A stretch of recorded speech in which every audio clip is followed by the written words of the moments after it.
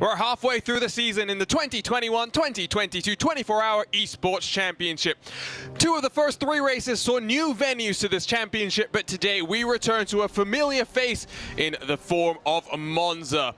Hello everyone and welcome back to RaceSpot TV and coverage of this fantastic endurance racing championship. 4 classes, plenty of chaos, and it all will happen here at the Temple of Speed. My name is Arjuna Kankipati, joined alongside by David Haynes and Lorenzo Bonder, with Tyler Maxon down in the production truck, controlling all of the action.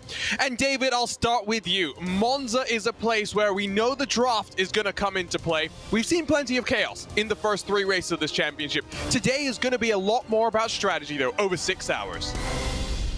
Well, it's always chaos wherever we go. An interesting and delightful kind of chaos with 4 classes, but Monza, it sort of feeds into that, but also nullifies it to some extent. We've got very high speeds, lots of slipstreaming, and that will keep things very interesting across TCR and GT4 and our fastest GT3 cars. But Monza's also a track with some long straights that then gives space for the different classes to work around each other.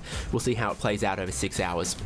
Take a quick look at the schedule, because like I mentioned, 2 of the first 3 races have seen new venues to this championship, Hockenheim and the Red Bull Ring. The rest of the season, familiar faces. And Lorenzo, what better way to start off the second half of the championship than at Monza? But we've got trips to Barcelona and then the longest race on the championship, 12 hours of Spa, coming up next. Yeah, we ended the first half with a very high-speed race in the Red Bull Ring, so we come with another high-speed race at Monza. Attrition is going to be high. It's going to be very interesting. We know that a Red Bull had its fair share of drama. I wonder what the Italian truck brings us in a little bit. Built in 1922, this is a historic venue, but before we talk about the track, let's bring you up to speed with the classes and the way the championships are looking. Here's a look at those classes. 4 different classes, 3 choices in the GT3, all new cars to iRacing over the last 18 months or so. The BMW M4, the Lamborghini Huracan Evo, and the Porsche 911 GT3. Then you've got the 992 class, that new generation of cup cars which we saw debut in the real world last year. It's made its step into the virtual competition here in the 24-hour esports championship here, with the GT4 class being a single car class. Slightly odd given that we now have 3, but it does mean the BOP is never going to be a major factor, which is always difficult in those GT4s to lock down. And then totally chaotic racing. The Audi RS3 has been joined by 2 other TCR cars in the last couple of months, but at least for now it sits by itself. And even though that's a small class, we've seen this in the past. You just need 2 to tango. That one always puts on a show. Let's then start talking about the championship. Let's start with the GT3s, because of course those are the fastest. And R8G, David, the only car in this class to have got podiums in every single race to kick off this championship. Yeah, they got a 2nd place, then they got a 3rd place, then they broke through for the win in great fashion at 6 hours of Red Bull Ring, really maximising the tyre strategy in their Lamborghini there. And in the most populous class, that is great consistency to be on the podium all 3 rounds so far, and it puts them in a very comfortable spot ahead of everyone else you see here, MSI Esports, and then the equally tied for 3rd pair of Villa Racing Team Euronics. You've got BS Competition, Marla Racing Team, Williams Esports. Those 2 are working together in qualifying just a little moment ago. You've got Team 75 Bernhard by SimRC Pure Sims, and T3 Motorsport by Maniti as your top 10 in that class with 21 teams in it. 3 different pole position winners, and it might be a 4th here with MSI currently on top as qualifying is underway. Here's a look at the 992 standings, though. Altus Esports started off with a bang. Wins in the first 2 races, but last year they had a slightly different, slightly different sort of a bang while battling for the win with the GT3 car. They ended up finishing the race in 4th. Acetec Volante Racing, 2nd, 3rd, and 2nd for them, Lorenzo. But even Core Sim Racing has been pretty consistent. Their worst finish is 4th in this championship. Yeah, and it basically stole what I was going to say about the Logitech G Altus car. They ended their 3rd race with a bang, not the way they wanted though, which was the same thing about Bo Albert trying to hold the charge that was coming from Core and also from everybody else. But still in the lead, but it's going to be a complicated race. This is like of a chess race of sorts with the 992 class. They're also close. This might be like a TCR higher but faster with higher downforce. And one thing to think about here is the fact that that 992 car has got such a top-end speed that we might see it making life difficult for the GT3s. Let's talk then about your GT4 class, and very similar to what we were just talking about with Altus, Team 75 Bernard by SimRC, that new partnership between Timo Bernhard's real-world outfit and the German SimRC team sees them having taken wins in the first 2 races. Only 8th for them in the Styrian Mountains. Undercut Racing team, they've had 3rd, 2nd, and 4th, but this is a class that's wide open. Think about Fordzilla here, David. They won last time out. They had some good pace in the early 2 races as well. They're really starting to come on strong. Yeah, and this championship order, even after 3 rounds and 18 hours of racing, doesn't truly reflect, you know, car pace across the different teams. You've seen a lot of teams lead for hours, but it's at the end of 6 hours where the points are paid and it goes into the bank. So there is some really quick teams that we've seen lead, Pure Sims and Fordzilla, etc., that just haven't gotten that result on the board. You see Entropic, Carbon Simsport, Talk Freak Racing Team Speak, Pure Sims Esports, Race Gear, Assetech Simsports, Volante, and Triton Racing is your top 10 in that category. Now in that TCR class, 3 points. That's all that separates the top 3. Core Sim Racing, their worst finish has been 7th. That happened when we were stateside for round number 2. Hoisingveld 2nd, 1st, and 4th. MSI Esports 3rd, 2nd, and 2nd. This really is a championship that doesn't just reward consistency, it rewards wins as well, Lorenzo. Yeah, it's been on the fine details, and the pendulum swings one way to the to one team, and to the other team goes into another round. It's been basically it's like the chess match, like I mentioned, but I think in here it's like more survival than anything else, but because the attrition has kind of got on their side. But it's gonna be an interesting race over here. Last season, if I recall correctly, that we went to Monza has been a tight-knit racing, I think, all the way up to the middle. And this is going to be fascinating. We're at Monza, not much in terms of elevation change. It's about 3.6, 5.8 kilometers, 11 turns. It's a track that we all know, we all love, and it really hasn't changed too much since it was opened in 1922. A couple of chicanes have been added, but it is still the same fast, frenetic racetrack that we have come to love, no matter whether it's in Formula One or even endurance racing. And of course, we are in for a treat here. Qualifying has drawn to a close. Still got some time to go before we get there, so I'm going to ask very quickly for some predictions. But I think actually let's go ahead and take a look at the starting grid. We'll have plenty of time for predictions coming up. 6 hours on the clock. It is all about the Temple of Speed. Danny Elgabe for MSI Esports makes it 4 pole position winners in 4 races in GT3. He'll line up alongside Daniel Lafuente in the Williams Esports number 5 car. Beeler Racing Team Euronics, your defending champions, line up inside of PRT Ronin Simsport in the number 78, while the BS Turner car in the number 89, Julian Kesselhut, will line up alongside Jamie Moon in that Team 75 Bernard by SimRC Porsche.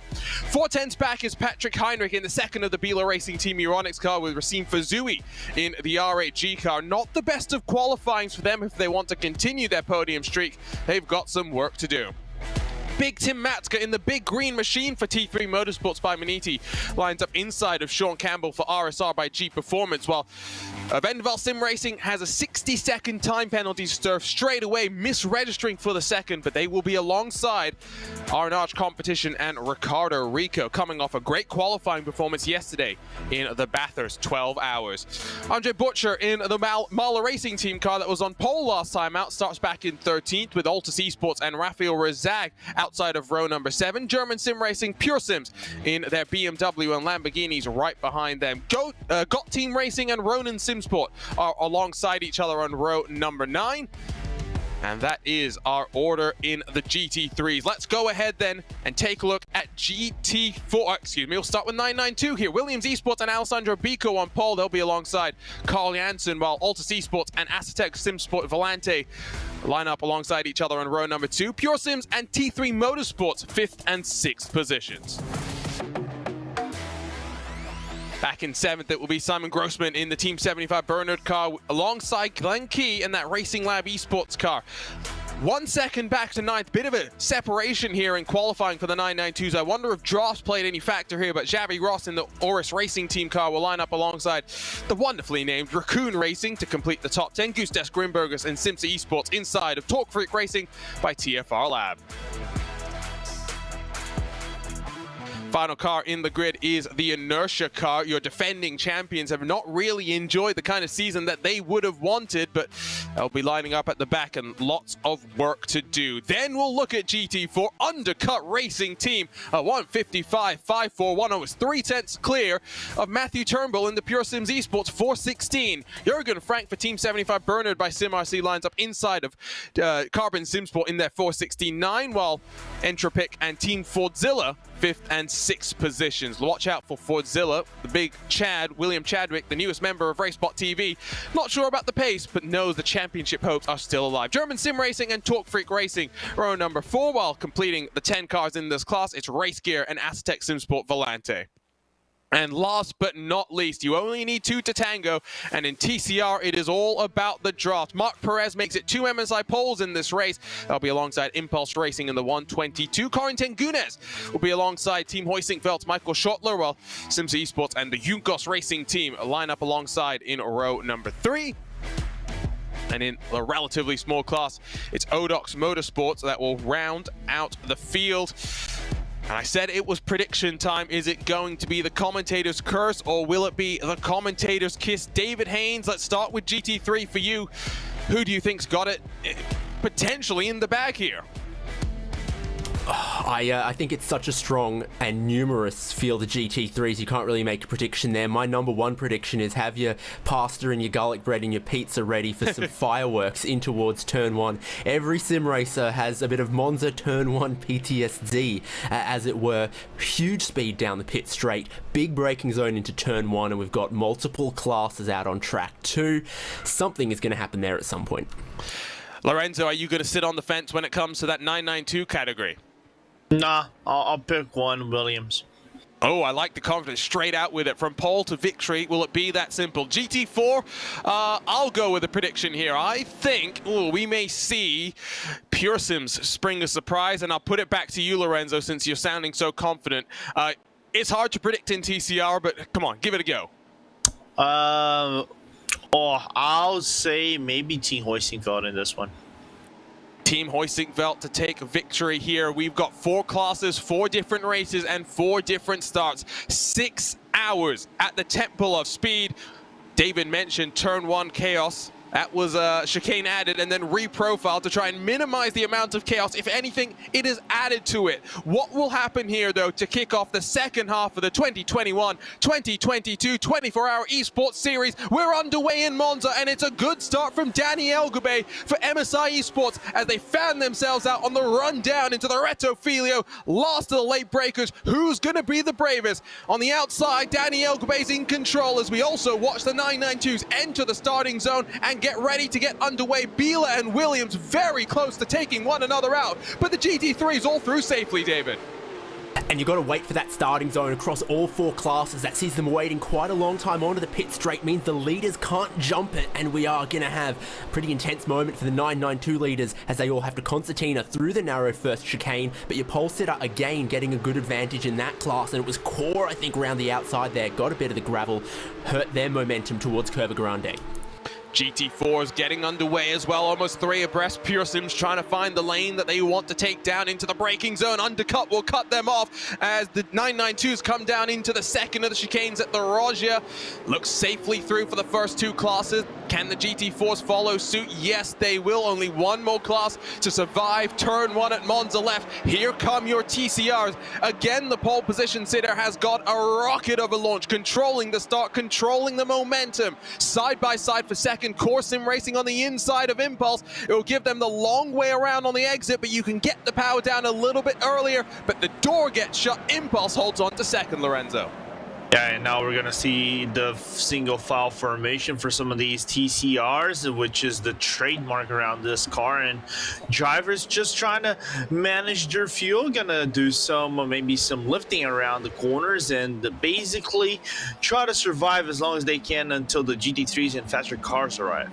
Junkos down the inside of Simsa, and well, that orange and black car does have to give way. A bit of drama already though in your GT3s, as it does look as though the car that's finished on the podium in 3 of 3 races has been bundled off the track. Racine Fazui for RAG has had a moment as look at this chaos through the Parabolica. 992's trying to get into the action. They've still got 5 hours and 57 minutes to go here, David.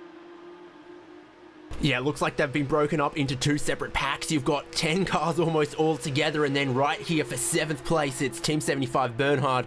They're almost getting pushed along. I think you got 2 lanes. It's Daytona NASCAR spec. Look forward to that coming up in not too long. But then again, navigating themselves too wide through here once again, and you don't really want to be on the outside of that second part of the chicane. Raccoon Racing gather it up, and it's the Finns at the back of the field here now. That's about as clean a rejoin as you can get after an incident like that.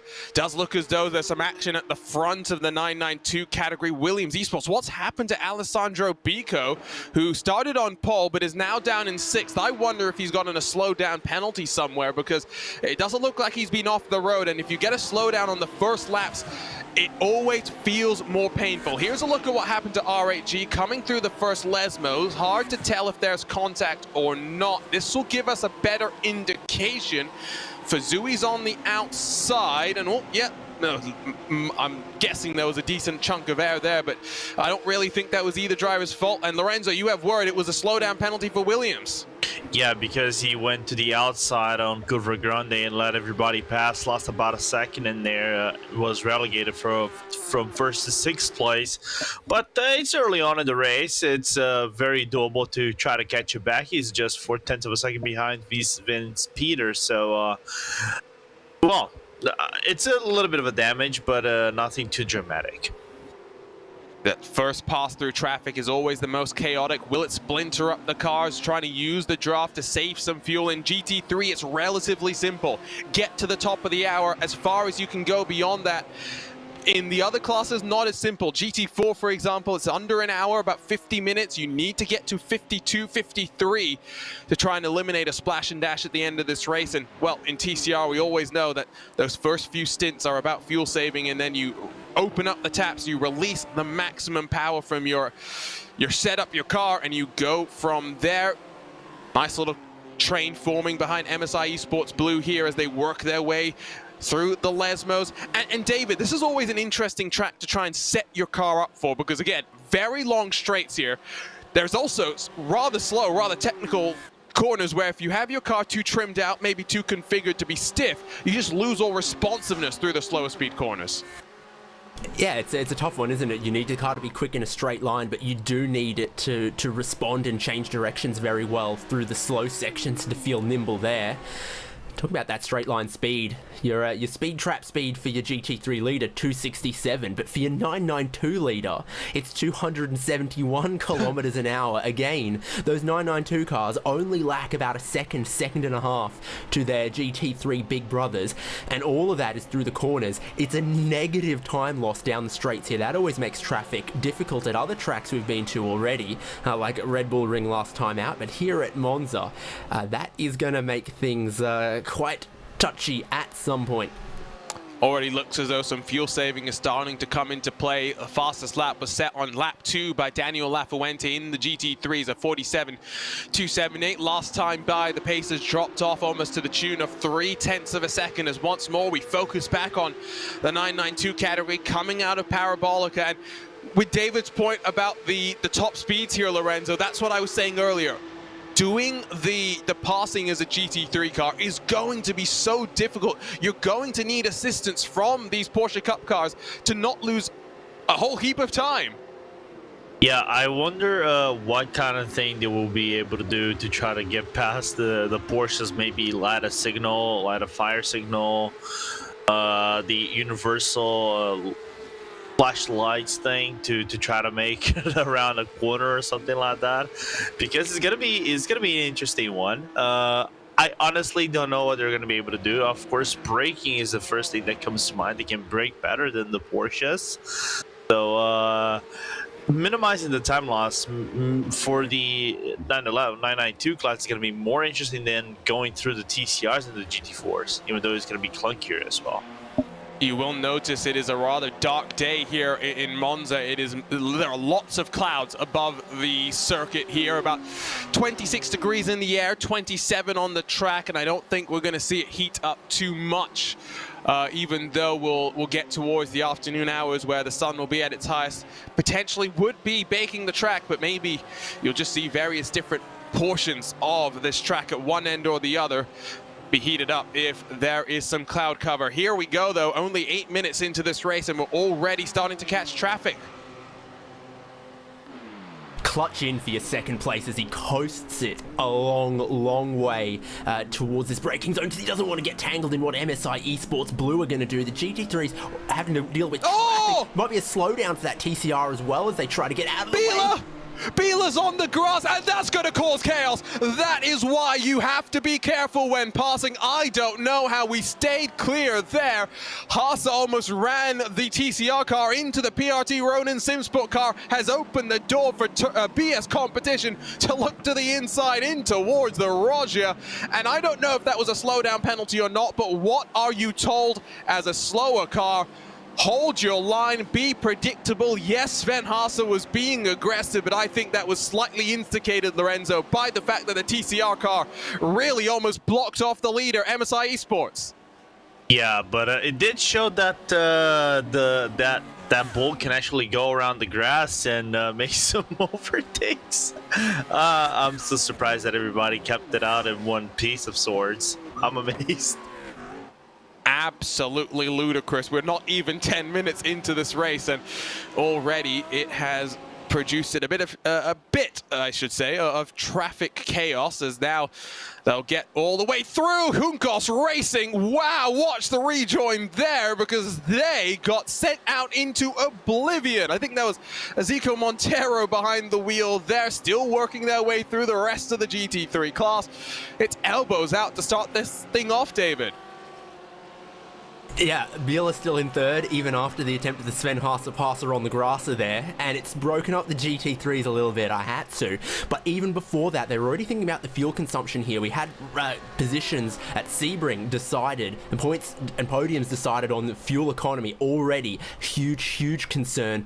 As you can see, side by side means a huge checkup between these the other Biela car deeper in the GT3 field, as it's such a tight single line almost through that first chicane. And you've seen already today some drivers, as they try to navigate their way too wide through there, cut too much of the curb and get that slowdown penalty. That's even more of a death sentence that's going to cost you a whole heap of positions if you make that mistake. That was Patrick Heinrich. They have lost the draft of Julian Kesselhut in front. The draft range about 1.1, 1.2 seconds, but Kesselhut might have got a slowdown penalty because he has really checked himself up coming out of the Rogia, that second chicane, the yellow and white car. And now he's lost the draft 2 seconds back of the top three, who will try and stretch their legs and just break away. We now wait, though, for the 992 cars to be potentially the next to come around and lap the TCRs. Might take another lap or two here.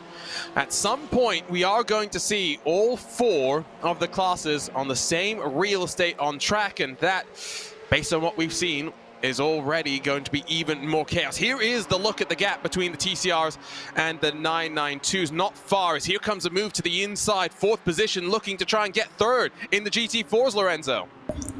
Yeah, and it's funny to see that we see a 5-car list battling for first place, where we can actually put everybody in still. That would make a very big list of sorts. The tiniest mistakes on GT4s make you lose a lot of time. And for me, the thing in GT4s is, how do you feel safe? Because there's one thing called clutch. There's no clutch in GT4, so the amount of lifting that you might have to do going around the corner is going to be massive for you to save maybe 0.1, 0.2 liters per lap, and that might make a little bit of a difference. But so far, nobody's caring about that, trying to find themselves around the track, and Pearson's with a mega start. Yeah, one thing to just think about as well when it comes to that fuel saving is the fact that when you see the clutch being used, one thing that has been kind of seen in the telemetry for some of these cars, it differs from car to car, but fuel burn actually happens off throttle here in iRacing, so that's one other reason why you'd get on the clutch. It's a minimal amount of difference, yes, but it saves a bit of fuel. It means you carry a bit more momentum into the corner as well. That's why I think we see it very much being a different strategy of fuel saving than you would, for example, see in the real world, as the 992 cars are now working their way past the TCRs. MSI Esports, the leader in TCR, has been passed by the leader in your 992 class. And let's talk about Altus very quickly here, David, because, you know, last time out, the bad luck for Bo Albert just seems to go wherever he goes, unfortunately. And I mean, they were looking like they were going to be able to fight for the win. They got past, and then they got hit by BS Competition. Yeah, we had a pretty brutal three-way slugfest right at the end in the 992 class. It was unfortunately decided by GT3 passing and traffic. Altus were on the wrong side of that. They still already had 2 wins to their name in this class.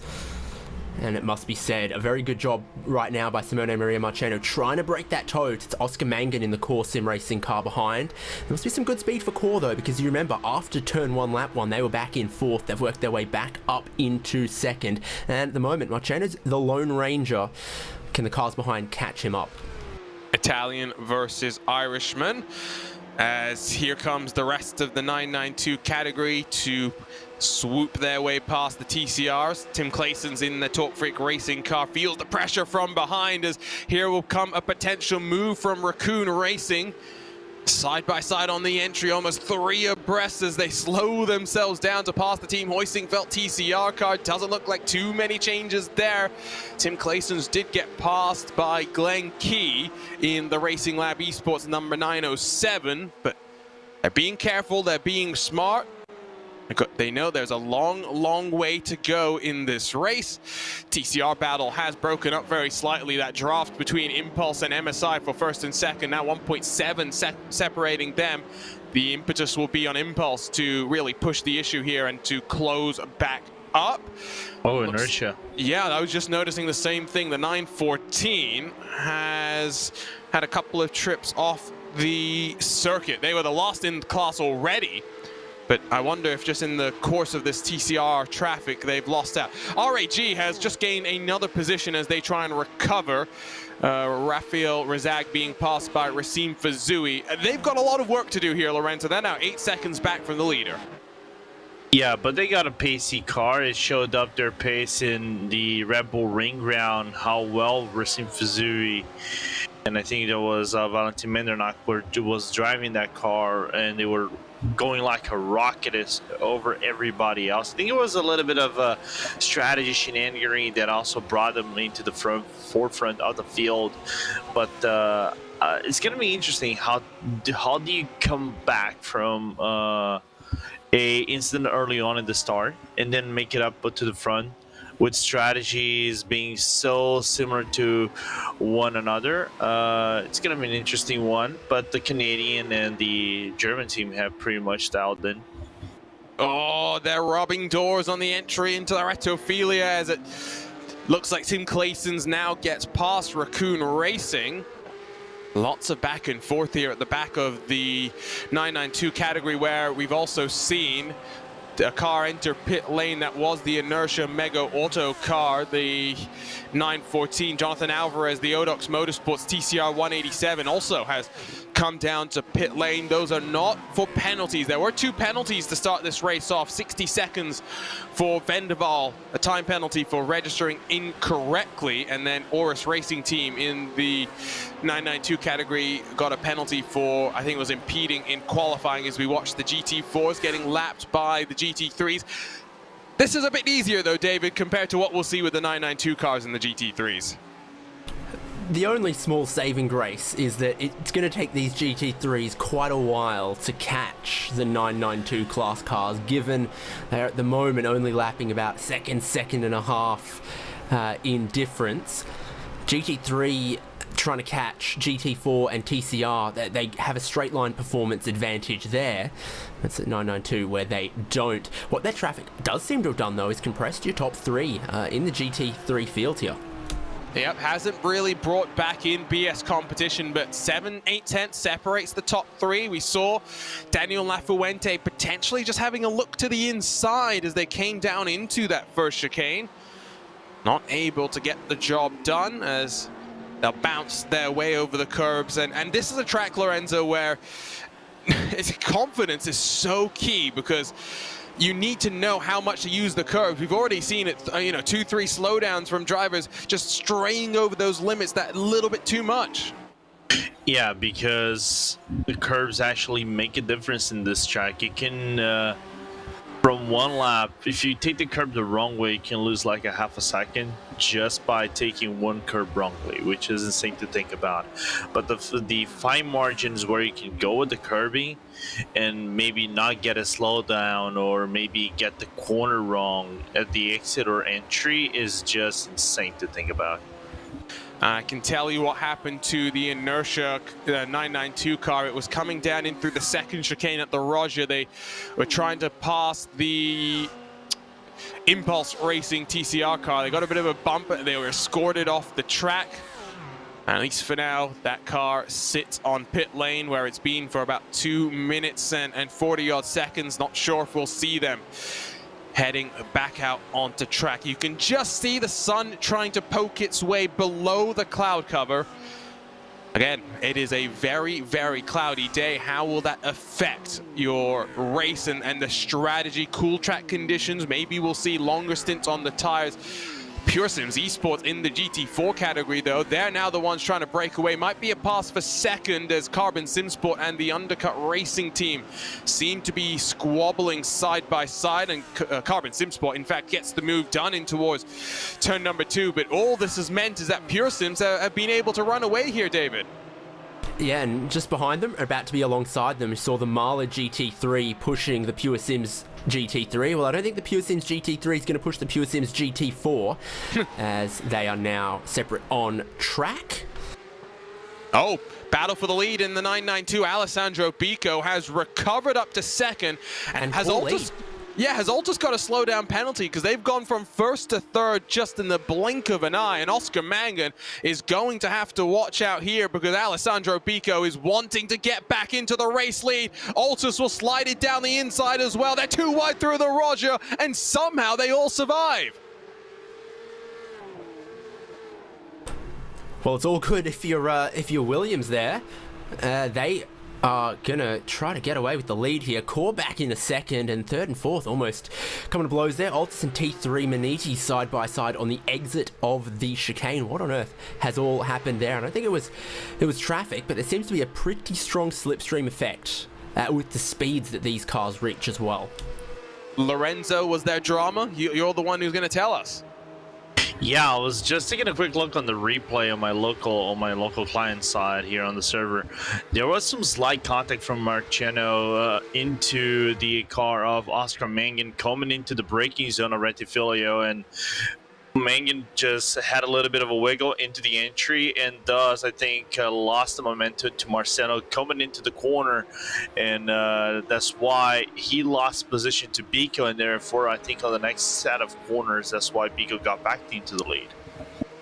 Drama as well in GT4. Carbon Simsport from second to fifth. Team 75 Bernard by SimRC and Jürgen Frank have now worked their way forward, but all of that drama has meant that PureSims Esports now almost 4 seconds clear up the road. Top 4 in the 992, separated by a second or so, and it's about 2.8 seconds back to the Volante racing car that sits second in the championship. Hasn't visited victory lane this season yet, but a second, third, and second in the first 3 races. They are only 7 points back from Altus Esports in the championship hunt. Of course, Williams, after a torrid opening couple of races, they are not really in the mix. And there's a replay of what Lorenzo was talking about on the entry to the Retophilia. Oscar Mangan gets sent to run through into the inside of that first chicane, and now the 992 cars work their way through the GT4s. They'll have to resume hostilities just after they cut their way through here, David. Yeah, I don't think hostilities are going to end until 6 hours is done. Obviously, pretty equal race pace between all four of these. That means it comes down to that aggression, how they get through the traffic here, and you're now going to see a GT4 slot in between Williams and Core, and Altus and T3 Manizzi. It's close on the exit of Ascari, but with 20 minutes done out of our 48 starters, we are down to 46 running. Odox Motorsports in TCR appear to have called it a day. The Inertia 914 has been in pit road for almost 7 minutes now. I'm not sure what exactly is happening there, but they are already 4 laps down from the rest of their class.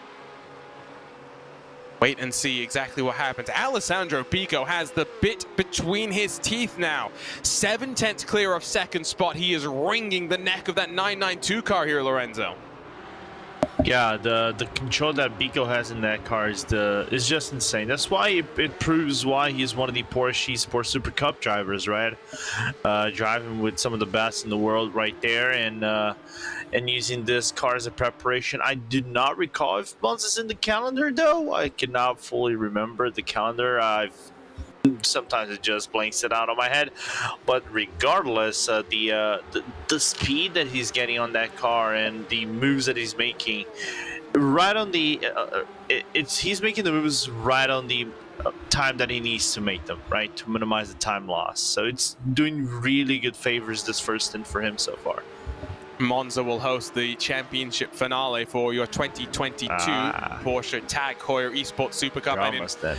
Porsche Super Cup or Esports Super Cup news, does look as though when it comes to Williams Esports, they've lost or have released Josh Thompson, who we've seen be pretty strong over the course of these opening couple of races when we've seen him race in this 992 class for the Williams Esports team. But we wish Josh the best of luck with future endeavors, as now Pico, 8/10 clear, is using the traffic to try and just gain a bit more separation. He's clear, coming down into Parabolica. Core Sim Racing gets checked up behind second place. Team 75 Bernard by Sim RC, and bit by bit that gap is opening up, and I don't know if Pico really is he not thinking about strategy at all here, David? Because I do think we're seeing a bit of fuel saving from those cars behind, although having said that, here comes Altus, no fuel saving on their minds. Need to take a look at as this stint goes on, but of course different fuel restrictions across the lower classes or the other classes of 992, GT4 and TCR means they aren't going to make it to the top of the hour, but GT3, I think it's absolutely critical that they at least try and make an effort, especially from the early parts here with more slipstreaming around, to get to 60 minutes into this race before the first pit stop. Of course, Monza, quite a lot of time at wide open throttle, makes that even more difficult. The same thing though can be true in TCR, and you've got a 3-second gap between the leader and second place there. Being in the slipstream of the leader can be so important in that class, where we sometimes see them all stay together for hours and hours and hours until right at the very end of the race someone has saved more fuel and undercuts. So that's setting up an interesting stage across all of these classes. Super close in GT4, great battle here in 992. GT4, everyone in equal Porsche Caymans means that anything could still happen. And TCR, least numerous, but I think still a lot of sting in the tail there. Yeah, it's now 4 seconds between Impulse and MSI. Core Sim Racing and Team Hoistingveld in close pursuit. The GT3s have just cut their way past the second place and down TCR cars. They've still yet to catch up to Marc Perez. Chris Shorter has lost almost a full second that last time by, with the traffic just not catching him at the right time. But as we always say, the traffic giveth, the traffic taketh. You might lose one time with the traffic coming by, you might gain it the next time. You don't want to risk it too early in these long races, because the way that penalties work here is a rather unique system. It's not just like a drive-through penalty, which you might see, but we have a penalty box where you will serve your time. You will be told by race control how long the penalty is. You'll enter the box, you'll time it, and make sure you serve that correctly. It also does mean that you're not beholden to the extra time that iRacing would add if you try and take service at the same time as a penalty being served. It also means you have a bit of a longer window to serve the penalty, 90 minutes rather than just 3 laps. So it's a little bit of strategy to be played if you do get a penalty as well. More bump drafting in the GT4s as here comes the 992s once more. Oris Racing Team down the inside of the Undercut Racing 418. Looks like Fordzilla was getting a bit of a helping hand. Undercut, slow down penalty. Yeah, I wonder if they actually had a little bit of an issue in this first half of the chicane of De La Roggia. It does look like it. And from pole position, they will drop to 4th, and they continue to fall into the clutches of Carbon SimSport. Carbon SimSport do have a rather beautiful car. I do love the way that it looks with the spec map as well. Not much light bouncing off the car right now, but look at those cars bouncing over Ascari. These GT4 cars, baby GT3s, David, but they're much closer to their road-going counterparts than a GT3 is. Yeah, absolutely, and every single curb is in danger in this race. The drivers are maximising the track limits at every opportunity to try to open up the way and the path through the first 2 chicanes, but then also through Ascari to be able to try to hold the throttle, maybe pinned at the exit, and get good speed down the back straight. Focusing on your GT4 leader for a second, as they're now almost 5 seconds clear. They just want some luck to go their way. I believe it was self-inflicted, their incident in round 1 that dropped them out of contention. They got involved in an incident while running P2 last time, in round 2, while last time they had a 20-second lead at the Red Bull Ring before they had an incident there. And so they're just looking for something to go their way. They're not totally out of the championship picture, but they are, what, 29 points back. So if they want to be in a chance heading into the longest race of the campaign, the 12 hours of Spa, they need the results to go their way, now. Coming towards the end of the first half hour of this race, in GT3, the top 3 still only separated by 0.6 of a second. BS competition are closing bit by bit. There you can see galloping forward. The Zebras are in the draft. It's now a 4-car breakaway for the lead. Patrick Heinrich still 4 seconds back for first, Lorenzo. Yeah, last lap for Julian Castlehood was a 1:47.7, so it's 0.3 of a second faster than Sven. That's why the BMW got a little bit into the pressure that he needed to put. And just like what we saw Rainer Talvert trying to break away from Alex Stiba yesterday in the red line team, in the red line yellow team in the Bathurst 12 hours. But it does show the pace of the BMW and how well in sync the BS competition team is with the BMW car. It's just insane to think about that he is within the draft range, but he cannot get closer because everybody else in front of him are actually in the draft train. Pearson's in GT4, by the way, another fastest lap, now 6 seconds clear. They have some incredible pace. If they can keep it clean, they are looking very, very good. In terms of balance of performance, by the way, which is always a favorite topic when it comes to sim racers or even real world races and complaints.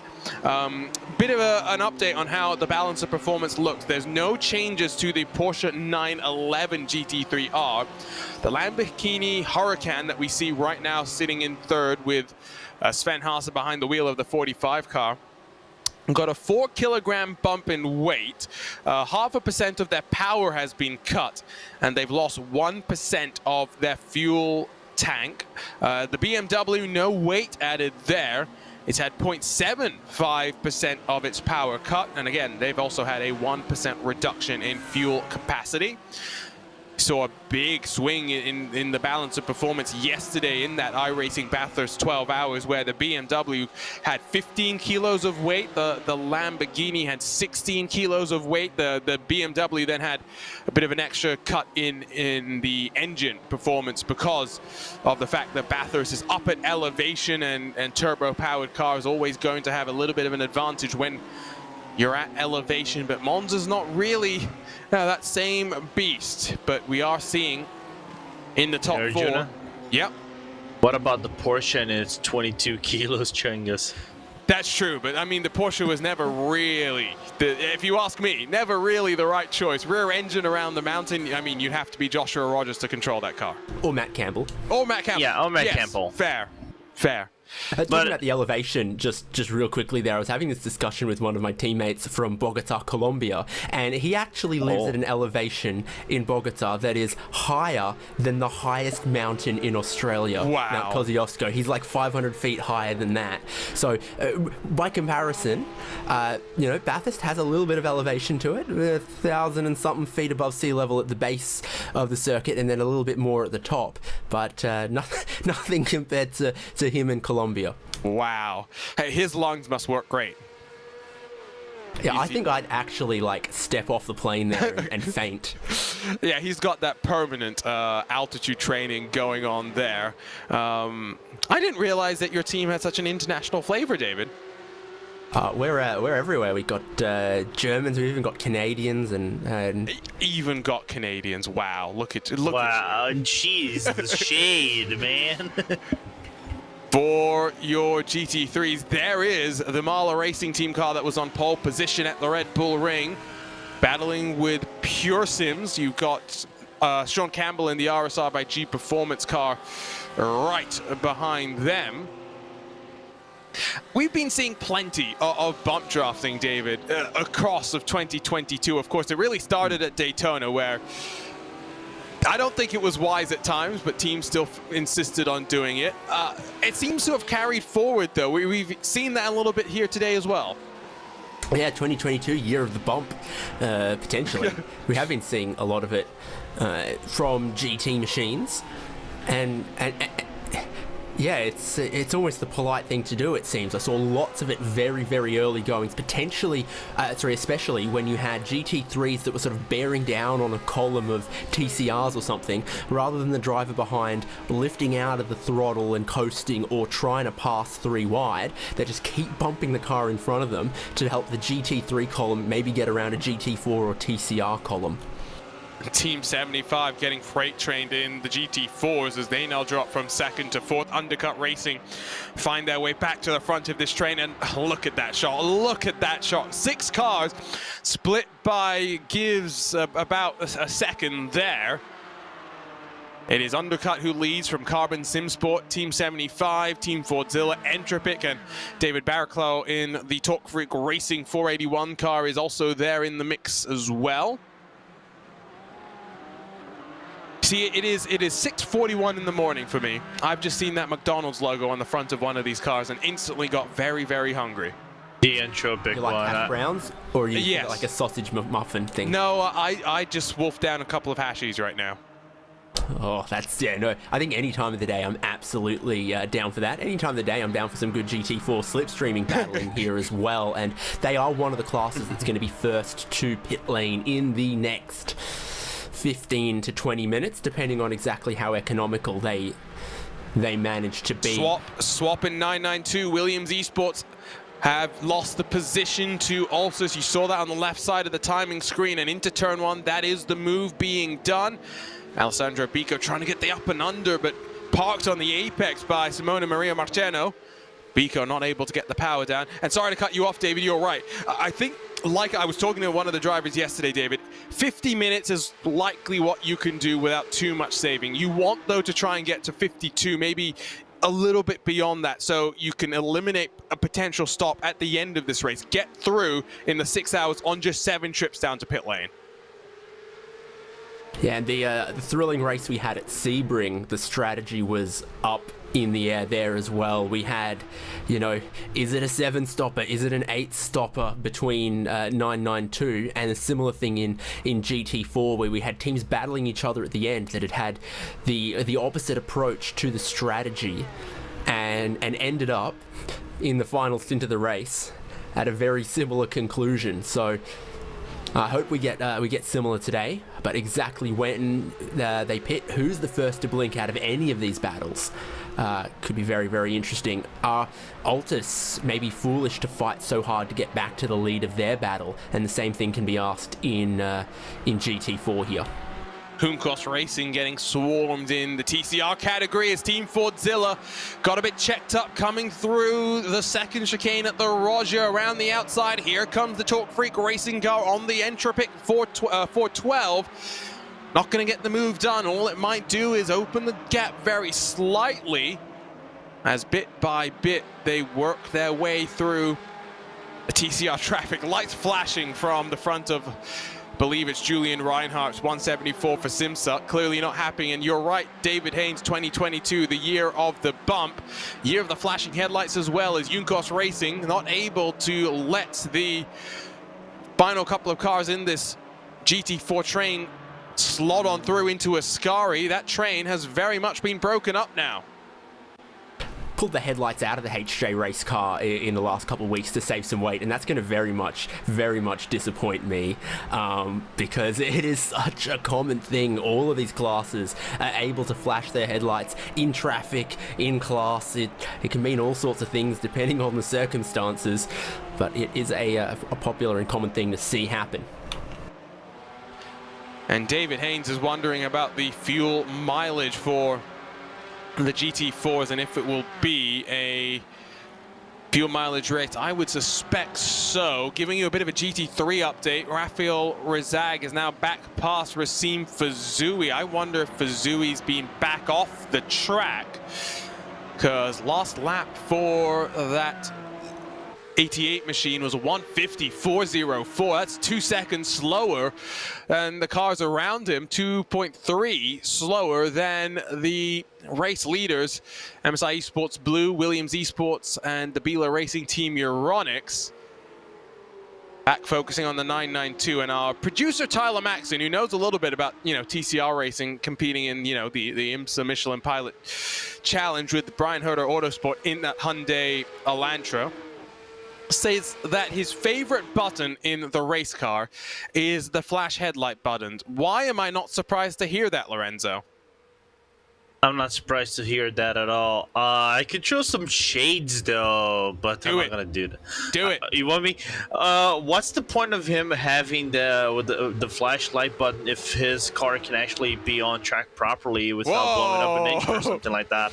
Oh, see, I was going to say my favorite buttons in order in a race car are ignition, drinks button, fire extinguisher button, headlight flashes, and then cool suit pump. Wait, you're saying you like the headlight, the fire extinguisher above the headlight flashing? If I'm on fire, I'm not going to be so thrilled about the headlight flashes. Fair enough. Tyler Maxon then just, says that the drink button is overrated. We're having a Depends what you put in it. Ooh, yes, if you're Kimi Räikkönen, you want the drink, even if you're not allowed to have the drink. We were having a discussion yesterday, Tyler Maxon and myself, about the BMW M4 GT3, which he got to pilot at the 24-hour series opener in Dubai, in the real world. Williams spun. Oh, and that is with Bila. That is with the number 45, Sven Haas, and Doretta Filio. Watch the rejoin. Daniel Lafuente. Scrambling goes Juncos Racing to avoid being brought into the carnage. What has happened there? Was it contact? Was it a self-inflicted mistake by one of the drivers that brought in the other? The replay machine will tell us all, but MSI Esports now 3 seconds clear of BS Plus competition. Here's a look at the VCO replay. They're in traffic, working their way through, and that looks as though Bila runs right through the rear of the Williams Esports car. I see it as the GT4 potentially. I see I think it's GT4. just traffic and It is. Concertina. I am apparently blind. I apologize to Sven Haase, who then has to go for a rally cross excursion. This track is used for rallying, the old banking for WRC. That's not the type of thing that the GT3 cars want to see happen. And the defending champions, well, unfortunate for them. So Carbon Simsport. It was Carbon Simsport, right, David?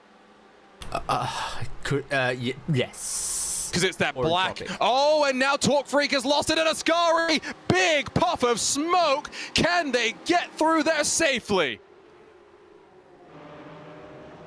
Take a breath. It is all kicking off.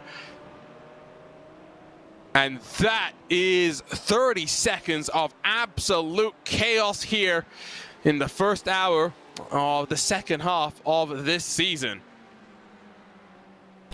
A huge gaggle of traffic, and that's what you saw. It's preceded some of that GT3 lead battle shenanigans, and then the same kind of packs of 4 different classes all mixed together was going through Ascari there, and obviously that Torque Freak GT4s had come off worse, but I think there were a few others bumping and banging and leaning on each other through there as well.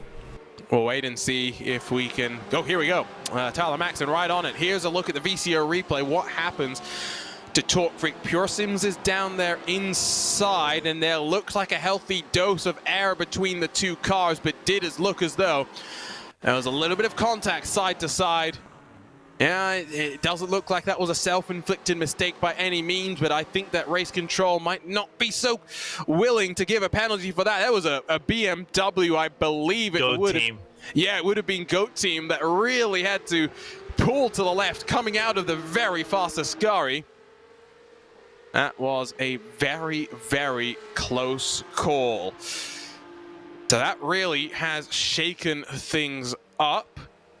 And Ascari is the closest we've got around this track to something like the Road Atlanta S's, or a segment where the faster cars have to just wait before they can get past the traffic. Everywhere else, it's like, all right, I'm approaching this car, I'll send it down the inside of this chicane, send it down the inside of this chicane, send it down the inside of the final corner.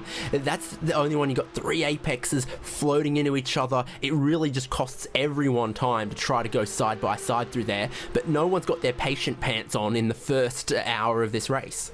So a question I'll pose to you, David, is you know, even though there's a decent amount of gap between the two cars, do you think, given what you've said there, that Pure Sims might get a penalty for trying to make a pass where, you know, they really might not, they might want to think better of it?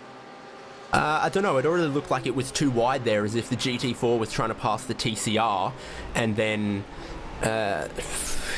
you kind of got to look at the pack as a whole as they led into Ascari, rather than just who was door to door with who on the very exit there. Because again, you know, there was definitely TCRs and GT3s, and of course a part of your GT4 pack, and it's not just, oh, one's 10% faster than the other, one's 10% faster than that, one's 10% faster than that. They're all unique in where they're making their speed. The TCR cars obviously don't pick up the throttle quite as well on the exit, but they can brake pretty deep compared to GT4.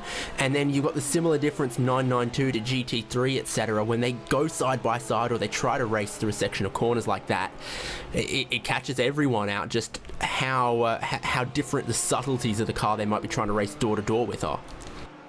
To update you on where Biela and Williams now sit after their incident through Loreto Filio, Sven Haase has back past his Biela Racing counterpart in the 46 car, so the 45 up to 4th. Williams Esports, though, are down in 11th and 15 seconds back from the lead, as running wide through Ascari. This Lamborghini, BMW, Porsche battle continues to go. Here's a look at the replay from the GOT Team Racing number 97. Big puff of smoke, and that is all that Lucas Linkvist really saw there. And great driving, maybe good call from the spotter as well, to let the number 97 car know what was up ahead of him. If you just drive through the smoke, you're driving through where the car was, therefore where the car isn't anymore. You say that, but I've gotten in trouble for doing something like that before. I mean, 50% of the time it works every time, and you look like a hero. So, couple of penalties to keep you updated on, by the way. We, of course, mentioned Vendaval had a 60-second time penalty for incorrect registration before the start. The 977, that's the Oris Racing Team 992 car, had a 20-second time penalty, not for impeding like I had said earlier, but it was because they broke the qualifying regulations. They took the tow on pit lane and then went back out onto track, as 992 pit stops are actually underway. Sims Esports and Racing Lab Esports on the lane. Couple of updates most recently. R8G in the 88 have a 15-second penalty for an unsafe rejoin, while the 977 has another 10 seconds to serve. So that's 30 seconds of accumulated penalties for the Oris Racing Team. That was for failing to leave room for the 999 of the Raccoon Racing Team. One final penalty, at least, that has been handed down. That's the 404, the Acetec Simsport Volante GT4 car that forced the 467 off the track. Now the 467 is German Sim Racing .de by Hetzner, who's actually in front of the 404. But at least for now, things hold as they are. And while I was talking about all of that, I missed the fact that Williams Esports have got back past into the lead of this race. They're going back and forth, hammer and tongs. Not even 1 hour into this race, Lorenzo. Yeah, and to make it matters worse, can we pin this on Bo, David? I think we can pin this on Bo. Absolutely, at all times. I'm sure he's got no fingernails left as he watches his teammate fight door to door and then cede second place. I would say, Bo, if you're watching, as another GT4 does come down into pits. That's the race gear car, followed in by German SimRacing.de by Hetzer. A bit early for the GT4s. A couple more coming in this time for the 992. So that's our indication. They're only doing about 48 odd minutes in that class. Williams and Altus followed in by Core, T3, Acetec, all of your 992 competitors coming in this time by. Except the Oris Racing Team and Raccoon Racing, who do go a bit longer. But Bo Albert told me, I forget how long ago now, and Simon Feigl told me as well, 2 new members of the Altus Team House had joined, but they were going to be announced shortly. It's not shortly anymore. It's quite a ways down the road, and they still haven't announced those new team members, David. Did they specify that they were human people and not pet animals? No, they did not. Okay, I mean, look, I think I know about as much as you, so yeah, not a lot. But yeah, it could be not necessarily human esports competitors. Right.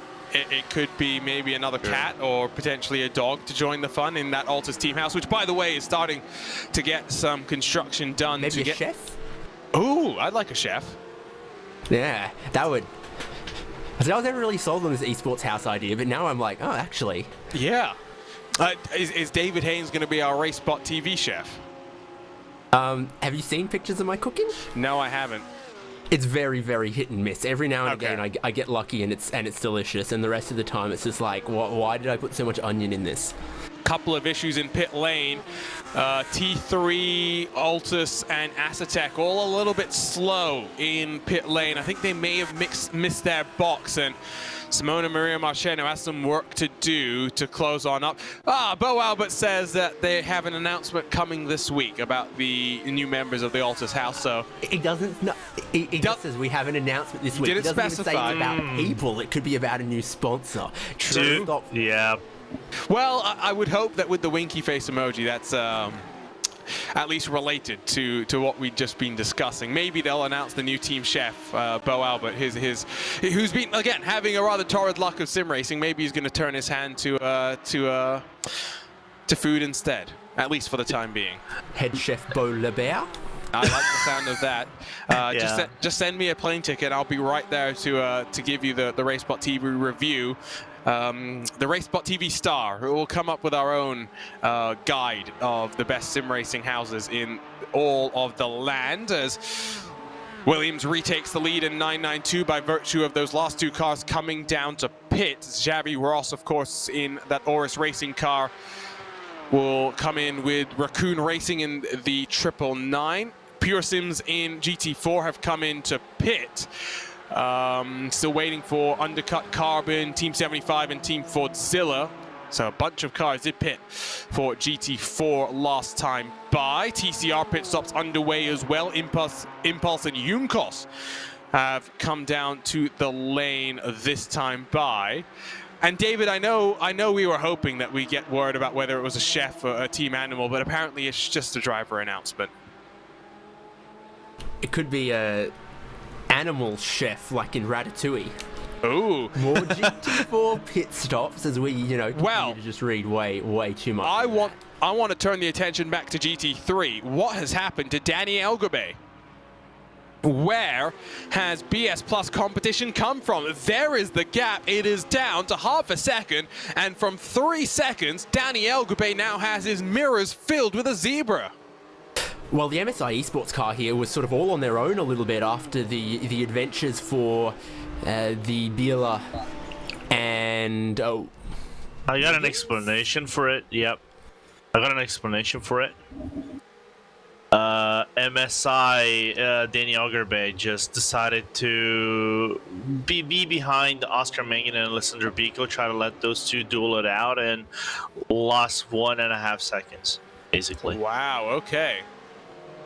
And that's, again, I think maybe down to the difference in top speed. Those 992 cars are rocket ships in a straight line. Maybe he thought discretion was the better part of valor, as more pit stops coming in GT4, but Team 75 Bernard stay out there trying to get the undercut working in the class.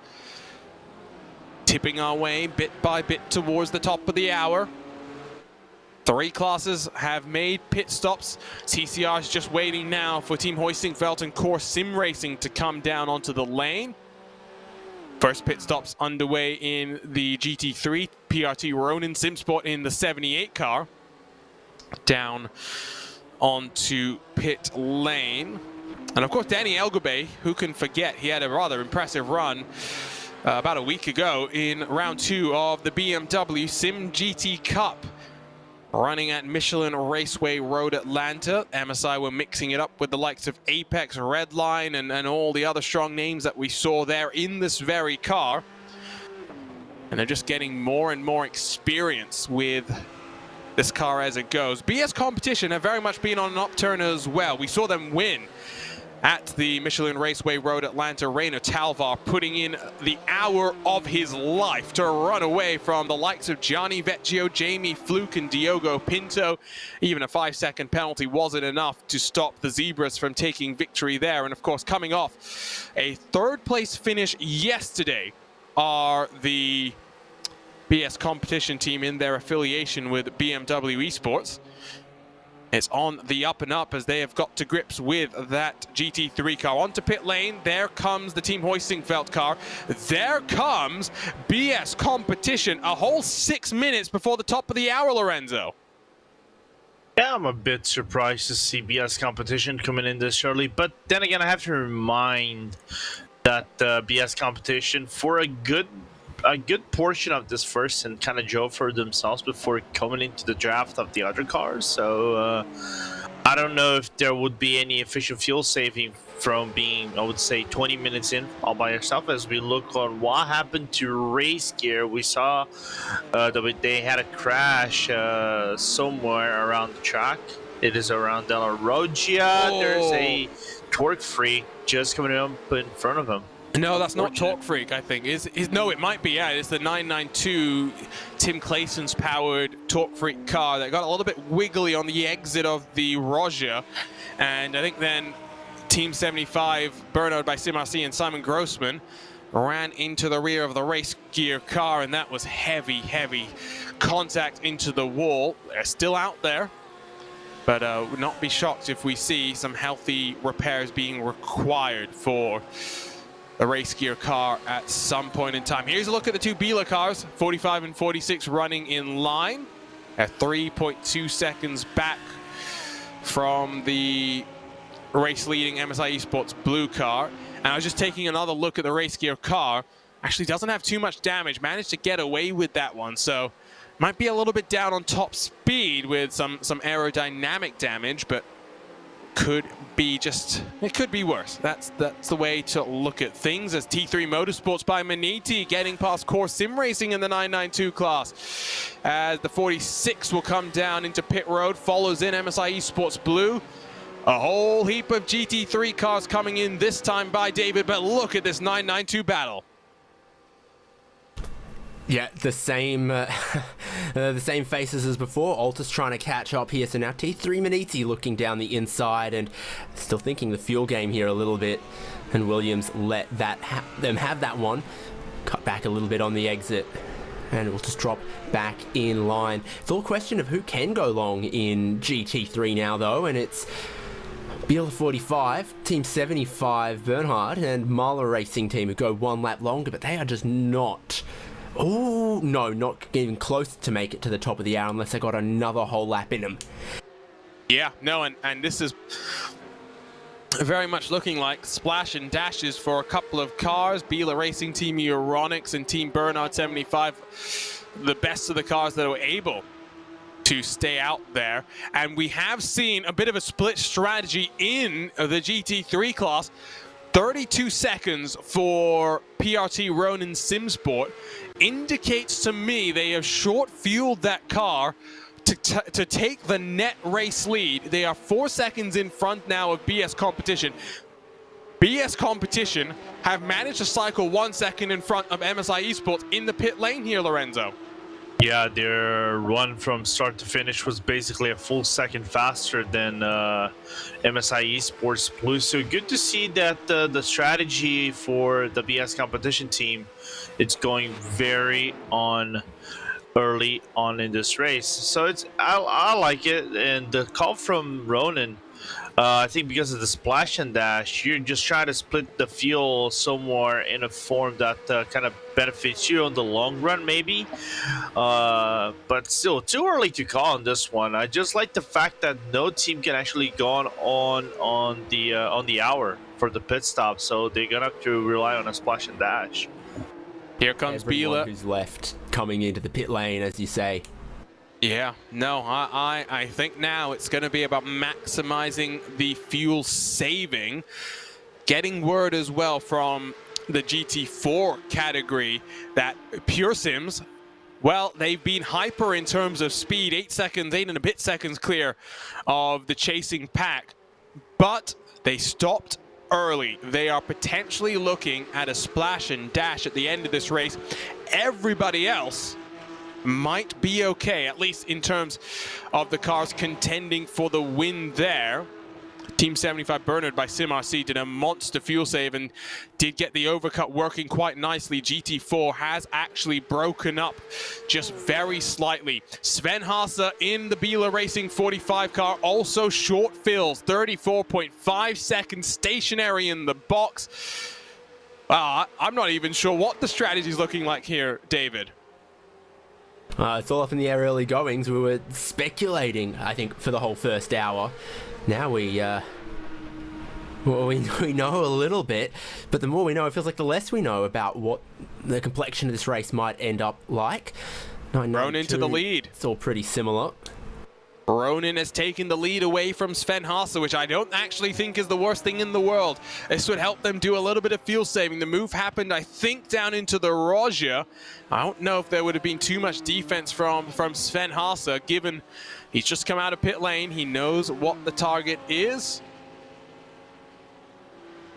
Not even at the top of the hour. 10 seconds to go until we reach 1 hour done, 5 to go in round 4 of the 2021-2022 24-hour Series Esports Championship. And there we go, 1 hour done.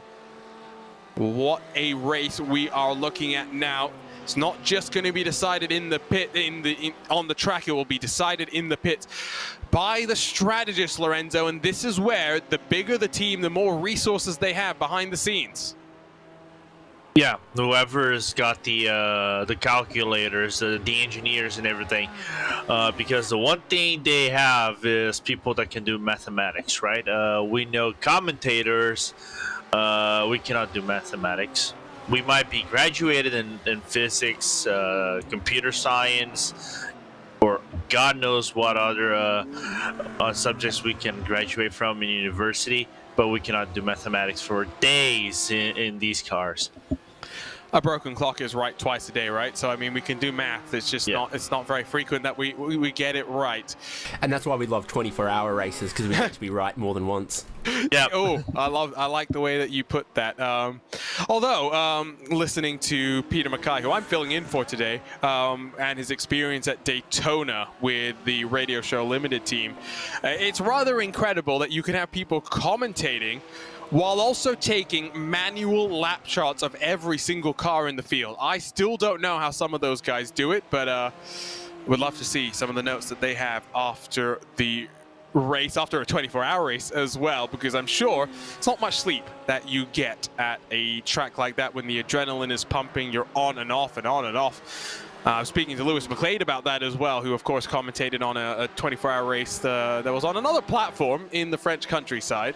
They were 4 hours on, 4 hours off basically, and I don't think he actually got much sleep other than when he was cuddling with Chris McCarthy in the green room, potentially. But yeah. We keep things a little bit easier here on RaceSpot. We just have 6-hour monster stints, and after that, you are done for the day, unless you're Will Vincent, who commentated on all 12 hours of yesterday's Bathurst 12 hours here on iRacing, working their way through the GT4 cars once more. Here come the two GT3 leaders.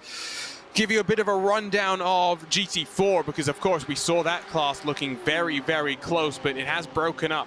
Pure Sims lead by 9 seconds from Team 75, Bernard by Sim RC. Carbon Sim Sport now 5 seconds down the road as they look to go almost 3 wide. Bit of a checkup there, and they're all squabbling for track position. Ronan and Bila almost making contact.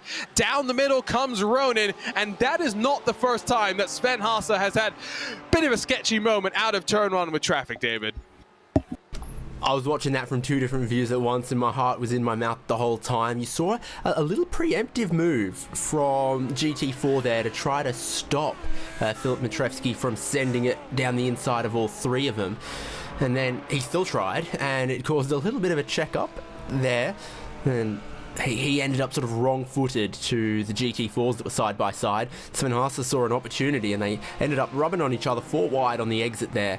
And I was expecting disaster that somehow was narrowly avoided. I'm still just trying to catch my breath from that one, because yeah, heart in mouth moment there. I still don't know how the first incident where Sven Haase went on the grass didn't result in a big pile up. I don't know how that one, they managed to survive it either. That was close. It does mean that, of course, Bila are back in front, but that incident has cost them a bunch of time. It's now 4.3 seconds back to Julian Kesselhut in the BS Plus Competition 89 car. Because these cars are a little bit lighter, because they put in less fuel, they are going just a little bit quicker. Last time by, it was actually a full second, but I think traffic played a bit of a factor there. We'll wait and see what the lap time will be over the next couple. Altus Esports, after maybe missing their box, they're now getting past Core Sim Racing and Oscar Mangan in the 992 category. Plenty of movement up and down through the classes.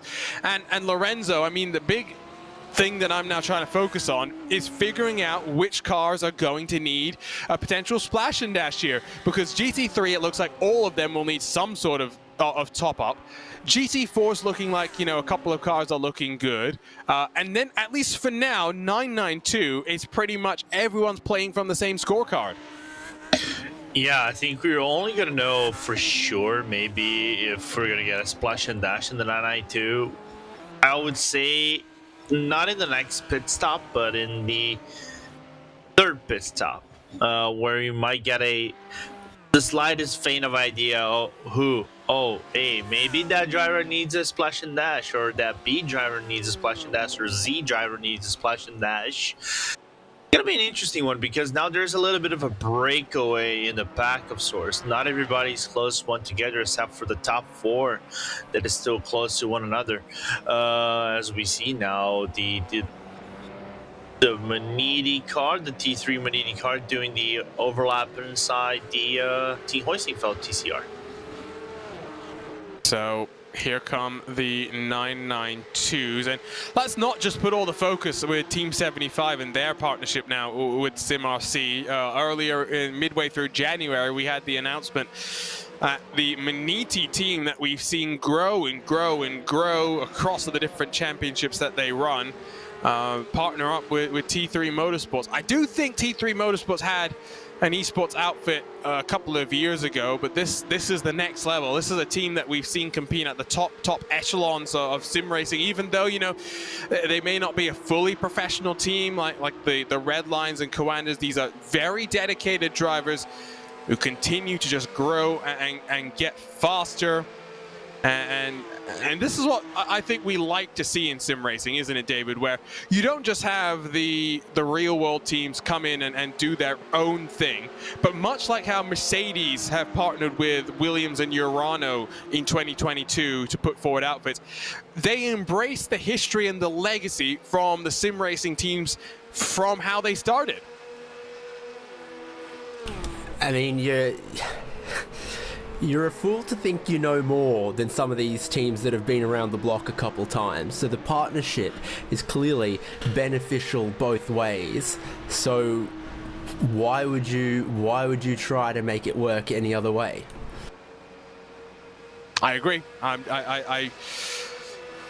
I just like the fact that they're not just throwing their branding on and saying that's it, we're done.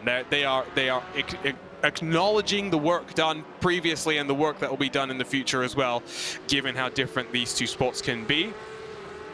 Pure Sims and their GT3 car might be done.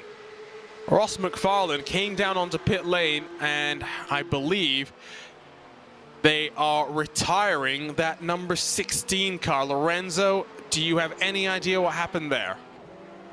I'm gonna look on the replay, see what happened to Ross McFarlane. Looking at his car, his back end is toast would be a compliment. Oh, well, so was there contact for Ross McFarlane? You are right, I'm taking a look myself, and that is a beaten and battered up Lamborghini Huracan. Getting a question in our YouTube chat, who's behind the wheel of the Core Sim Racing TCR car that's about 12 seconds back from Mark Perez? Yes, it is Corentin Gunes, who is apparently competing in the DNLS as well today. That's a busy, busy day, and two very different tracks, from the Nürburgring Nordschleife all the way over then to the Temple of Speed here at Monza, but doing well. Word from David Baker from within the Pure Sims camp, it was retirement due to an incident behind the GT4 car with lots of aero damage being done, and at a track like this, aero damage is basically a death sentence, David. It's the highest average speeds we're going to get this season. It's obviously shaping up to be pretty fuel critical as well if you're going to get an even vaguely competitive result. And they are in GT3, the class that has the most cars in it, with 18 starters. So there are cars in that class that even if they limp it around are going to get no points at all. So probably one of the classes you'd be more likely to retire from. And the incident happened. I've seen David Baker's message just as I found it myself. Happened behind at the same time that race gear car had its moment behind the Torque Freak 992 car. They just had a big checkup. RSR by G Performance really didn't have much time to be able to react, and that is a big shame. A switch around in the 992 lead. Altus hit the front once more, and Keanu Bushman in that 978 car has now dropped to 4th, just in a blink of an eye. It all goes like that, but might not be the worst idea, given that fuel saving might be very important here. Very important. So here's a look at the replay of what happened to Ross McFarlane again. And oh, you can just see that is a big old crunch. That BMW is a bit of a tank. The rear end of the Lamborghini maybe not as sturdy as the front of the BMW. And that is day done for Pure Sims Esports. Lorenzo, it does seem like there was a slowdown for the T3 car. Yeah, cut way too much the first leg of the De La Raja chicane, kind of Bushman, and got a very big slowdown. I think if you cut that, you usually get a 1.2 second slowdown or something like that. So you slow down the car, then try to bring it up back to speed. You lose it right about 2 seconds average. That is what about he lost. And another incident for another car. I believe the Acetec Volante GT4 car has had an issue through Parabolica. And oh, that will be day done for them as well. That will be day done. Let's take a look, though, with about 1 hour and a bit done of the highlights of this first hour of round 4, the 6 hours of Monza, here in the 2021-2022 24-hour esports series. It was a scramble on the start. Somehow 4 different classes all survived. Then, though, that first time through traffic, things got interesting. Sven Haase on the grass almost caused almighty chaos.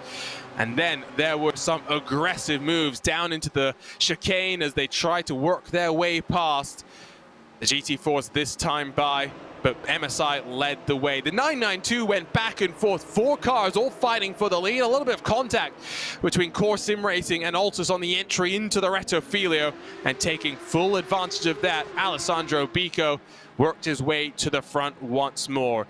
GT4 at one point, second on back, was a 6-car breakaway, but that has been broken up through the pit stops.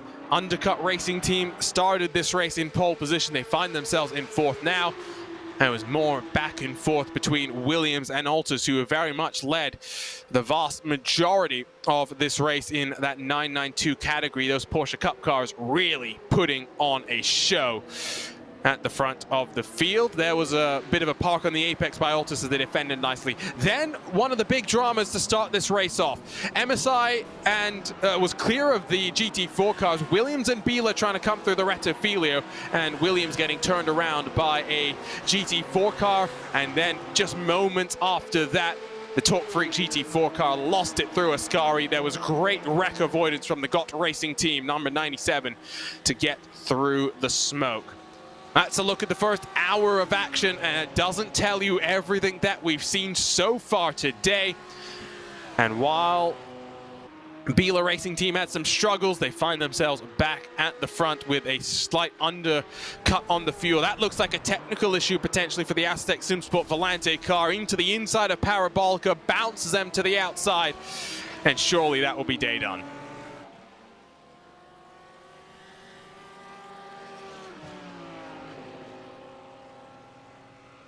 David Haynes seems to be triggered that I called it. What did I call it, David? I called it Parabolica. It's because it's Curva Alboreto now. Alboreto curve. No, it's like, no, that turn has been Parabolica for ages and ages and ages. It will always be Parabolica.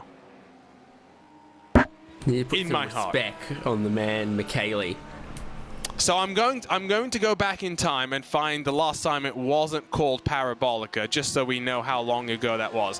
1955, that was christened Parabolica. It will always be Parabolica.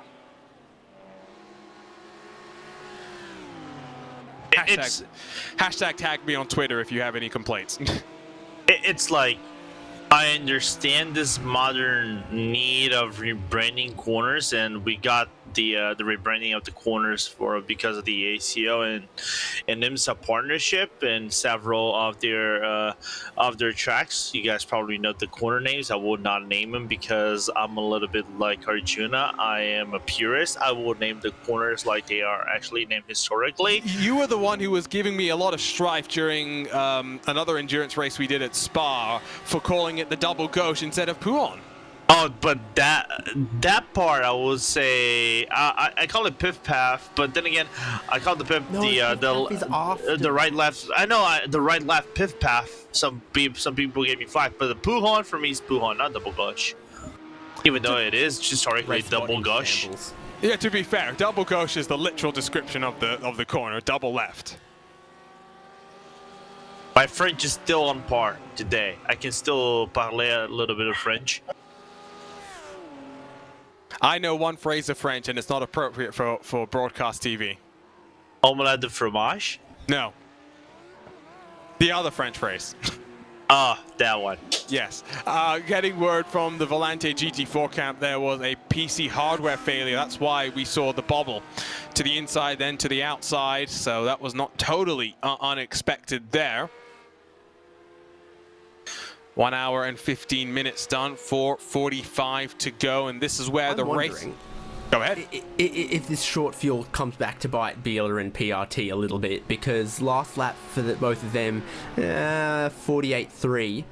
There is a couple cars definitely able to match that. BS Competition is towing along an MSI Esports Blue and a Biela Racing Team Euronics to catch them, and who will then be able to undercut them, overcut them at some later point. They're running lighter right now. They've already, taken some of their short fuel. They need to make sure they keep pulling away from BS in third. Last lap it didn't happen. They're going to come through Michele Alboreto curve at the end of the lap to the timing line, and we'll get another update on their lap times. Okay, back into the 47.8, 47.9.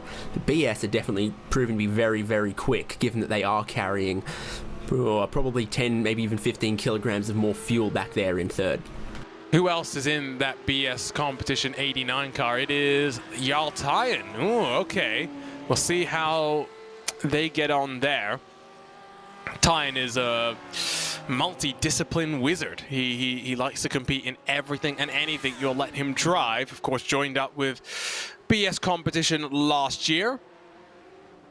Now, potential victory on the cars. We'll wait and see. Vildenez and Reina Talvar were racing in that other VCO sanctioned event today, that DNLS race at the Nürburgring Nordschleife. It's a busy day for VCO, and again, you can stay up to date with all things VCO by heading across of social media. And of course, we're not far away, less than a month now from kicking off the Esports Racing League. Of course, we had the Esports Racing World Cup at the end of January. 3 days, 3 platforms, 1 winner. It was Team Redline that won in both rFactor 2 and in iRacing.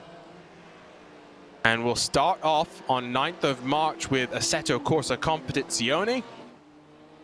And that's going to be a very fun show once more. And the one thing that VCO has promised to continue to do is listen to you, the viewers, on what you want to see from future Esports Racing World Cups and Esports Racing League events. So do interact with us on social media and let us know how we can evolve that format. One thing that we've discussed even on the broadcast in that World Cup, David, was this idea of doing more one-on-one matchups where you'll put together 2 teams, let's say a Redline and a Coanda, and you'll get 3 drivers from each, and you'll say, all right, go at it, have some fun.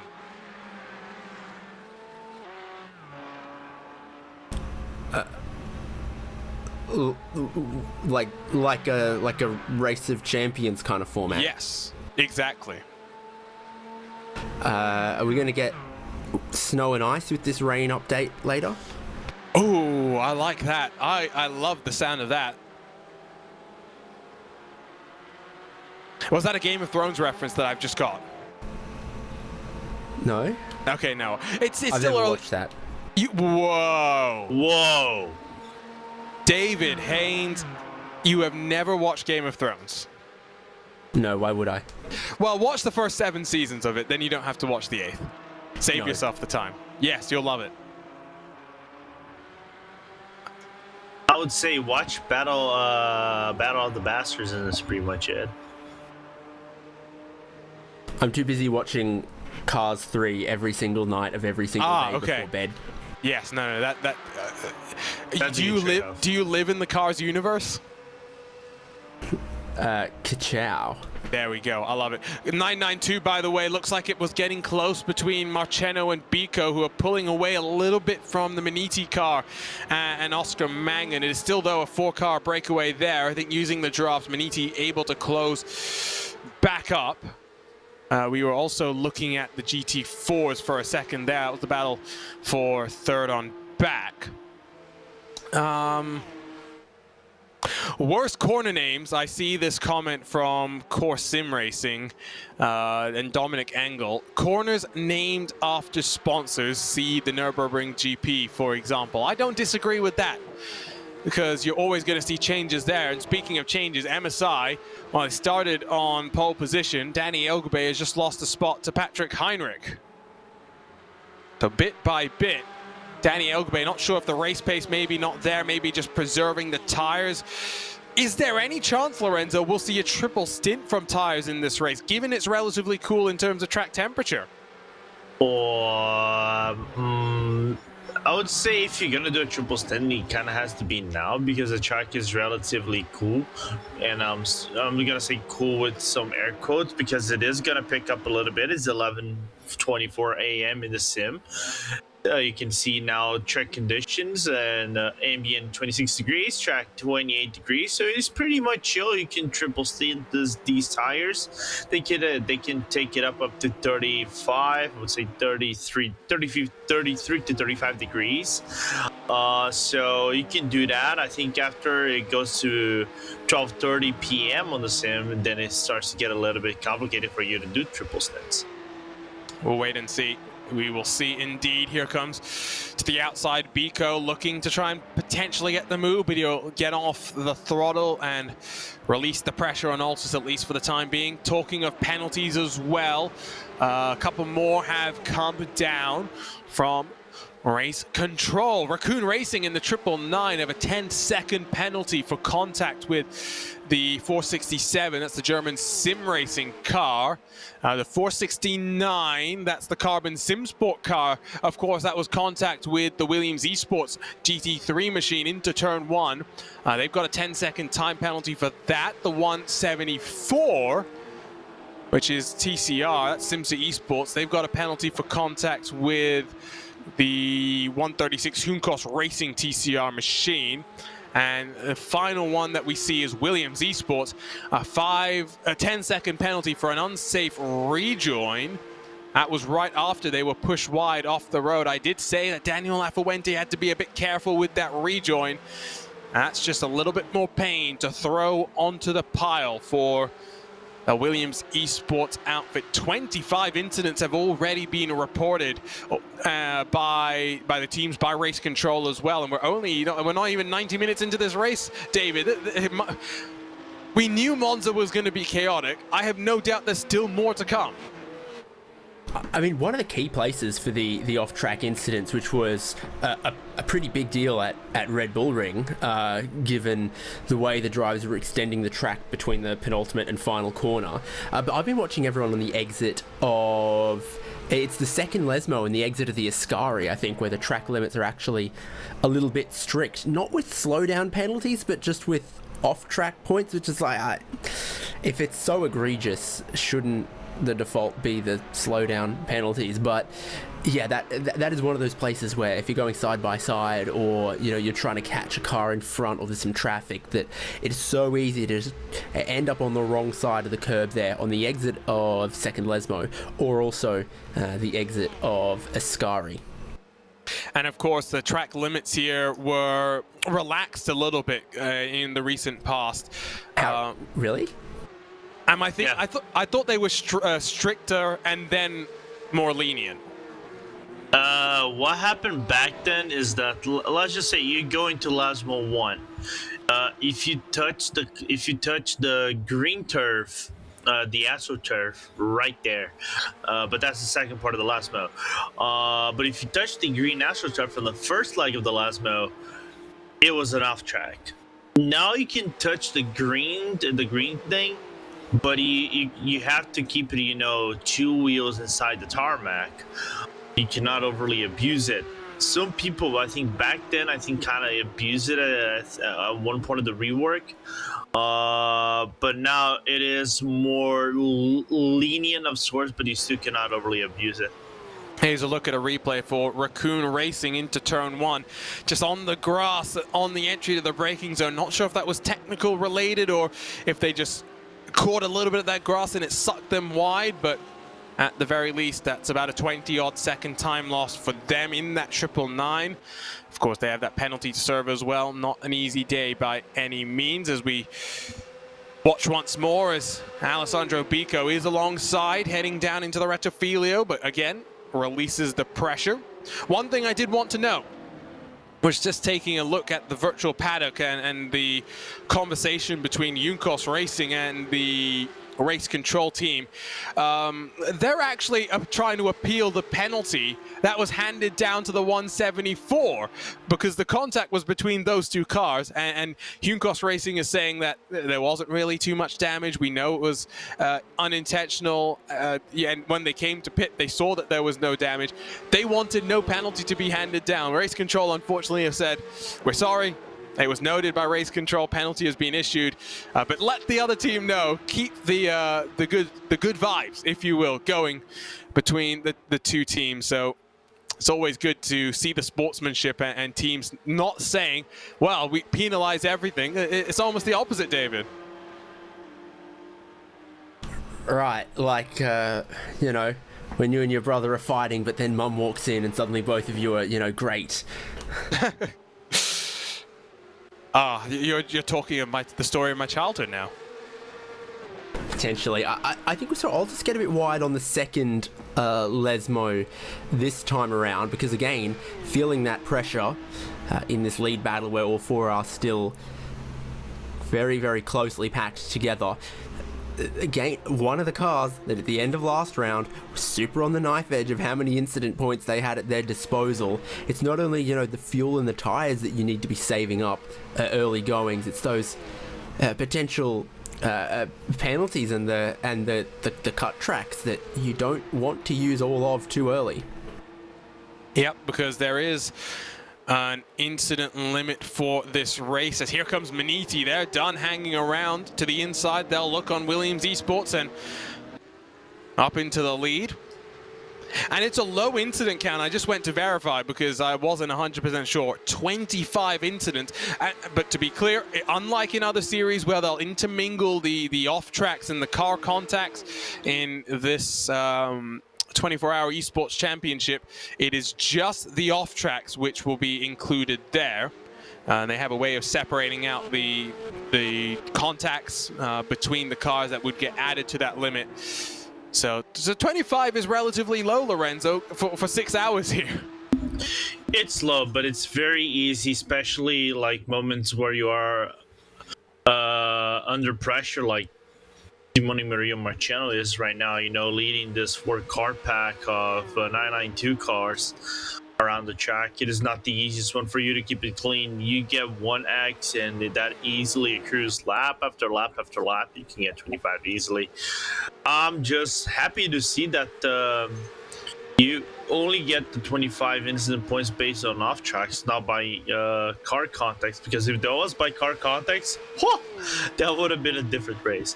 It's 50 off tracks, isn't it?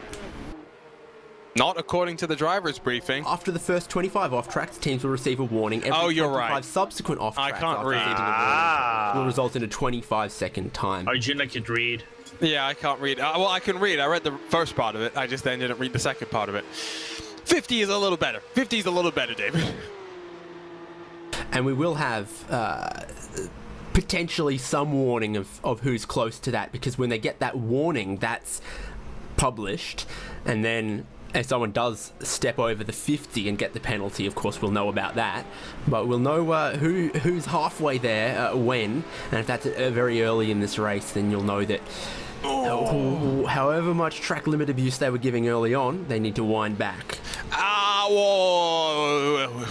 If we've seen 10-second penalties for unsafe rejoin, that might be worthy of a look as well at Simon Grossman, who I believe, if I remember correctly, is one of the wizards behind our ATVO graphics and timing software. The initial incident, okay, that we've seen that before. The rejoin, that's a little bit sketchy. That's why when I see his name on the overlay, I'm like, wait, is that actually him? Or is it just failed to load something and that's some like filler data? Is it the lorem ipsum of driver names? Yeah, no, I know what you mean. That's why I was so hesitant to mention it earlier when I did see his name. I'm like, is that him? Is it not him? Is there another Simon Grossman? I can tell you, I wonder if MSI Esports Blue might be looking at a penalty. They had a moment with the Torque Freak Racing 981 car through Lesmo 2, where they pushed wide that cup car. Here's a look at the VCO replay as to what happened here. You can see just leaning on one another. Actually, there's contact on the entry. Now that I've watched the whole incident from that vantage point, I would argue that there is not really too much ground for the penalty, because if you're the 992 car, you really could have just let off the throttle there.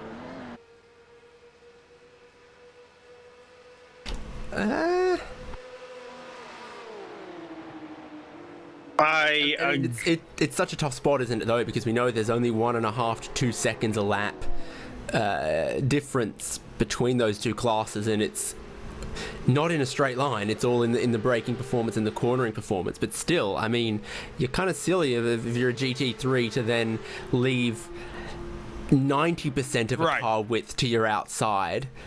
Not, you know, either you're leaving a space or you're not, you know. That I do agree with. Again, I'm glad I'm not in race control, because I much more enjoy talking about incidents rather than having to adjudicate them. That is for sure.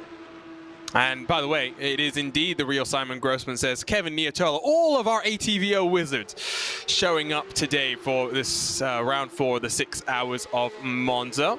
And let's talk a little bit about the history of the track now that we're 90 minutes into this race, and things have calmed down somewhat. I mean, built in 1922, in just 110 days, because work got delayed, they started construction, and then the track is inside the park of Monza, so there was concern about how many trees were going to be cut down, and so they halted the construction of the track.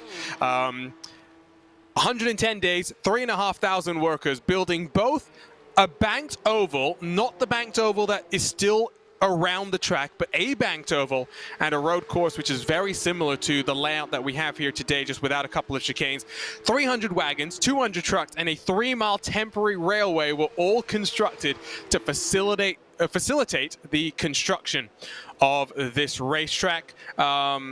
The initial layout did use a lot of the public park and pathways to make it a little bit better as well. Williams Esports will bundle Altus out of the race lead in 992, as a couple of pit stops are underway in this class as well. Racing Lab Esports and Simsa Esports have both come down to pit.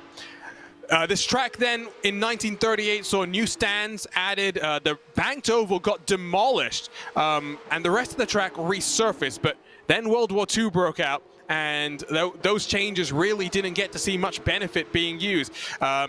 In the early years of World War II, the facility was used for the storage of public car archives. You saw animals from the Milan Zoo, excuse me, be housed here as well. And then late in 1945, right towards the end of the war, they hosted a parade of Allied armored vehicles here, which broke the track surface. And we also saw storage of military vehicles, which left the rest of the facilities in a state of disarray as well. In 1948, a couple of years post-war, the track was fully restored before in 1955, the banked oval returned, but with even more banking. From there, F1 joined they started using the banked oval, but in 1961, that was the final year of the banking, when a really horrific incident saw Wolfgang von Trips make contact with Jim Clark in his Lotus, be launched into the stands outside of Parabolica, and 15 spectators in addition to Wolfgang von Trips unfortunately lost their lives. As here comes at least Williams into the pits in the 992 category. The banking's still there. The last time it was used in endurance racing was in 1969 with the 1,000 kilometers of Monza. It does still get used yearly though for the WRC Monza event. Always fun to see those WRC rocket ships launching themselves off on the banking. But after 1969, there was one more tragic story to be written here in Monza, and there's been plenty of those. 1970, Jochen Rindt died in a practice crash before later that year being crowned the only posthumous world champion in F1 history. in addition, in reaction to all of these incidents, in 1972, we saw the Retophilia and Ascari being added as the car speeds continue to increase. Ascari was revised in 1974 to make it a bit more flowing, the corner that we've come to know and love in the years since then. The Roja, that second chicane, added in 1976. Then in 1994, after the tragic events that unfolded in Imola, the first sector was really changed. It brought the track in very slightly at Curva Grande. It brought the Roja slightly further forward. Gravel traps were increased around the circuit. We also saw the demolitions, unfortunately, of the grandstands were on the outside of the Lesmos, which was a really good place to sit and watch cars at speed flying through, especially those F1 vehicles. Then in 2000, I mentioned this at the start, the Retophilia was reprofiled. Initially, it was a slight right kink into a left-right chicane. Now, of course, it's what we've come to know, that hard braking zone into that right-left of that first chicane. It was meant to reduce accidents at the start. The reality is, David, it really hasn't done that. Well, it's maybe reduced the speed that the accidents happen at, but not the frequency. I agree, and while I was rattling off in the history books, well, has there been more drama? Team Fordzilla are out of this race, and the word that I'm being told is it was 11 minutes of required repairs. That car, we were talking about cars, you know, toasters and whatnot earlier, at least they were in the YouTube chat. That car is toasted. Believe it was because, at least on my timing screen, I'm getting a look at incidents. It was because of an incident with the Raccoon Racing car who lost the rear end coming into the first Lesmos, and the 420 just nowhere to go, Lorenzo. Yeah, it tried to take evasive actions. The Raccoon Racing Porsche tried to hold the brakes, but the problem is in a very fast corner with a little bit of banking, it doesn't help you one bit. The car just went a little bit to the high side, and that's where the payment of the Team Fordzilla was, and unfortunately broke the suspension of the car. And it might not be our only retirement. I see that the TFR GT4, the Torque Freak Racing number 481, has had his own incident and a tow back to pit lane. So just like that, yeah, and William Chadwick has jumped into the chat to say that was not him. That was not him behind the wheel. Unfortunately, that was Julian Rodriguez, who was powering that 420 car at the time of the incident. But from 48, we appear to be down to maybe just 43 running. Here's a look at what happened. No, that's the Torque Freak Racing incident with the MSI. That's the 992. That's not the GT4 car, which has had an issue. Marvin Lesmonen in the German Sim Racing GT4. They're all just having issues right now. It's like when it rains, it pours. And there's drama in the pit lane, Lorenzo, with the 992 T3 Maniti car. Yeah, they came in flying into the pit lane and made contact with the Logitech G Altus car.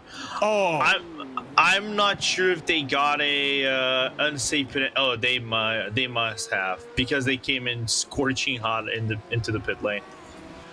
well, did Altus potentially get a speeding penalty if there was contact? Did they get increased? No, they only had 28 seconds in the pit lane. Not only that, that definitely screams of triple stinting their tyres too. Yep. For Altus Esports.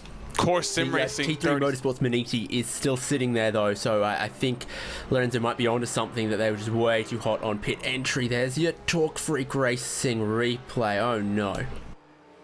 That is upside down. That is not where it wanted to end up. We'll see if we can get the German Sim Racing incident as well. Going back to the strategy though, David, I am wondering if for the Altus car, which was 29 seconds basically on pit lane, compared to 37 for Core Sim Racing, compared to 41 for Williams Esports, I wonder if we're seeing the same thing that we saw with the GT3s. I wonder if they're doing a short stint now in the Altus 943 car. We'll take a another look here. That's an almost identical incident to Torque Freak Racing, except I believe we're on board with carbon. There, maybe that gravel. Oh no, live. Oh, who is that?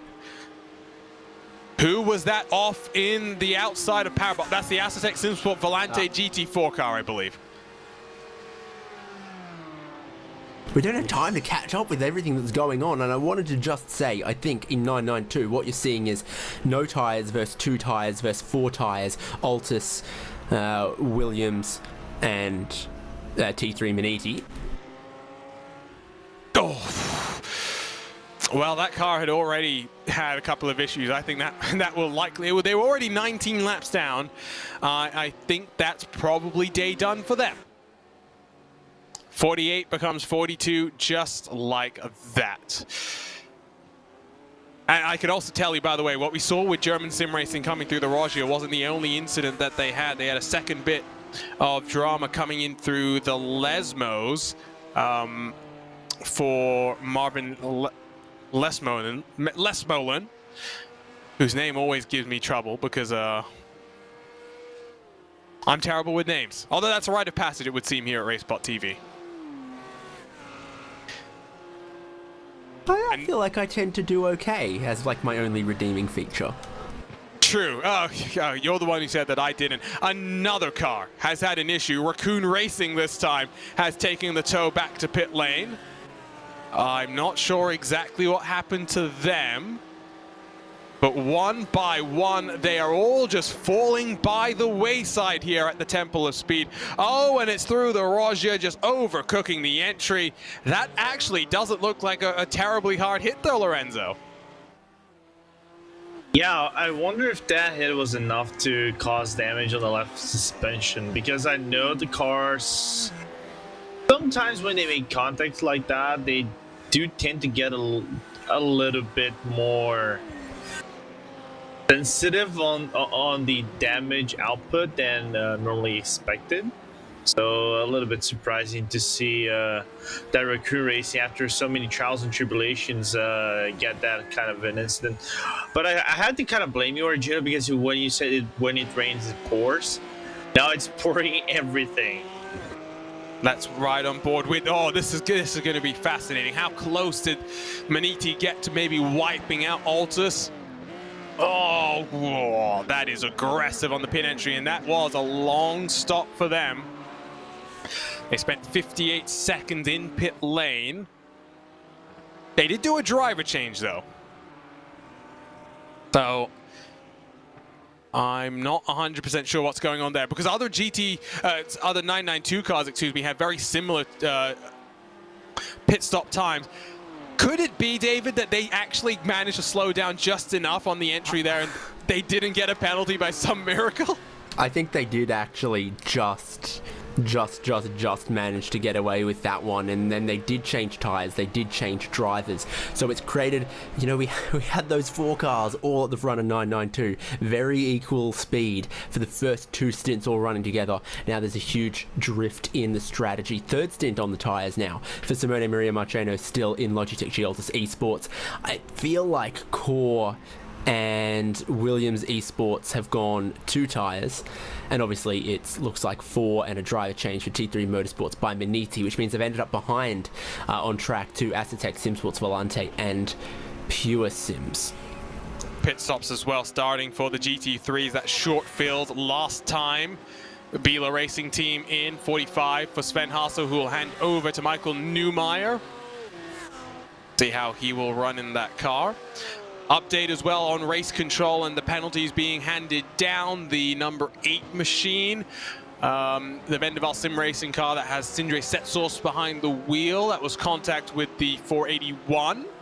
The Torque Freak Racing GT4, 5-second time penalty for them. And for Williams Esports in that number 5 car, another 10-second penalty. This time for contact with the 475 that currently leads in the GT4s, but of course that's just because the pit stops are played out in such a manner that Jürgen Frank is yet to come down into pit lane. As I say that, perfect timing. There comes Jürgen Frank to pit lane. BS Competition have pulled away at the front of the GT3 field from Biela Racing Euronics and Patrick Heinrich, and they've also pulled a now 4 and a bit second advantage to Danny Elgube in the MSI Esports car, Lorenzo. Yeah, I'm looking at the gaps right here. It's kind of like an open field of sorts. I'm still highly undecided on what the GT3s will bring. It's kind of like the GT3s and the 992s are like, we have no idea until the final pit stop, right? Because it is like David says, some teams going 2 tires, some teams going 4 tires. It does look like that core went for maybe 1 tire. I really don't know. Man, nothing makes sense anymore. It's just like you get your sheets of paper of strategy. You're thinking, oh, strategy A is going to be like this. Strategy B, you're going for strategy R already, and nothing makes sense for you anymore. And you don't know how to break down this race anymore. Working our way to the conclusion of hour 2. Again, we started with 48. It does look as though we are down to 41. Odox Motorsports, the first the retirees in the TCR class. They pulled it in very, very early. Inertia, the 914 and 992, the defending champions. It's not been a good season for them. They are the next retirees. Pure Sims in the GT3 had contact with the rear end when they got hit by RSR by G Performance in that stack up out of the Roger. No real fault attributed to that BMW, but for Ross McFarlane and Pure Sims, not much that they could really do. That was basically day done. Asetek Simsports Volante in the 404 have had a couple of issues, most recently a Parabolica. A huge shunt about 5 laps or so ago. That will likely see their day come to a close. Team Fordzilla, William Chadwick is back out there trying to recover a couple of championship points because at least right now they could get themselves up into net 8th. They might just be looking as well for some attrition to get a potential top 5, but it's very much damage limitation for them. Of course, Torque Freak Racing, and that 481 car was up and on its roof out of the Roger for them. Not ideal. Your 467 car in that class, German Sim Racing, 0 points to their name. They've been a DNF all 3 rounds, and I just had to double check. Are they still here after that? And yes, they are, and running 7th in class. So maybe I've gone and rolled it out a little too early, but fingers crossed for them to get a result, to get a finish. Sometimes you just need one result to break the streak of bad luck. That's just the way it goes. By the way, in your GT4, they've got a cool eagle on the side of their car, man. They do, that is true. But focusing at the front of GT4, at one point it was what, a 10-second advantage for Pure Sims or something? That's gone. Team 75 after the pit stops is in the class lead. Yeah, that looks like a suspiciously long stop for 416. It's longer than anyone else in class, and that's what's erased the time they had in their pocket. Are you looking at a different timing to me? Because I'm seeing them as basically identical pit stops here, 45 seconds apiece, basically. Why am I seeing 53 for Pure Sims? No, this is why it's good, because maybe I've got some wrong data. But 53 would align quite nicely with the gap disappearing like that. Mine is often a little sketchy. I'll see if I go back and actually count the pit stop time for the Pure Sims car. I think manual is always best. I am getting the same numbers. I thought for a second maybe they had a penalty, but no, it wasn't the case. Sometimes depending on how you collect your timing, it can get confused by the penalty stop and holds, depending on how close the team's pit stall is to the penalty box. Sometimes if they're really close together, it gets confused and counts a penalty time with the pit stop time. And no, I think that's a 45-second pit stop. Yeah, because they came in 33 seconds into a minute. They left 18 seconds. This is why I never trust a commentator's math. But I think that's 45 seconds. I know to not rely on my own maths. That's why I rely on Joel Guez's maths. Yeah, no, I agree. Don't trust my math. And then treat it with, a healthy dose of skepticism. Right. Just because it's on the sheet doesn't necessarily make it factual. Well, I did talk about that incident with MSI Esports, didn't I? The 74 and the 981 car. It results in a 10-second time penalty for the pole position winning car in this race. And again, we'll go back to how penalties are implemented in this series, Lorenzo. It is not added like a lot of series would do in iRacing, where they just give them an iRacing black flag where they'll have to come down and serve it in the regular pit box. Instead, there is a dedicated penalty zone. You have to time the penalty yourself. We've already seen 2 or 3 occasions this race alone where teams have miscalculated how much time they spent in the penalty box, and they've had to come back and reserve those penalties. For MSI, that is potentially a death knell in the chances of victory here. Yeah, I'm just trying to find where's the penalty box in this one. All right, it's the Italian flag rumble strips, if you want to call it rumble strips, but it's right after the pit entry where you serve the penalty for that. So a little bit surprising to see how bad is going the race of the MSI team, going from pole and basically going backwards every single stint. BS Competition, by the way, came into the pit lane this time by. They are doing a driver change as well. Jarl Tyne will jump in. And of course, we've seen driver changes for Michael Neumeier in the number 40. Is this a slowdown or just tactically giving away the lead for fuel savings right here by Team 75 Bernhard Simmersi? It's a good question. I suspect, given that he's only fallen back to second, that's a strategy call. I don't know what you think, David. It just didn't, yeah, and they pulled to the side very early, but then didn't lose a whole lot of time, so it could have been entirely tactical. We know that the fuel saving and reaching that sort of 52-minute stints is possible, but difficult in GT4, so that could be very well tactical, knowing what we know about GT4. Speaking of, top 2 in GT3 are then in the pit lane because they need some fuel. Yep. It is starting to kick off again for your GT3s. Looks like there's a bit of split strategy. I think Vendaval's going for the first triple stint that we're seeing here. Sindre Setsor staying behind the wheel. Although having said that, PRT Ronan, I think, took 2 tires with a 52-second stop. Philip Matrevsky still running the 78 car around on track. 46 car has a driver change as Patrick Heinrich will hand over to Luca Kita. I think Danny Elgube staying behind the wheel of the number 74 MSI Esports machine, that BMW that put it on pole, will have a 10-second penalty to serve at some point as well. Although indication is they've already served it this time down onto the pit lane, so not entirely surprising that they wouldn't do a driver change, because they've now done the short fill themselves. 29 seconds for MSI Esports as they rumble out of pit lane once more. As now Pure Sims, what happened to Pure Sims there? Maybe returning the favor.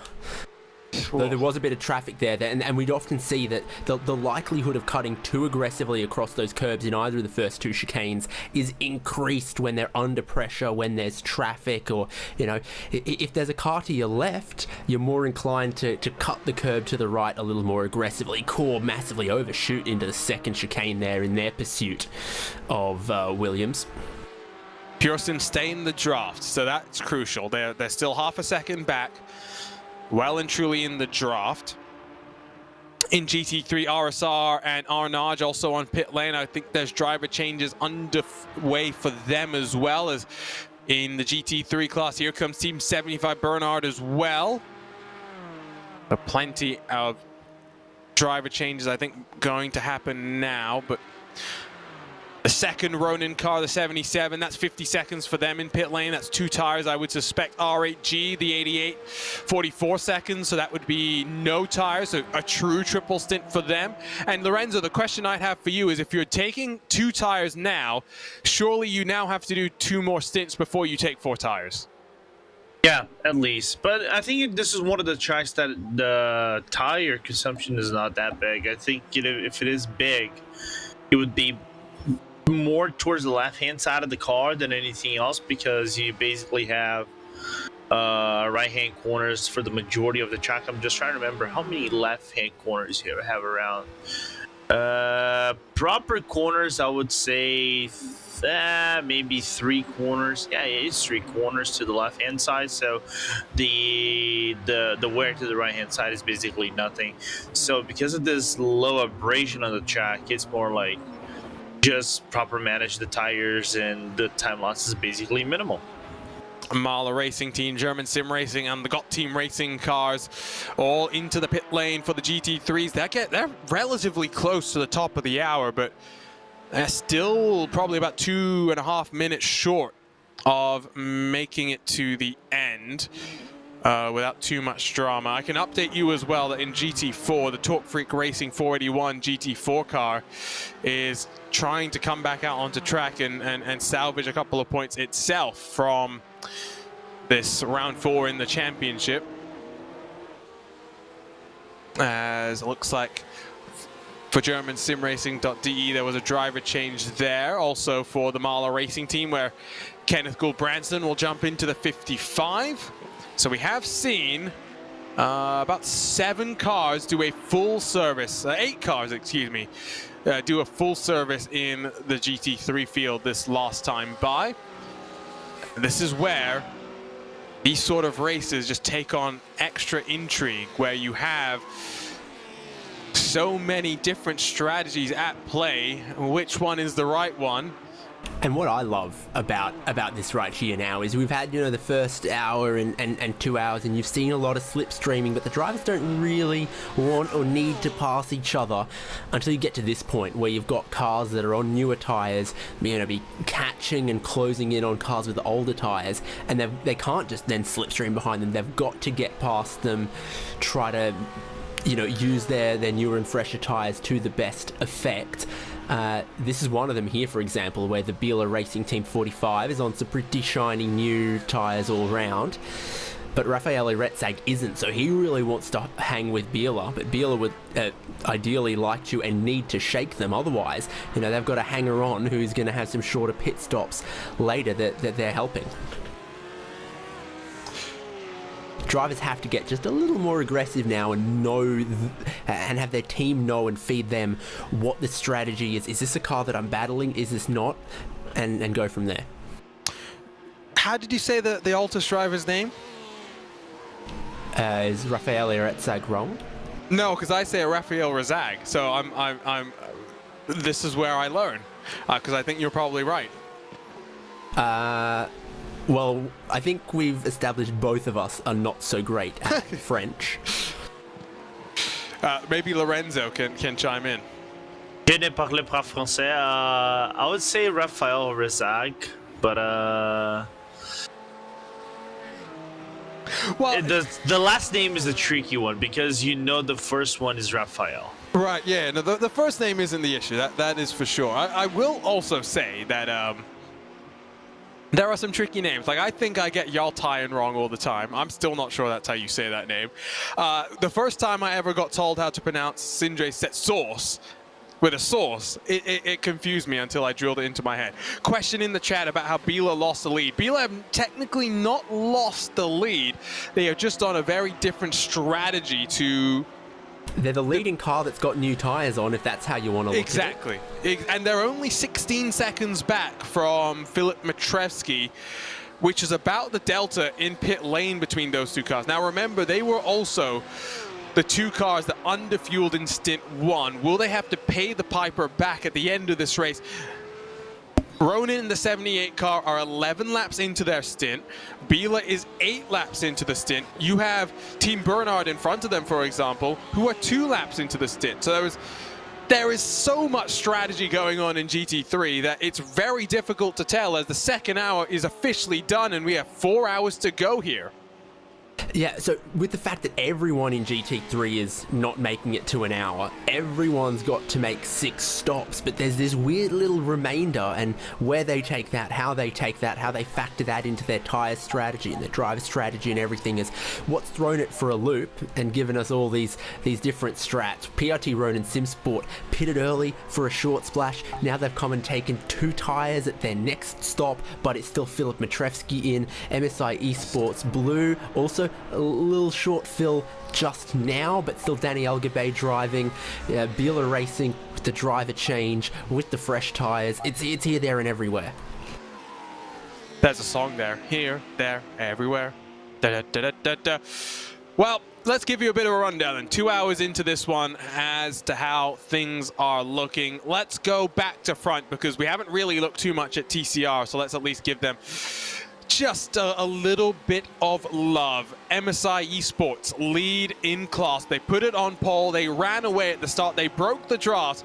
They're now 13 seconds clear. Of course, Sim Racing with Impulse not far behind. Team Hoisingveld find themselves in a bit of no man's land in 4th, while Hunkos Racing are 5th, Simsa Esports 6th. Only 6 out of the 7 cars running in the TCRs. Then in GT4, why don't you run us through this one, David? GT4, you said? Yes. Well, it's close there. We've been watching a little bit of back and forth, a little bit of cat and mouse between Team 75 Bernhard, who lead at the moment, and Pure Sims. They've been almost forcing the other one to lead, so I think there's some fuel strategies in play. And gamesmanship between your first and your second. Undercut run in 3rd from Entropic, Carbon Sim Sport, Race Gear, and German Sim Racing DE by Hetzner. Might be the last GT4 running competitively at the moment. Team Fordzilla, I think, got back out there, and Acetec might still be rotating too. Torque Freak are definitely still out there.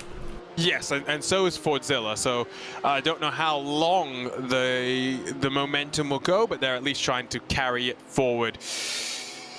Lorenzo, why don't you walk us through this very exciting 992 class? Absolutely, let's go. So Simone Maria Marciano lead us out in the Logitech car. I honestly thought my internet was going into the bin. I hope you guys can hear me. Yeah, we got you loud and clear. All right, cool. So Maria Marciano lead us out in the Logitech G's Altus car. Alessandro Bico with an off strategy, I think took 2 tires, has a 5-second gap over him.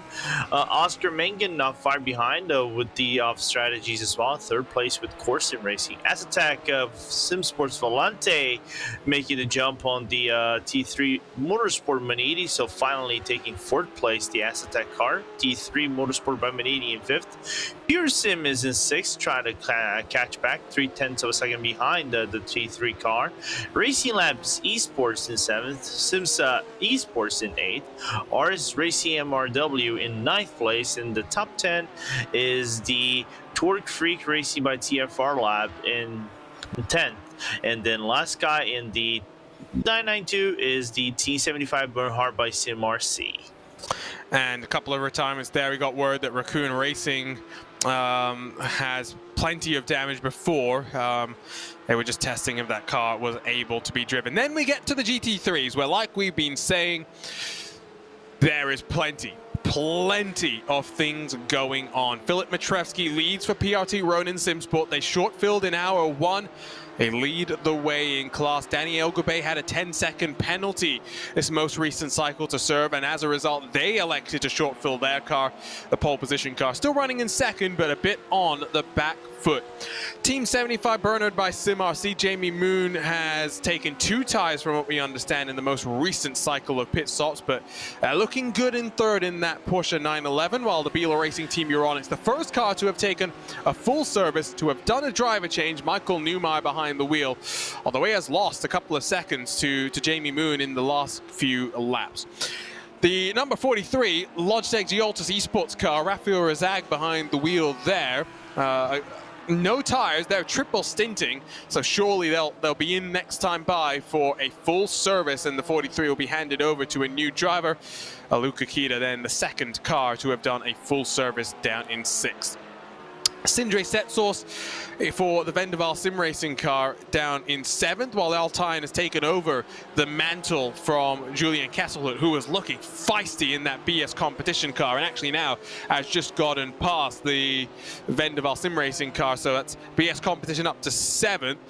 Tyne's got a job to do, though. Just not the best pace compared to some of his competitors lap in, lap out. T3 Motorsports by Maniti and Tim Matska sits in 9th. Another car doing a double tire change in the most recent cycle, while Racine Fuzui had a bit of an issue at the start and is trying to work his way back up the grid, trying to continue that run of a podium every single race. I'll quickly walk you through the rest of the standings. Ronin Simsport, Marla Racing Team, Williams Esports, RSR by G Performance, Arnage Competition, German Sim Racing.de by ACV, and the GOT Racing Team.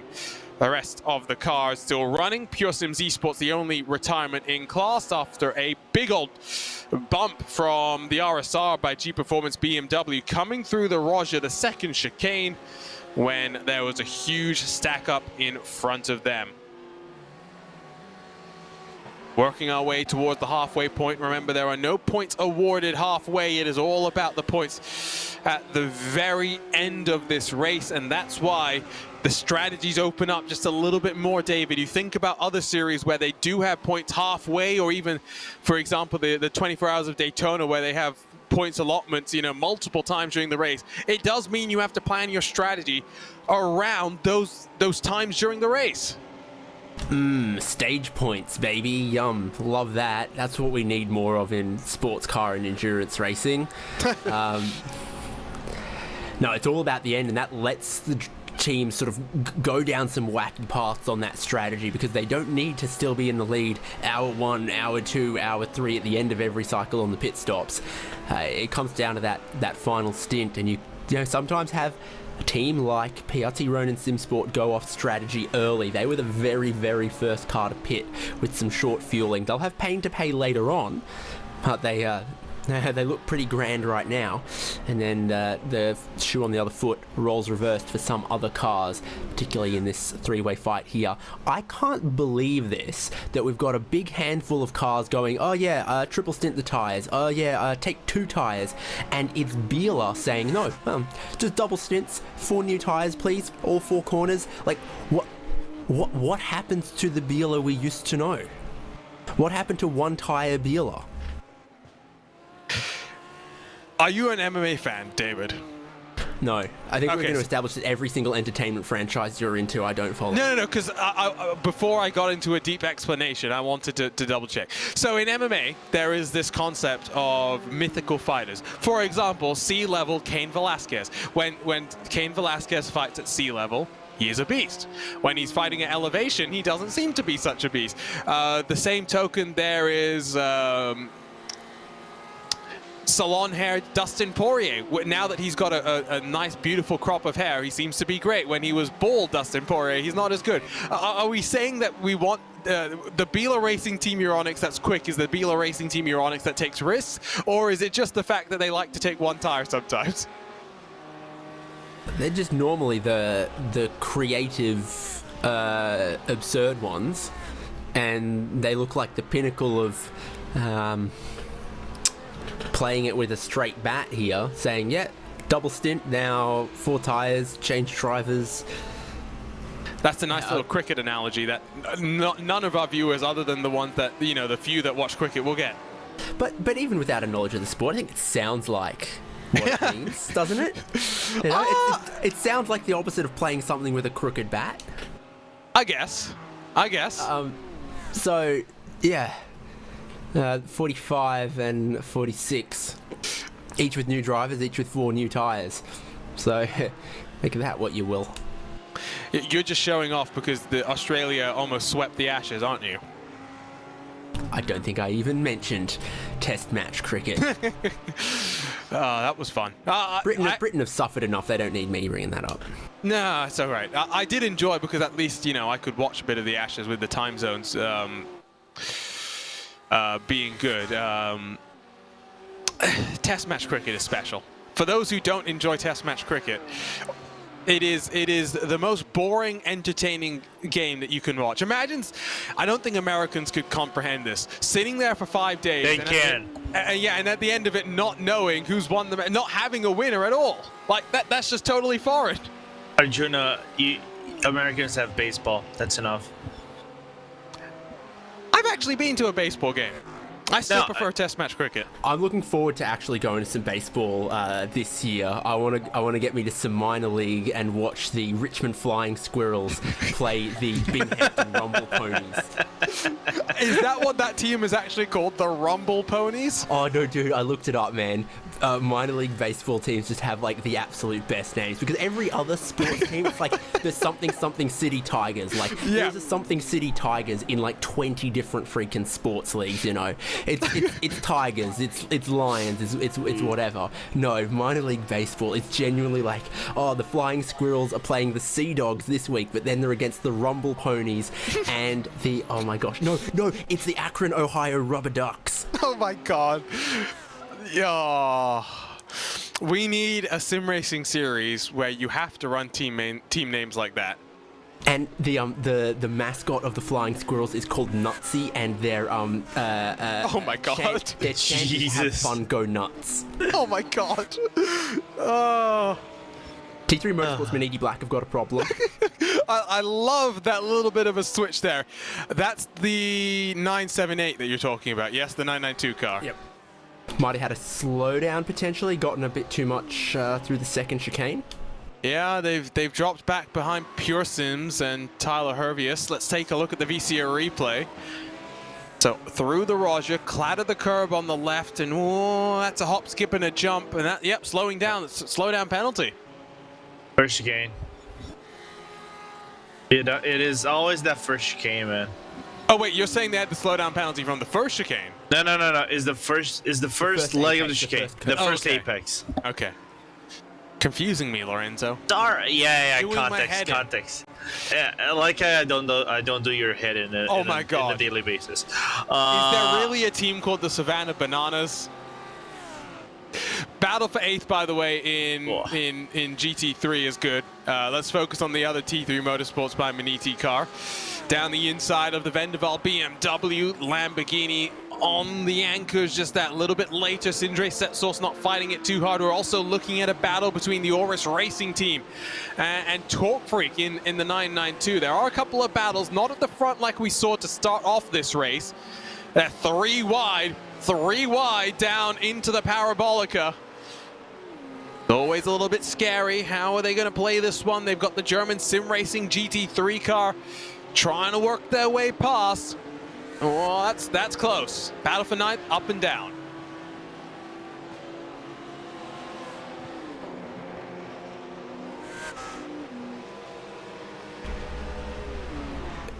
You've got every conceivable tyre age in that 7th, 8th, 9th GT3 battle too. BS Competition with new tyres, T3 Motorsports Maniti with 2, and ISPIS powered by Vendaval. Sintra Setsource doing, I think, a very strong job to actually hang in that draft given the age of the tyres for the number 8.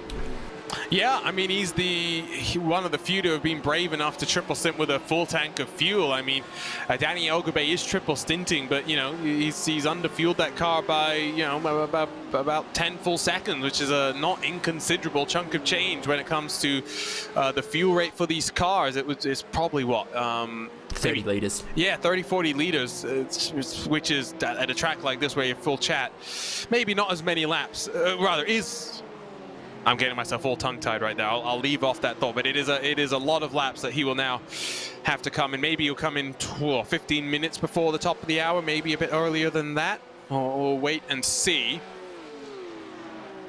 Now I'm going off on a tangent separately, by the way, and going and searching some of these team names to look at these logos. And Paul's got it correct with the. Rocket City Trash Pandas. I remember seeing about that when I went on a little dive a couple days ago. Rocket City, and that they have got one of the best mascot or logos I have ever seen. That is like a logo that you'd expect to see from an esports team, to be completely honest. And I mean that in the best way possible. Also in the minor league AA Northeast division is Altoona Curve from Pennsylvania, who are named after a piece of railway track near their town. And also part of their logo is like a homage to the now defunct Pennsylvania Railroad. So there's some weird history in that one as well for I know Paul will appreciate and many others won't. How have I never heard about these Altoona Curves? Because I live probably about 2 hours max away from them. That's minor league baseball. If 1,000 people show up to the match, they're probably happy. True. But we always love a little bit of fun. If 1,000 people have disposable income in rural Pennsylvania, then good. Go and search the Savannah Bananas, by the way, if you haven't seen it, David. Because this is great. This is fantastic. It's an actual banana with a bat, you know, and he looks quite angry. He doesn't look like a happy banana. Oh, battle for the lead in 992. Let's get off the minor baseball, at least for now. Oh, Williams Esports and Altus, they've closed up between the two of them. Now, Court Sim Racing, of course, is further back, but of course, we've seen different strategies here. This expectation is that Simona Maria Marcheno has taken no tires at all, and Alessandro Bico potentially has taken 2 tires, and you're seeing the benefits there, as now it's all pressure on Simona Maria Marcheno to, at the very least, stay in the draft here, Lorenzo. Yeah, and I'm looking forward to see what Maria is gonna do, because the thing is, we also have to remember, I think Simone actually short-fueled the car, so the car might be lighter in comparison to Alessandro Bico probable full pit stop plus 2 tires that he has. So I wouldn't say don't count Altus out of this one just yet. And it's again that thing where we'll only really find out what it will be like at the end of the race when it comes to the strategies and how things will work. A reminder as well, live timing is available on timing71.org. You can also use their wonderful analysis tools to try and dig a little bit deeper into the strategies, which is what I'm trying to do right now. I'm trying to figure out exactly how things will play out. I'm going to start by taking a look at what's happening with Altus. I want to compare their pit stops earlier in this race. So the first couple of trips down pit lane were about 50 odd seconds. They haven't really short fueled too much more than we've seen before from what I can see. Although the data is always only as good as the man reading it. And again, never trust the commentator's math, never trust the commentator's strategy. It goes on and on and on. Look at this battle though, and towards Ascari, it's the Auras Racing team right behind the Talk Freak Racing 981. Javi Ross versus Antti Salminen. As working our way towards the halfway marker in this race, the 992 category has broken up very slightly. It's not just this battle, but up the road in 5th, T3 Motorsports by Maniti back in front of Pure Sims Esports. The 978 and 916s going at it hard as well.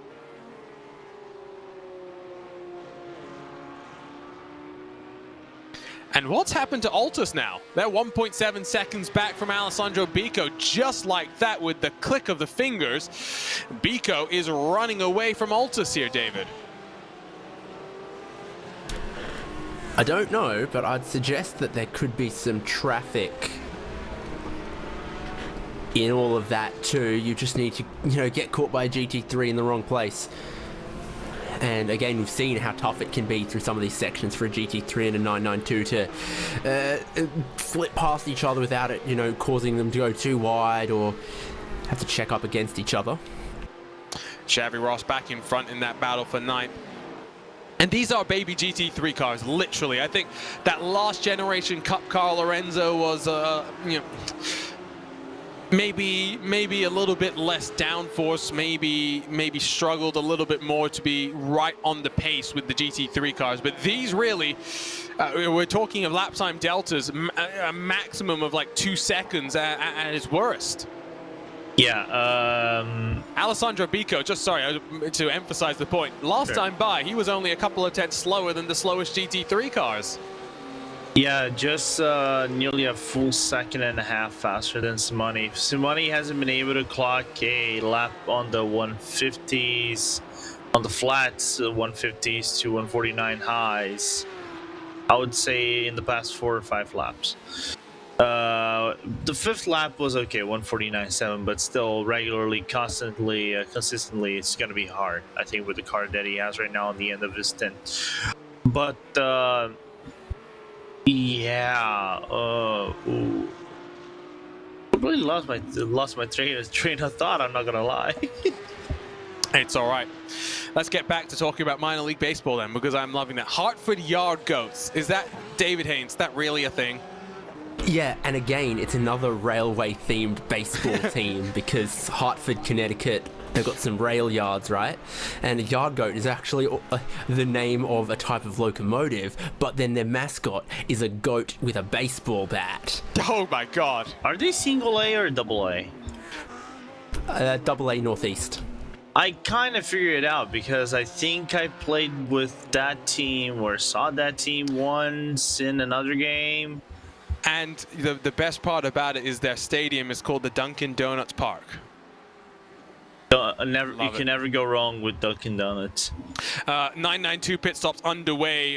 We saw SimC Esports into the lane. Lars Bohmaler taking over the 966. Alessandro Bico has also worked his way down in the 905. Would not be shocked if we maybe see Bico step out and someone else jump in. Question would be, do you do it now or do you wait until the halfway marker? Looks like the 905 will be still Bico behind the wheel when he emerges from pit lane. Other driver for that car today will be Moreno Sorica, or as we called him during the VCO Pro Sim Series. Not as I called him, as Lewis McClade called him. Manuel Sorica. But the Maximum Sriracha? Yes, that too. We've got all sorts of nicknames for poor Moreno, who I'm sure loves a little bit of the nicknames. Here's BS competition on the back of Sindre Setsos, who has managed to get back past Yaltine for 8th spot. Bico, by the way, 28.5 seconds. So he's done the same amount of time in pit lane as Simona Maria Marcheno has done. Wow, I am totally lost when it comes to the strategy right now.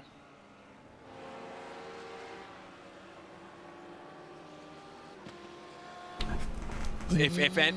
Yeah, look, I have a feeling that maybe the last stop for Williams, they definitely took some amount of tires and maybe short-filled it as well, because then they've had to come in maybe 4 laps before we might end up seeing Altus.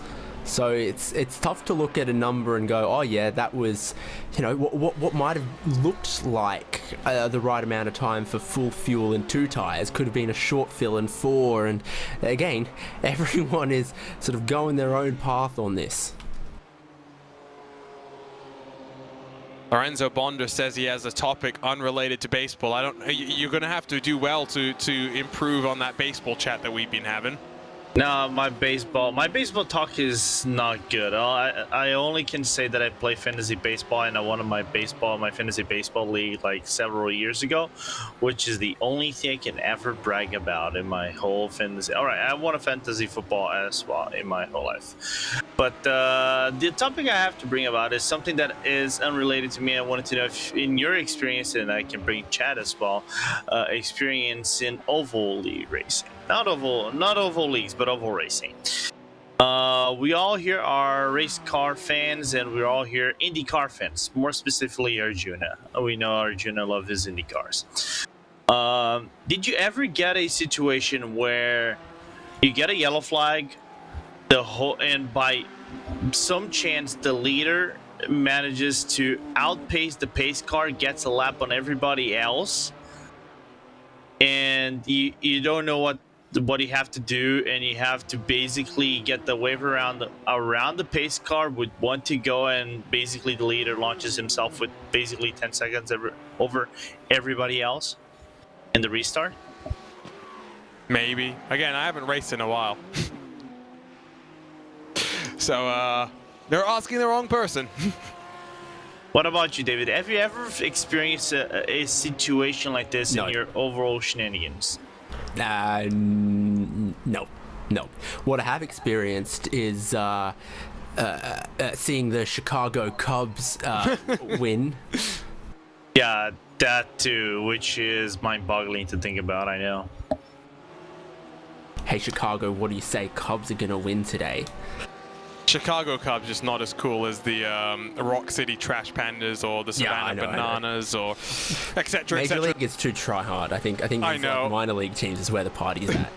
992 pit stops continue as Core Sim Racing comes in. Carl Janssen will be taking over from the Irishman Oscar Mangan.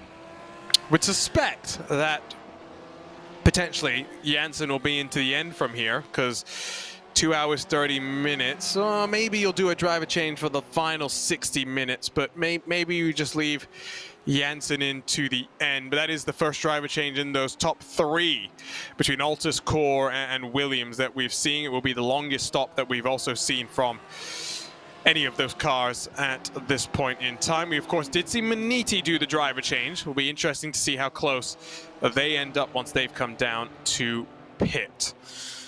And talking of sports and sports with balls, there's another big sport event tonight, I've been told. Something called the Super Bowl, the Bowl to Super. Le Grande Bowlerino? Yeah, I don't know what it's really about, because I'm going to be honest, I've lived now in America for 10 years. And I still am not a fan of American football. Because David will agree with me, rugby is superior. I'm an AFL man. Rugby. Okay, but look, I will agree with that as well. To whatever that of all of the sports that Americans play, it is the one that appeals to me the least. Baseball, I don't care about, but I can enjoy and understand.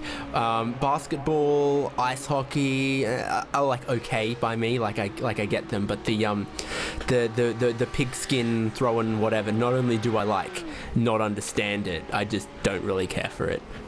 Sorry. I still maintain it shouldn't be called football. It should be called handag. Yeah, it's a game that is played with something that's not shaped like a regular ball, and a game where you don't use your feet 99%, 95% of the time. Yeah, but Arjuna, David brings a great point though. AFL, I am seriously sad that is not broadcasted in other countries. It is seriously criminally underrated. It is. Vince Peters. Somehow it's causing less brain trauma as well. I don't get that. Yeah, I can't talk about brain trauma. I'm an MMA fan. So that's just guaranteed brain trauma. German Sim Racing and the GOT Racing team battling with one another for 16th in this GT3 class. Outside of the points positions, but if anything happens in front of them, could get them a couple of points here and there. I'm back very quickly to strategy. Vince Peters in the Acetec SimSports Volante Porsche Cup car, one of the longest names we've got, the 996. He was in pit lane on pit road in the box for just 18.1 seconds. Yeah, that's bordering on half a tank, less than 2/3 of a tank. I think a full fill is just about 30 seconds for them. Not giving up in this battle. You saw that the rear tires were struggling on traction for the GSR car in black and green, and the predominantly Norwegians, but they look to have the Finnish flag on the rear wing. For Go Team Racing are still right with them in this battle as they both run us over and give us a haircut. You remember how you hold me up for pronouncing Tronsascolin as Tronscolin? I wish you had reminded me that it's Go Team, not Got Team. You've been letting me say that. Well, see, Tronsaskolan, I was actually like confident that I was right. Oh, okay. Whether it's Go Team or Got Team or It can't be Got Team. Team. It can't be Got Team because there's not two T's in the name. Yeah, because you basically say got im. Yes, no, that which doesn't work. Again, back to strategy very quickly because I do want to pick this up. Simone Marceno, 57.6 seconds in the lane for him. He has stayed in the car, but I think that would be a full service. Carl Jansen, driver change, full service, 51.8 seconds in pit lane for them. That gap is 3:10. So Altus and Core Sim Racing right with one another.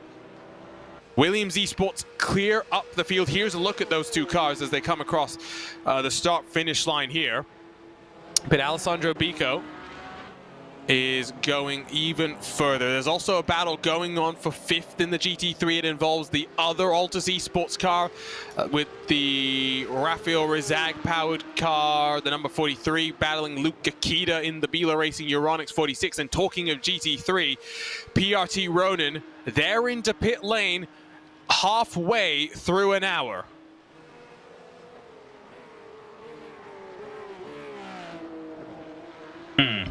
I don't know either, but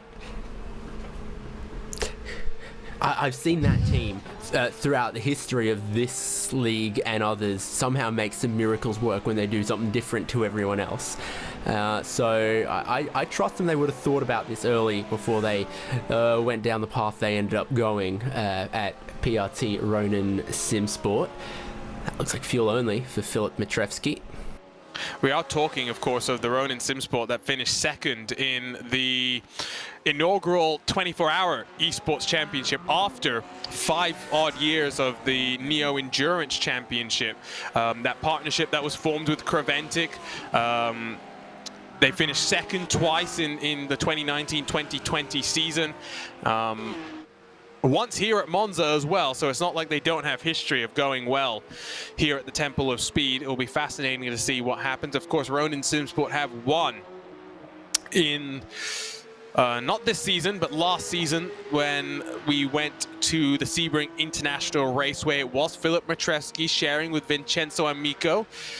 Two-driver lineup there. I'm going to go and check out who is the partner for Mitrevsky this time by, who pits for 39.2 seconds. So Gabriel Adelji. So it's not the same lineup, but we know that Gabriel is just as rapid as Mitrevsky can be. So if they figured out the right strategy here, don't count them out, as MSI Esports Blue will come into pit lane this time by as well. Remember, they went very, very short in the last cycle, Lorenzo.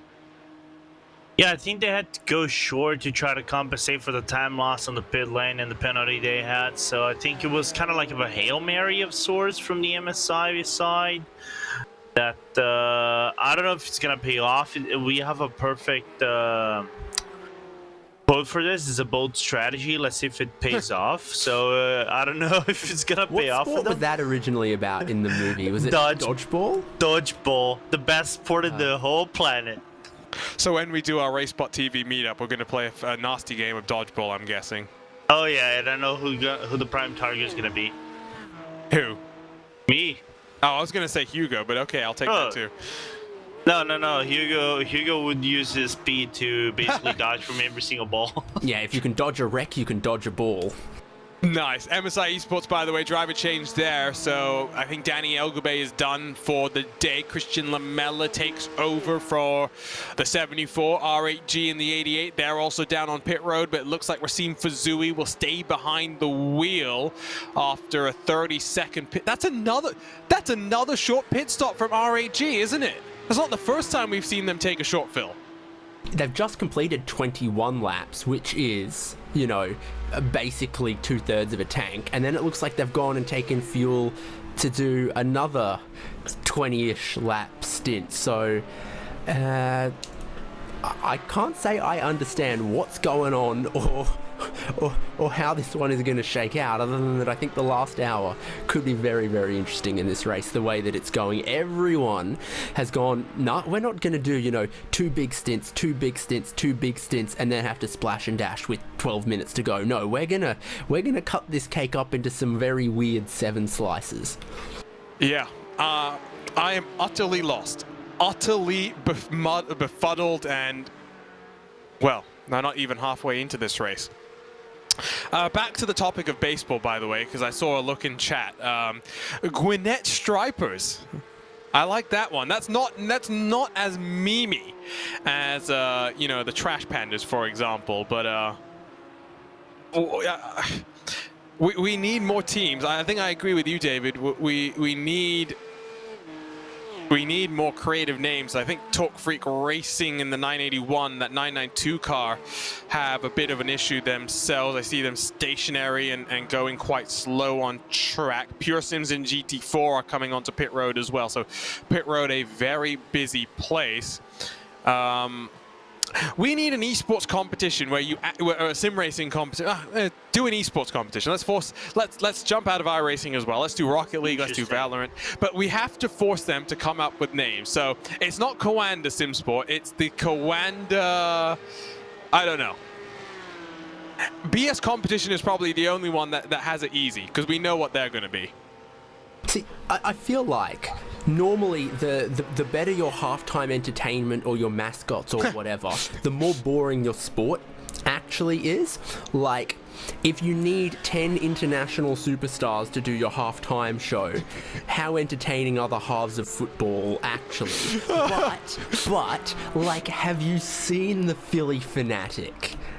Like, I don't know, I think baseball has just the right mix of the sport is actually okay to watch and everything around it is absolutely crazy too. My favorite thing about baseball is at the Atlanta Braves Stadium where they have a guy dressed up as the Freeze from, I think it's The Incredibles, and he's like a sprinter, an actual sprinter, and they get random people from the you know, the fan base to come and race against him, and he destroys them. Like, I was in the bar in Chicago when Cubs were playing, and of course it was on every single TV and everyone was there to watch it and whatever, and then the Cubs won and everyone starts chanting like flag, flag, flag, and like one of the members of staff from behind the bar like pulls out this giant flag and hands it to a random customer who then climbs a ladder out the front of the bar to hang a giant flag with just a W on it. I was like, okay, cool. Oh, another car off the road. Xavi Ross has had a moment, so that's two 992 cars in the space of seconds that have had issues. When it rains, it pours. It does seem like these incidents just fall in line. I'm getting word, by the way, from the GT4 category that the only reason that Talk Freak Racing is still running is because they see the GT4 behind them is still running and they want to make sure they're at least in front of them in the classifications. Here's a look at what happened to Xavi Ross. Remember, they had a 20-second penalty from qualifying to serve. Oh, we've already seen penalties for rejoins. They have to be careful with this one. They thought about it for a while. They thought about maybe running into the path and then thought better of it, Lorenzo. And it's kind of like, should I stay? Should I go? Should I stay? Oh, a little bit of a bump going into PRT Ronan giving them a bit of a squeeze into the braking zone. Thought they were going to be given the racing line and they weren't quite. And it's caused some consternation. Lights flashing. In fact, you've got both Ronan mobiles. Yeah, that's the second of the Ronin cars who's trying to find a way past the Oris Racing 992. Lights flashing, which always means that guy is the happiest driver in the world. He loved what he saw from the Oris Racing Porsche there. It's but basically a round of applause. It is. No, it is exactly. These two cars are on strategy to do something different, as there comes the 77 onto pit lane. Vincenzo Amico, who did win with Philip. Car. Yeah, no, exactly. I was like, why do you break up the winning lineup, guys? Tactical, just like everything else they do. So it's not just one tire Bila, it's well, I'm trying to come up with the name, but it's again, my brain is just not functioning fully right now. We'll come up with it at some point. GT4s, Team 75 Bernard by SimRC. They're into the box now. Ashley Finch has already pitted. 44 seconds for the 416. Here's Altus Esports, who are doing 149s, compares to a 150 for Alessandro Bico. So the tide has turned very slightly, but Biko's hanging on impressively with his older tires. Again, we do expect Biko to come in and hand over to Moreno Sorica for the final 2 and a bit odd hours of this race. Where is Team 75 going to emerge in comparison to the Pure Sims Esports 416 car? Because it's a 45 odd second pit stop. There goes, you can see on the left, the time has stopped in terms of the pit stop time. So the 475 has begun to roll. Now they were close on the entry to the lane. How will it work on the exit here? You can see bit by bit on the left side of your screen, the timing comes down and down and down. 5 seconds and closing. It is a slow pit lane here as well, given the speed that you carry on the main straightaway, 80 kilometers an hour. But the gap will hold at about 3.5 seconds. So again, let's re-emphasize here, Lorenzo. Pure Sims started this one on fire, almost 10 seconds clear. Team 75 went a bit long in the first stint, and from there, they have not looked back. No, not at all. Of course, just some issues here and there because of the I'm not gonna say issues on track. It's more like the pit strategies for everybody else. But it's a team that I think David can agree with this. We're very deserving of a win at Red Bull Ring. I think they had issues. I'm trying to remember who was the issue with. I think it was with the GT3 early on in the race. As the 24 have an issue, I can continue after if you want to break that one down. Now we'll get a replay in a couple of moments' time, but it's one of those series as well where the field is always so close at the top end, where one issue really can drop you out of contention for Pure Sims. We mentioned it earlier, 3 races, only 1 self-inflicted mistake, 2 incidents with traffic have deprived them of any chance of entering victory lane, and that is a low, slow, old, lazy spin for the German sim racing number 24 car, so that explains what happens there. A little bit unfortunate, but then again, the car does sometimes get, I would say, a little bit loose on the Parabolica. And not Curva Alboreto, fight me, I don't care. And it's interesting to see that the Pure Sims, again, truly deserving of a win back in Red Bull Ring, had issues early on. Tried to fight back. I think they got into top 10 eventually, or top 8 eventually. But it was a letdown of a result from what they were doing in the Red Bull Ring. It was basically a copycat of a race of what they were doing here. Of course, you can say Team 75 Bernhard is in front, but their race so far was just incredible. I remember Pure Sims did take pole in the Red Bull Ring. It wasn't a good race either, though, as well, for the Team 75 car, looking to bounce back after victories to start off the season in the first 2 rounds, both at the Hockenheim Ring and at the Sebring International Raceway. It has been a season where, in all but one class, the teams have taken multiple victories. Altus won the first 2 races in the 992 along with SimRC in the GT4 class. In TCR, Core Sim Racing, Corentin Gunes and Kieran Carenson won at Hockenheim, and then at the Red Bull Ring, Team Hoisingveld won the race at Sebring to split up that gap. Consistency of winning is rewarded just as much as consistency of finishing positions. The point structure very similar to what you'll see in the likes of MotoGP. Here's a look, though, at the Biela Racing Team Euronics car as he works his way towards the Ascari, up the hill in towards Ascari, being chased down by RSR, by G Performance, who are yet to come down and pit, so they'll be due any lap or coming soon. Michael Neumeyer has just rolled himself out of pit lane. 35-second stop. So that's about 80 to 85% of a fuel tank, and it looks like fuel only too. So that's a little short, but not, you know, super short like R8G did with 31 seconds, or we saw Assetec Volante Sim Sports in 992 go for 18 seconds of fuel. It's only a slightly short fill there to cover off some of that splash and dash later on.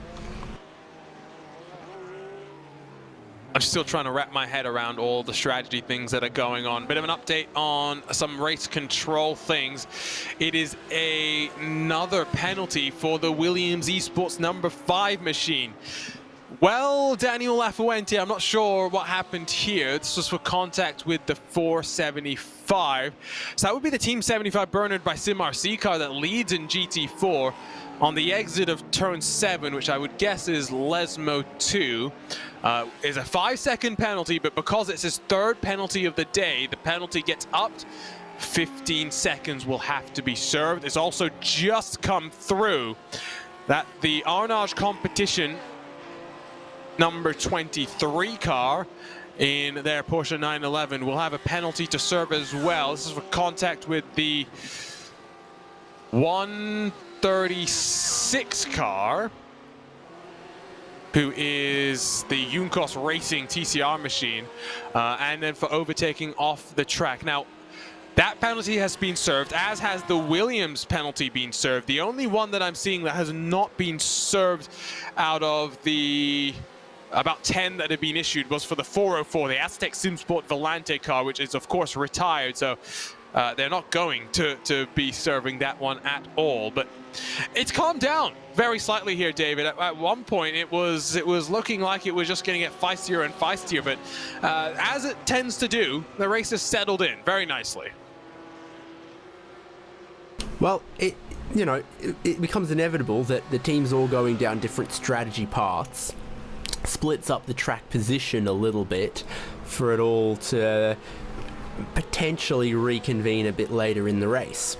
So you do and should get this part towards the middle of the race where it just cools off a little bit, but because the teams are thinking long-term strategy, thinking about fuel numbers still potentially, although everyone's realised they're not going to make 5 stops and they're committing to 6 with some short fuels here and there, and maybe that reduces some of the more aggressive fuel saving. But still, everyone splits their strategies, goes their different ways, and then, you've got cars further back on newer tyres, it'll catch cars further ahead on older ones, etc. And we mentioned about off-tracks earlier. 50 is the limit for getting a drive-through, but you'll get a warning at 25. 2 warnings have been handed down in the last few minutes. 1 to Arnage competition, 1 to Williams Esports. So getting those warnings before the halfway mark are not a great trend, but it's a reminder to those teams that there's a limit and they can maybe just dial it back very slightly. About 3 hours and 12 minutes to go. Team 75 Bernard by SimRC have pitted with Jamie Moon. They've come out about 5 seconds clear of the Bila Racing Team car that we're watching right now. Daniel Lafuente diving into pit lane for Williams Esports. And that number 5 car might see the driver change happen now. Split the race 50-50, or as close as you can get with how things are looking. But again, plenty of pit stops before the top of the hour. RSR by G Performance, bit by bit closing 29 laps into the run onto the anchors to make sure they don't interfere with Bila too much. Probably what... It's smart in one sense, David, to hang back a little bit, but by the same token, low fuel is usually a recipe to go quite quickly. So if you're Kai Askey, you can see how he closes in the draft. The question really would be, how does he close in full race conditions? This is always the phase, the stint in the race where the car is the fastest. Someone's gone and done a skipperoonie of the chicane up ahead. When the car is low on fuel, but you're towards the end of your first stint on the tyres, you've still got tyre performance. There is the poor German sim racing GT4 that is yet to finish a race this season, but is hoping to. So this is normally exactly when you set your fastest laps in your stint, at the end of the first run on the tyres. A couple of driver changes as well. It looks like Soto Muto takes over from Daniel Lafuente. Looks like BS Competition are into the pits as well. Sindre Setsource follows him down. Let's take a look at what happened to Marvin Lesmolen coming in through the Roger. Just clatters the curbs on the inside, and then it went go, go. And that is the wrong way, Marvin. I'm not sure if you knew that. I think he was well aware of what he was doing. You can't, as you know, has been alluded to by Lorenzo Bonda, you can't dump the clutch in those GT4s, well, especially the Cayman. In theory, you can disable the traction control and you might be able to loop it around, but the turning circle not great, and your options for lighting up the rear tyres to loop it around rather minimal as well. So using all the paved runoff to perform a big balloon loop was, you know, a little awkward. Strange to see a racing car do, but actually probably the best course of action there. Yeah, suboptimal is probably the best way to put it. And you're talking about, you know, getting the traction control off. I did tell Will Chadwick I was going to bring this up at some point today. He lost it on the entry to pit lane yesterday in the 12 hours of Bathurst. Didn't actually crash into anything, but ended up reversing into pit lane at Bathurst. We know the Bathurst pit entry is not the simplest of things to get right. It's almost like its own little section of corners. But then he wasn't able to get the traction control deactivated. So he spent about 30 seconds getting that car turned around in pit lane and cost Fordzilla a chance of a 19th position there. I did tell Will I was going to mention that, and now I've done so. And so when he comes and joins us in the broadcast booth at some point, which I'm sure the newest member of RaceSpot is bound to do at some point, I'm sure I will hear about it very slightly. GT3 pit stops underway in the 46 camp for the second of the Biela Racing Team Euronics cars. Luca Kita looks like he's going to stay behind the wheel, but T3 Motorsports by Maniti. Tim Matska will hand over to Luca Wanch. Florian Denard in the 43 for Altus Esports will take over from Rafael Rezag. So it is interesting that Lorenzo, we're seeing the drivers and the teams just split this into two stints, I should say, for the drivers, rather than, you know, doing 2 for one driver, 2 for a second, and then maybe 2 for a first again. Yeah, and also because Monza is one of those tracks that, in my opinion, don't demand too much of the driver, right? I think the thing that demands the most is just, I would say, the patience for you to make the overtakes, but it's not a track that demands physically or mentally. It's kind of like Le Mans of sorts. I mean the track, not the race, okay? Not the countryside of 1,440 minutes of a race of where cars go brum brum brum. It's a track that it's very, I would say, relaxing. You just have to memorize your braking corners whenever you do your stints.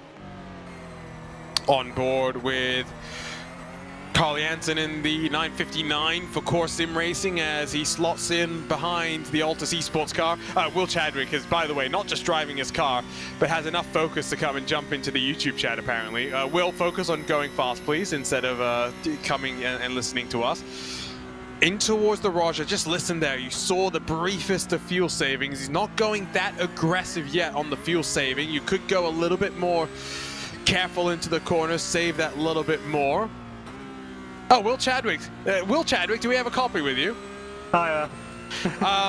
Okay, I've got to tell you got to focus on your driving as well, but thanks for joining us live from the cockpit. How, I mean, we know how the race has been going. How's the recovery drive going?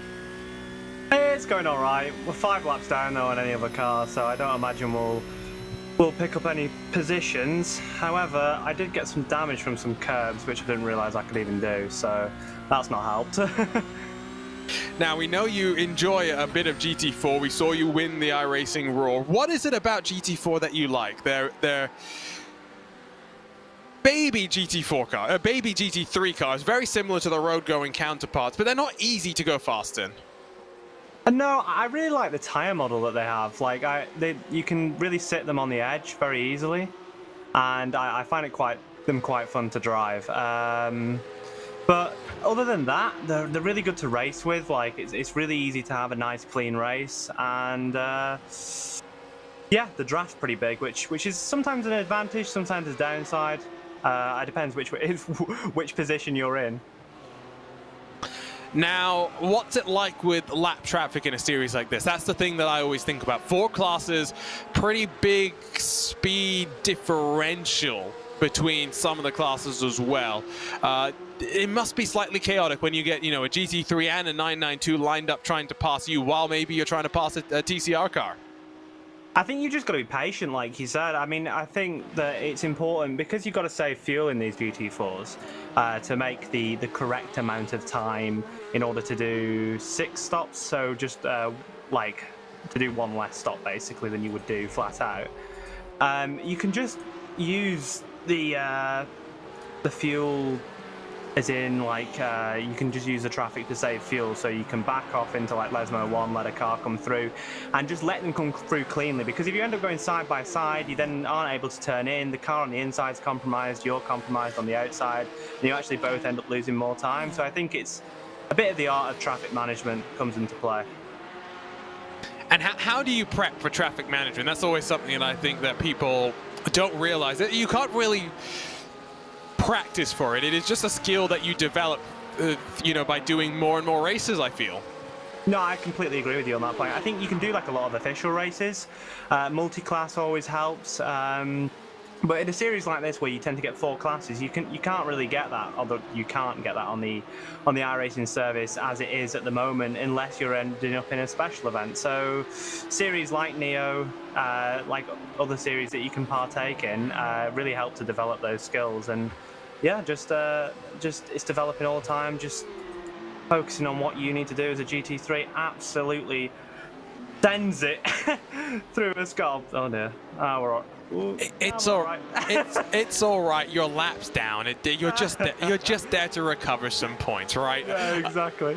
One more question, and I'll let you go and focus on driving, which clearly you're doing a fantastic job of doing, since you can talk to us and you're 3 wide as well, just behind you. We're having this discussion right now, long stints versus short stints. I know you like long stints. Why do you enjoy doing marathon stints behind the wheel? Because you can get into like a rhythm. So if you can get into a rhythm in the car, it happened like towards the end of my stint yesterday in the 12-hour. If you can just get into a relentless rhythm of like concentration and just perfection, you can really start to do some better times than I think you can do just jumping in the car for 2 hours. I think there is definitely a benefit to only doing like 2-hour stints, especially if you can get into that rhythm quickly, because you become less fatigued. I know, especially towards the end of the 12-hour yesterday, I became a bit fatigued, which impacted my pace a little bit. Is that when you spun the car on pit lane?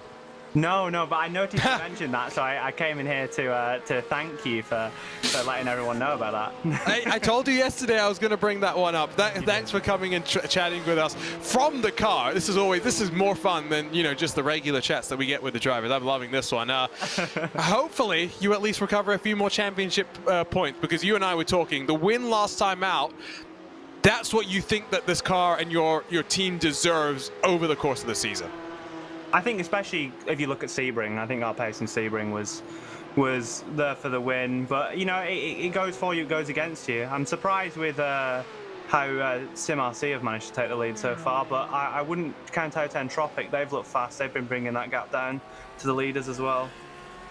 Well, okay. Well, I said I was going to ask one last question, but one final actual question here. Since you're now a commentator, you can put the commentator's curse down on people.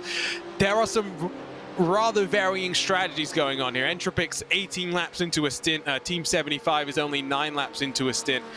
So it's not just about pace now, it's about the strategy. You're out of the mix, so I don't feel bad asking you this question. Who's going to win this race in GT4? I mean, I think the safe answer would be SimRC, because they just have a really strong lineup. I think, yeah, I think SimRC's lineup is stronger. You know what, actually, I'll go for Entropic, just to throw it out there. Why not? Well, 2 pole positions for them. Maybe they'll get the race pace dialed in at the right time. Thanks for joining us, Will, and best of luck for the rest of the race. No worries. Thank you for having me. That was a live chat with the Team Fordzilla driver from behind the wheel. We need more of that. We need more of that. I don't know about you, David. I actually quite enjoy talking and driving at the same time. I say that all the practice I had done for my Bathurst 12-hour race yesterday as well. There was a car spun in turn 1 that I'm seeing from my vantage point. Looks like one of the Talk Freak racing cars. But all of the practice that I had done while practicing and chatting with my teammates. As soon as I got behind the wheel of the race yesterday, I had to be quiet. I had to focus because Bathurst can just bite. Yeah, I mean, he's 5 laps down with 3 laps ahead of the next car for position, so maybe he's got the, he's got the time, but it depends. It depends how much you can talk and drive and whatever. I was playing a little bit of Age of Empires 2 earlier today, and I was sucking, and I was like, why am I playing so badly? And I was like, oh, I normally have like music in the background, and it kind of like keeps me like hyped, and it keeps my APM high, and I don't know. So it's I think that is one of those deeply personal things, even a Formula 1 level, how much drivers like to hear from their team or not, it is totally up to the personality and the character of the driver, even at what is a very, very selective peak of motorsport performance. I mean, Maxime Briant, for example, the Apex Racing driver, we know he likes to have a little bit of a cat jam going on. When you look at his webcam, when he's driving, he always has that back and forth movement going on. I mean, Lorenzo, how do you like to practice? How do you like to race? Do you like having distractions, or do you need maximum focus? I don't mind distractions. It's like, for me, it really depends on the race. If it is like something of, let's just say, if it is like a 500, the Indy 500, give me less distractions as possible. I don't mind talking. The talking part, I can deal with that. I can do the talking, but I don't like bantering on the background. If it is gonna have some banters, try to minimize the banter on a 500 race, where I'm gonna need deep focus because each single lap is changing, or the number going 24, you can have some banter. It depends on the race. If it is a league race, however, I don't like talking. I'm basically going to be on my own as we see what happens to Antti Salminen going to turn number 1. Yeah, it looks like your traditional overshooting the brakes going into the corner. Yeah, it doesn't have anti-lock brakes. Yeah, was a bit fast in, and I think just turning that car in the rear end pendulumed around as it does tend to do, as 3 wide TCR GT4 and 992 Carl Janssen almost off into the grass. That's about as close as you want to take it, but he knew the impetus was on him to not lose too much time to the Altus car in front. Is there some damage to the left and the right of that bonnet? Well, it's a unique and new shape for the 992, isn't it? There's more cuts and intakes and whatnot than there used to be. From this angle, it's hard to know what's factory and what is potentially smushed up a little bit, but I'd say the front left definitely, as if you look real closely, and the front left definitely. Yeah, no, that definitely didn't look proper. I mean, we will wait and see. Through Ascari they come. Oh my goodness, I am so sorry for cursing the 467. Uh-oh, what's just happened? They've made contact with Armco between the Lesmos. They're still running though. Yeah, we'll get a replay of what happened there, but hashtag blame David Haynes. It's your fault, David. It's your fault. Never going to be welcome back in Germany again. Sim Racing Expo, let's take over. It will be the RaceSpot Sim Racing Expo next time. RaceSpot Expo. Well, speaking of which, May 14th, Will Vincent announced it yesterday, we're going to be having a bit of a summit in the UK. So if you are in the UK, you can, I don't know if it's public or not, but we'll be having a bit of a meetup, a gathering of the minds. Here's a look at the replay. Marvin Lesmullen behind the wheel just gets shoved off wide and trying to wrangle it back into submission, not able to do so in time. The right rear hits first. That might be the saving grace for the car. Oh, he's in pit lane now, so I think the damage might be not insignificant to the 4, 6, 7. Yeah, they've got a meatball. Oh, yes, because you can now check that, can't you, in the sim. Well, That will be then a lengthy pit lane repair. Maybe William Chadwick will have someone to battle with. Oh, or maybe William Chadwick will have someone to pass. Depends on how you look at it. Bo Albert says that he likes to listen to music all the time, even when racing.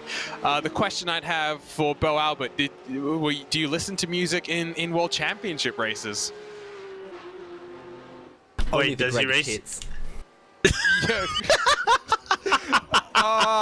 That's got many levels there. That's got many, many levels. Oh, David beat me to the punch. David Haynes is not only not welcome in Germany, he's not welcome in the Altus team house anymore.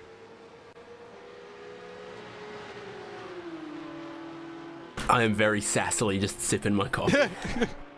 What time is it for you right now, David? Time for another coffee. Well, it's 3:11 a.m. for me, but it's 4:11 a.m. for Bo Albert, who I say needs to go to bed lest he curse his teammates yet more. Ah, yes, that is true. Yeah, it's 9 o'clock in the morning for me. It's probably about midday for Tyler Maxson and a little bit later for Lorenzo Bonder. And then you've got David at 3 a.m. in the morning, just sounding like he has just woken up from a nice little nap. You're in you're in trouble with Bo Albert, and he has just cursed you to one of the most evil of fates that you can get, stepping on a Lego. Bo, that is evil. I really wouldn't want to wish that even on my worst adversary. Although having said that, if I'm stepping on a bit of the new McLaren F1 Lego car, I won't mind so much. That is true. It's the whole kit. Yeah, no, exactly. I've got to say, I am a fan of the Lego. It started, I bought the Lego Discovery. It's been a while since I played with Lego. Until the 7 have parked the car and retired and left. Oh, 4 races in a row, 0 points and a retirement for the German sim racing GT4. and it looks like they had decent pace today. They just haven't had the luck. Sometimes you make your own luck. Sometimes you need the luck to go your way. It just works like that. What was the quote? It's from a golf player. I don't make my luck, or I don't have luck. I just practice a lot. It's not always like that. Oh, the 429 race gear car. It's a self-spin in through Lesmo 1. Oh, and then that is just about okay as a rejoin. That was cutting it close with those GT3 cars coming. But yeah, I mean, David, 4 races, 4 retirements. What does German sim racing need to do to finish, let alone have a good finish? I don't know, and it didn't really feel like they did anything. Like what different could they have done in that situation? They got 2 GT3s bearing down on them quickly as they approached the Lesmos. It almost looks like they might have given up the inside line there to try to stay out of the way, and I think it was, Ispis Vendeval here that... I like how you say that name, by the way. Might have pushed out a little wide and helped them into the gravel, and then there was no saving it from the Armco. Once the GT4s get out of shape, they do seem very, very bouncy, difficult to catch back again. Yeah, I'm taking a look again on my side. We maybe can get the replay up for you guys again to be able to follow this one. But I would argue it's a racing incident, but I'd also say that the Vendeval car is a little bit aggressive in trying to get on the power and was always running the German sim racing car out of room.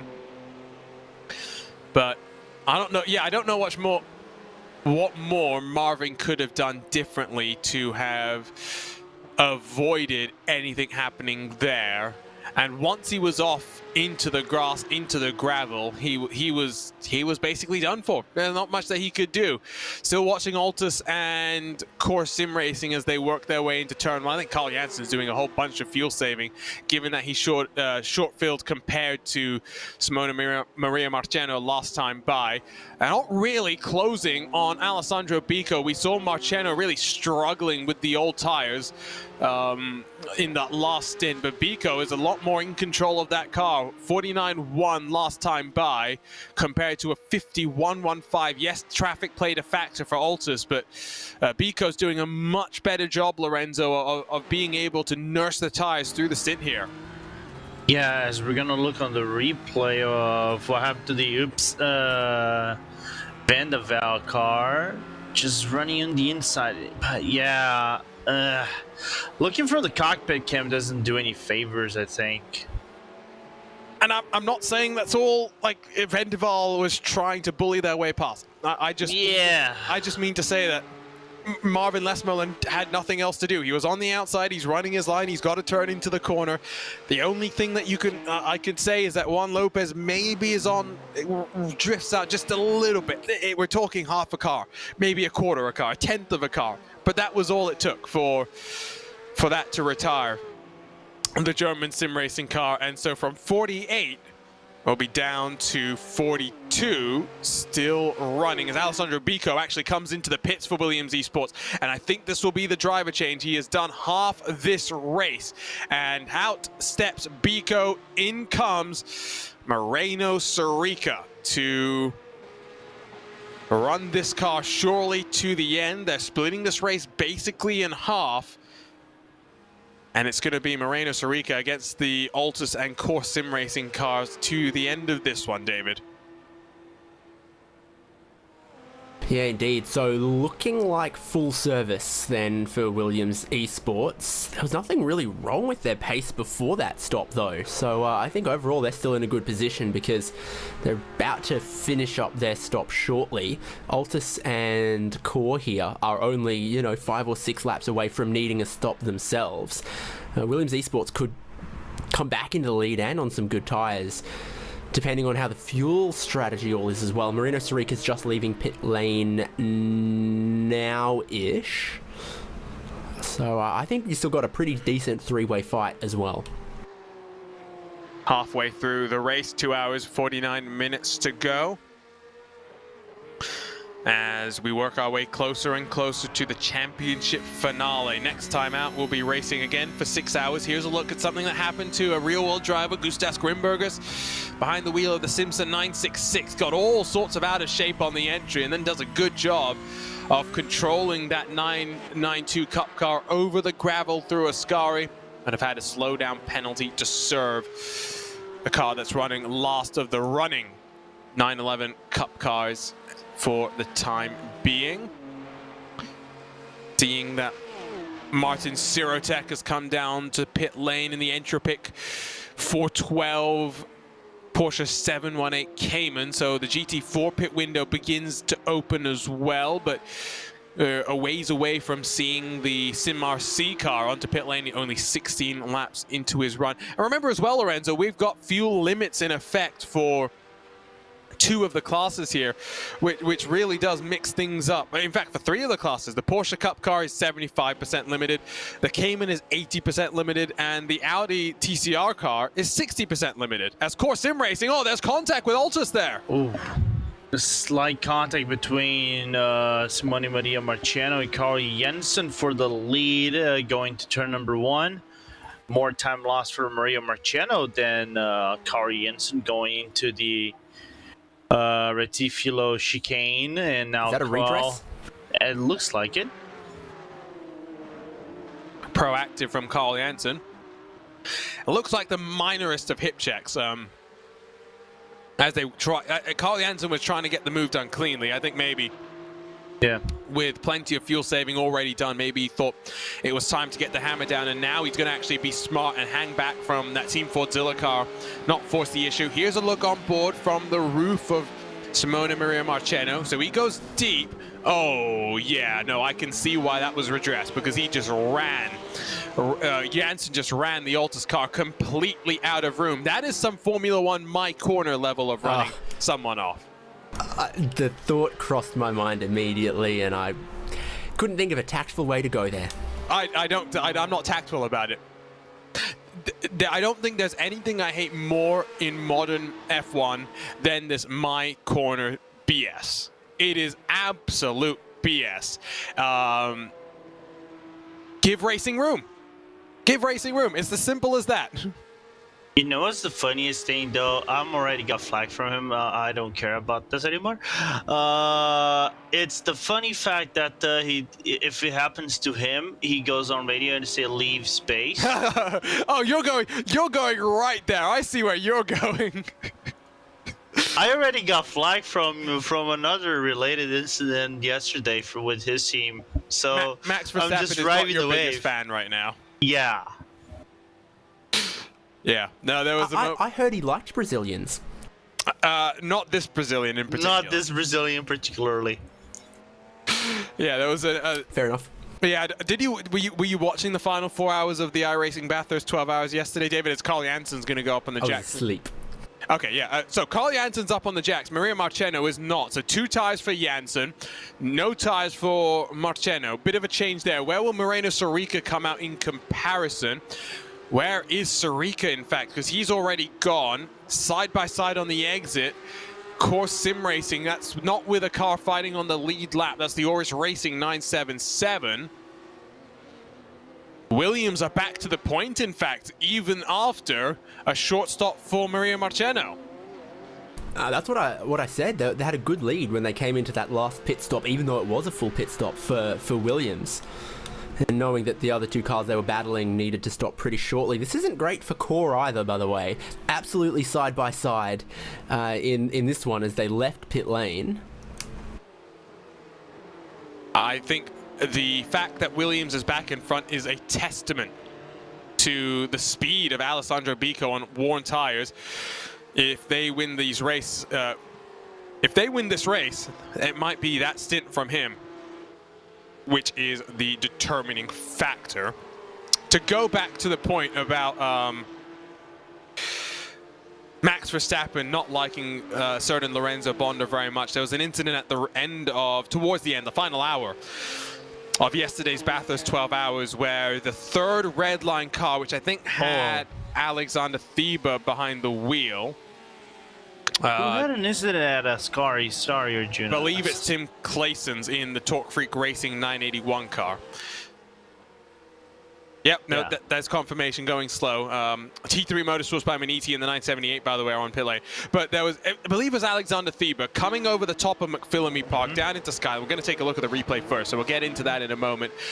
He's got his GT4 counterpart behind. Oh, it's those anti-cut curbs on the inside. Oh, that is good. That's a great job to slow that car down and not run himself into the tire barrier on the inside. Look at the hands, locked all the way.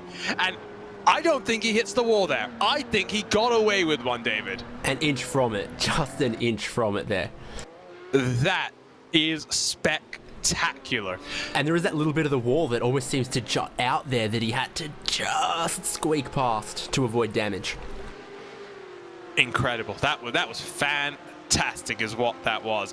But to go back to this point, because it made me giggle a little bit while I was watching.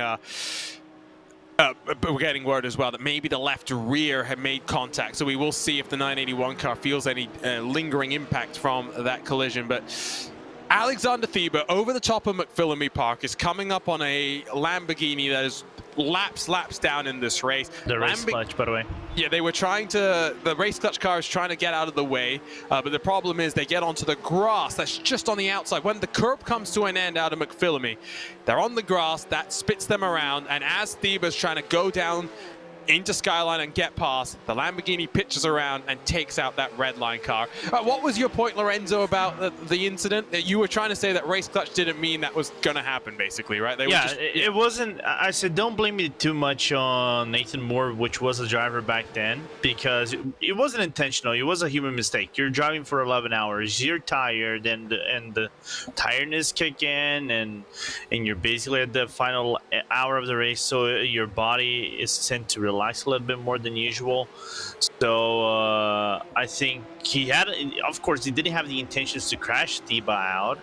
I said it was an unfortunate incident. That was enough to bring the entirety of the red line team to spout a few words at me.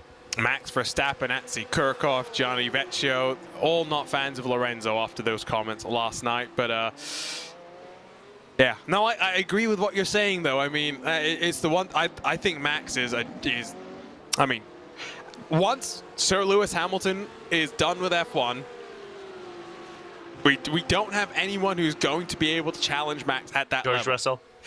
We'll wait and see. I'm of the opinion that George Russell is going to be better than Valtteri Bottas, but still not as good as Lewis Hamilton. But again, we'll wait and see.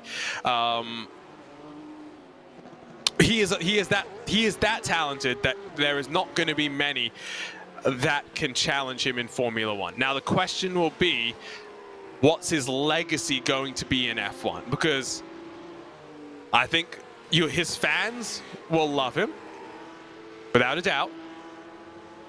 His detractors will point to some of the incidents and the way that he reacts to the incident as points against him, just like fans of Lewis Hamilton will point to some of the incident that Lewis has had. You think of the incidents with Alex Albon, for example. Good old Nico hit me. Yes, or even that year. But Lewis Hamilton's legacy is predicated now on the fact that he is an 8-time world champion.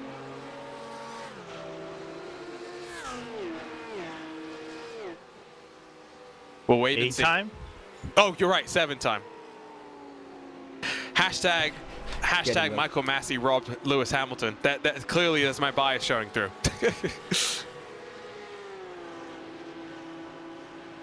I have a lot of complicated feelings.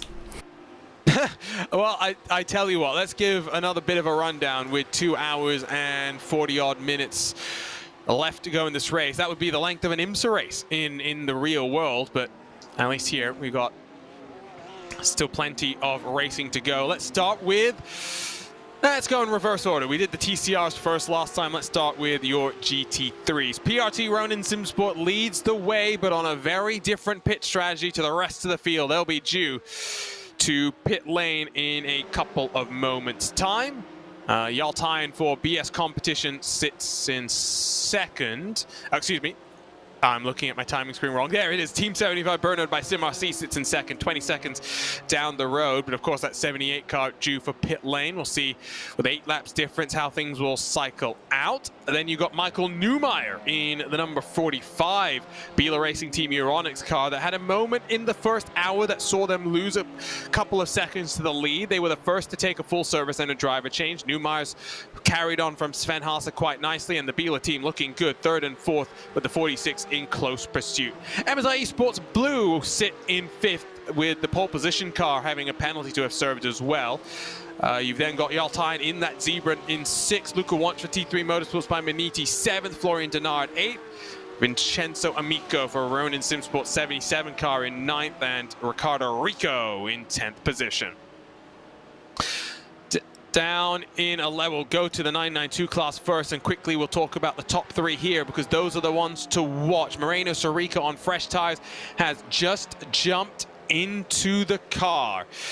Williams Esports looking good, Altus chasing them down, and there is an update to give on Simona Maria Marcheno, who has been in that car since the start. As soon as he gets out, it will indicate that Bo Albert will be driving that car. However, we can confirm it will not be Bo Albert behind the wheel. Jordan Caruso accidentally joined the wrong car. He joined the Altus GT3 car. Race Control has given Caruso permission to race under Bo's account for this 943 car. Otherwise, it would be day done for Altus Esports in this category. Core Sim Racing slightly behind. Got a bit of damage as well now to the rear end of that car being playing some ping pong in traffic. They are looking still good for a podium with the Volante Porsche Cup 996 4th and T3 Motorsports by Maniti 5th. At one point, Maniti was part of that leading group. Racing Lab Esports, Pure Sims Esports, Simsa Esports, and the Oris Racing team through 9th with Talk Freak Racing in 10th. Plenty of issues for the 981 here today. Let's run you down then through the GT4 next, and David Haynes, why don't you talk us through this one? You said GT4 again? Yes, please. Yeah. Team 75 Bernhard by SimRC. leading at the moment with Marvin Strel. Pure Sims in second. Those two have been going head-to-head for the lead in this class and are looking like they could be the strongest today. Undercut Racing Team White currently in third from Entropic and Carbon Sim Sport. Race Gear in sixth. We spoke to William Chadwick for Team Fordzilla in seventh not long ago. They're trying to hold their seventh place there from Talk Freak Racing 3 laps further behind them. Marvin Lesmulman have retired the German sim racing 467 not long ago. Pretty heavy contact with the Armco between the Lesmos after they got a little bit of a helping hip and shoulder across the curbs and across the gravel. Nasatec Sim Sports Volante GT4 also looking pretty retired to me. That's the GT4s, and Lorenzo, talk us through the TCRs. Sure thing. As the MSI Esports are basically leading this race, if I recall correctly, they are in the lead and never look back. Core Sim Racing in second place. Seeing Hoisting Auto with Kieran Harrison in the car with a good third stint in third place. But they're actually not. They're in second place. It's just that my timing screen is going insane. But Team Hoisting in second.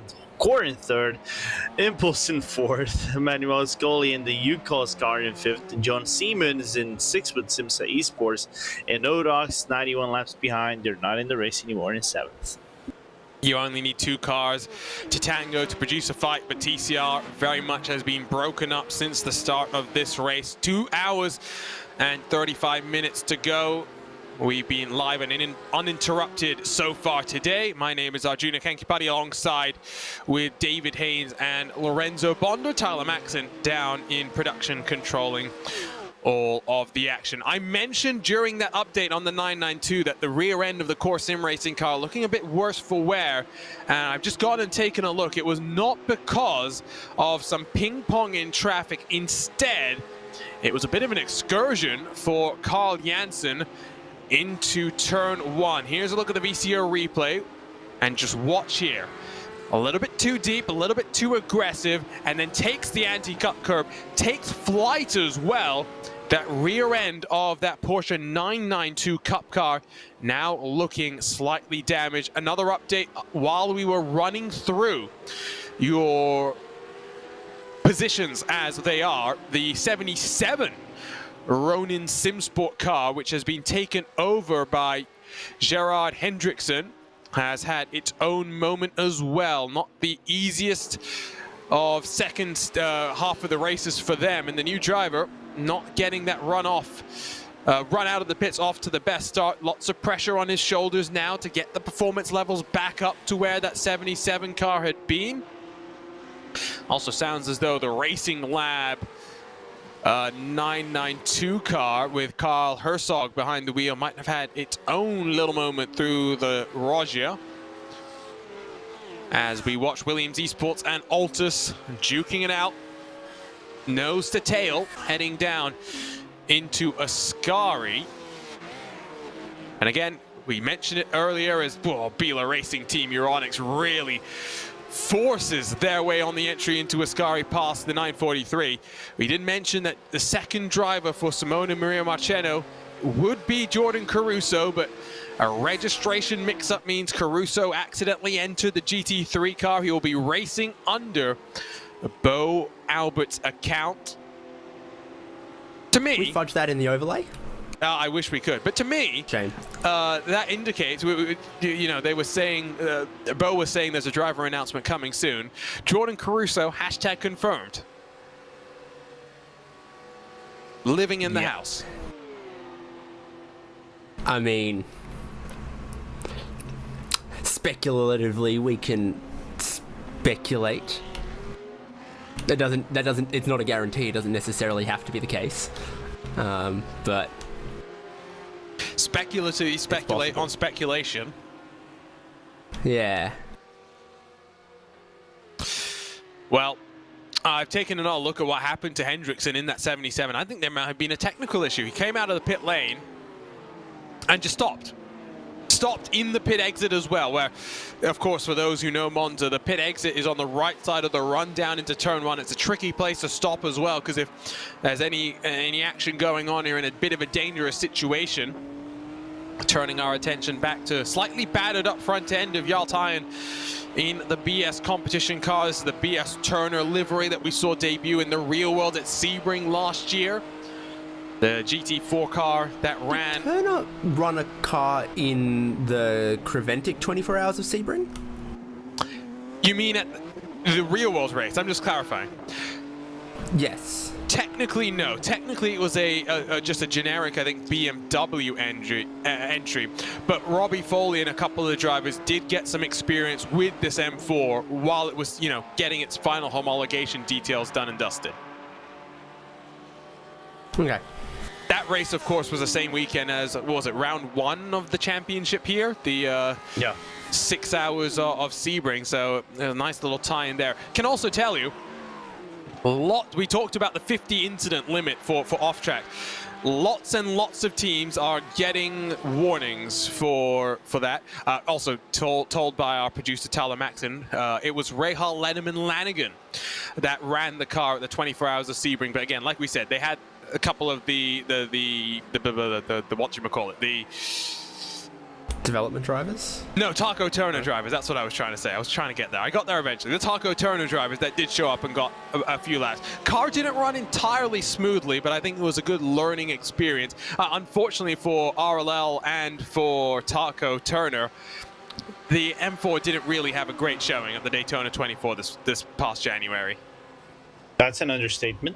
That's an understatement. And, well, they got taken out twice in that Sebring race as well. That sounds like one expensive test day.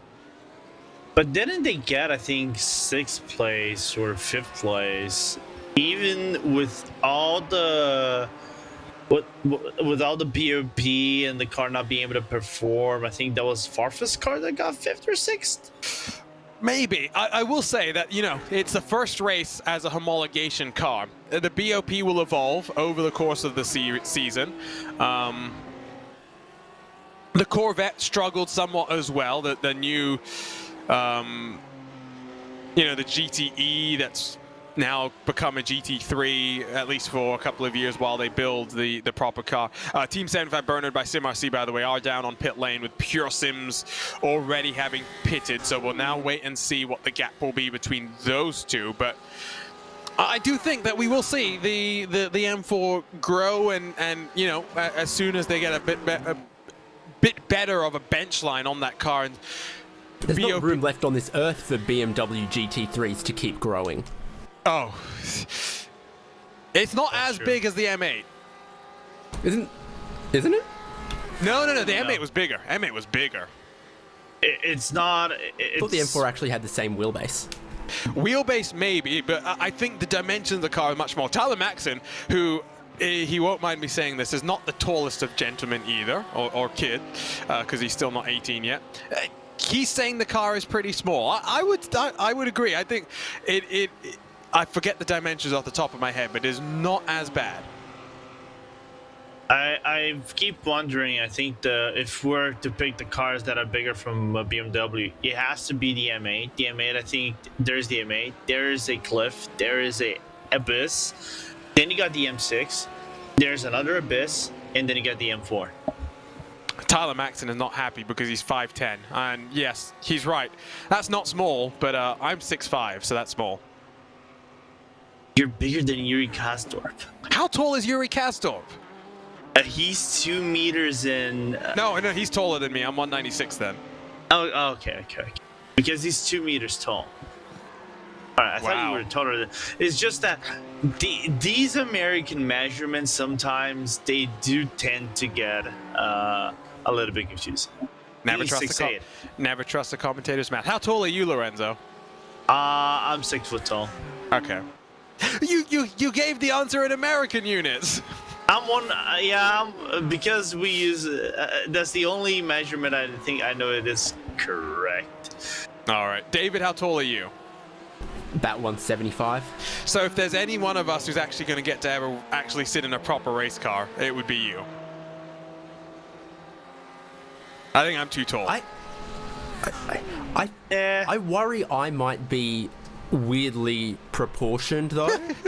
I think I have a relatively long torso and shorter legs than other people who are the same height as me. Interesting. I'm like the other way. I have weirdly long legs and a relatively short torso. Arjuna says that, but he never asked the day that I could have driven a 911 GT3 Cup car, and I actually got inside the cockpit of one. Yeah, but did you drive it? No. So it's a moot point. Yeah, it's just like I blame university on me. Will Chadwick's hoping to jump into a Lamborghini Huracan this year. We'll see. We will see. 2 hours, 26 minutes left on the clock. Team Bernard by SimRC came out in front of Team 75. Bernard by SimRC came out in front of Pure Sims to the tune of almost 14 seconds. Big old gap. Big old gap developing there. The place where the gap has come down, and we've not really paid any attention to it this race, is TCR, where Core Sim Racing is now only 2.5 back from MSI Esports. Kieran Harrison and Karin Tengunes have done a master job to reel in Mark Perez in that MSI Esports 111. Now, Mark Perez has been sharing that car with Victor Lobato. Perez has just jumped back into that car. I wonder if maybe Lobato was the slightly slower driver of the two, and maybe now we'll see Mark Perez be able to pull the gap up very slightly again. Now let's point out as well that GT3 pit stops have just commenced once more. We've seen the PRT Ronin car in 5 laps ago. Team 75 Bernard in the GT3 class has just come in. Looks like maybe a driver change going on there. Might be the final driver change that we'll see today. And David Haynes, you're trying to question Ronin what the strategy is looking like from their perspective. I mean, they were, you know, doing something interesting, doing something different. They were in our RaceSpot TV YouTube chat, so I thought I'd ask them, do you think you're going to win? Do you think you can win? And they have got a good, well-funded PR department. Hey David, we have to take each lap as it comes. Full credit to the guys. A lot of racing still to happen in this one. Just want to thank all the guys back at the factory who tune up this machine, and hopefully we can turn around and put in a good performance in the last 2 hours, 20 minutes. I've been watching TCR and S5000 all this weekend, and I don't know. Yeah. That's all the Australian drivers given an interview. Is Cooper Webster racing in S5000 this year? Yeah, he got a podium. Nice. At Simmons Plains. Nice. Oh, the PRT, not the PRT Ronin car, just Ronin car. The 77's had another moment off the track. I think this one is not just pulling himself to a stop. We'll see if we can dial up what happened there. There's a comment, TCR always forgotten. Well, I'm sorry to tell you, Matt Madigan, that unfortunately, with just 6 cars running in this race, and for the vast majority, the gap for the lead being up there at, what, 15 odd seconds? Yeah, we weren't focusing on it. We'll focus on it now. So here is the 77, who swore, that is self-inflicted. And to quote Fernando Alonso, that might just be a little bit of karma. Trying to go down the inside of, I think it was the Torque Freak Racing 41 GT4 car in towards the Roger. That was never going to work. And well, they're the ones that pay the heavy price at the end.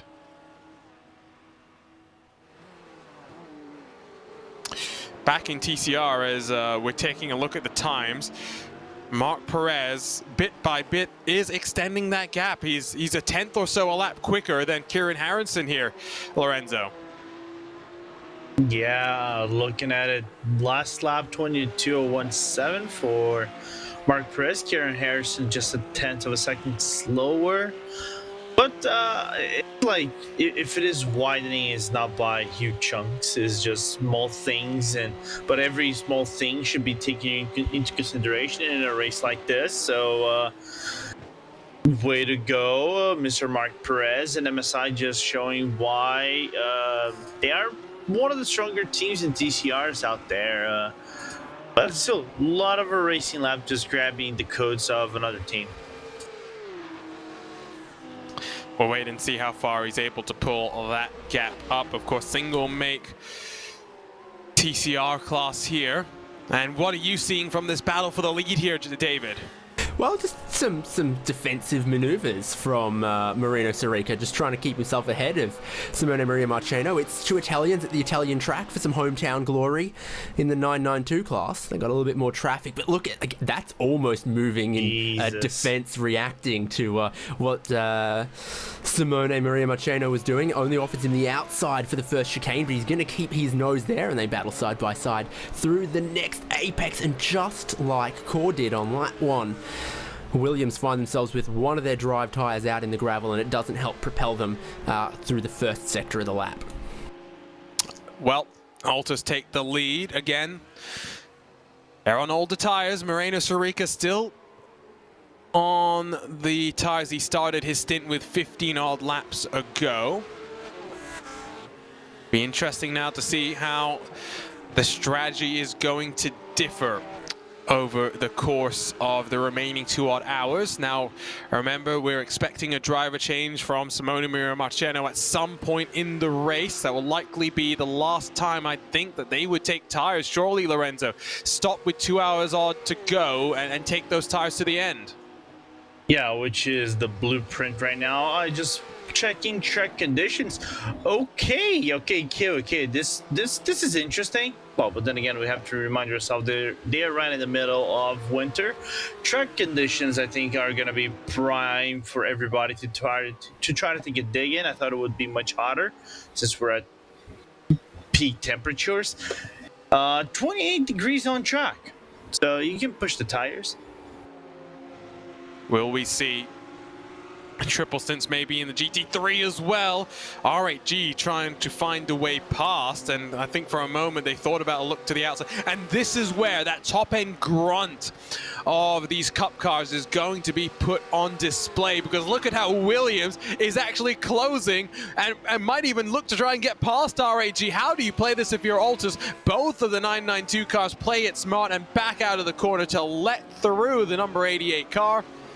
That was a good indication of just that top-end speed that these cars do have. Now, remember, of course, we've got 2 more races to go after this. Circuit de Barcelona Catalunya will be on the 13th of March, so basically a month from today. And then we'll finish off with that 12-hour race, the longest one of the season, at Spa-Francorchamps, where, again, that top-end grunt might just prove to be very, very crucial.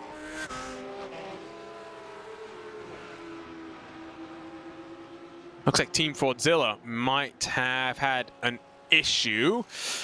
And it's the William Chadwick, who was behind the wheel when it happened. So you know we're going to roast him as much as possible.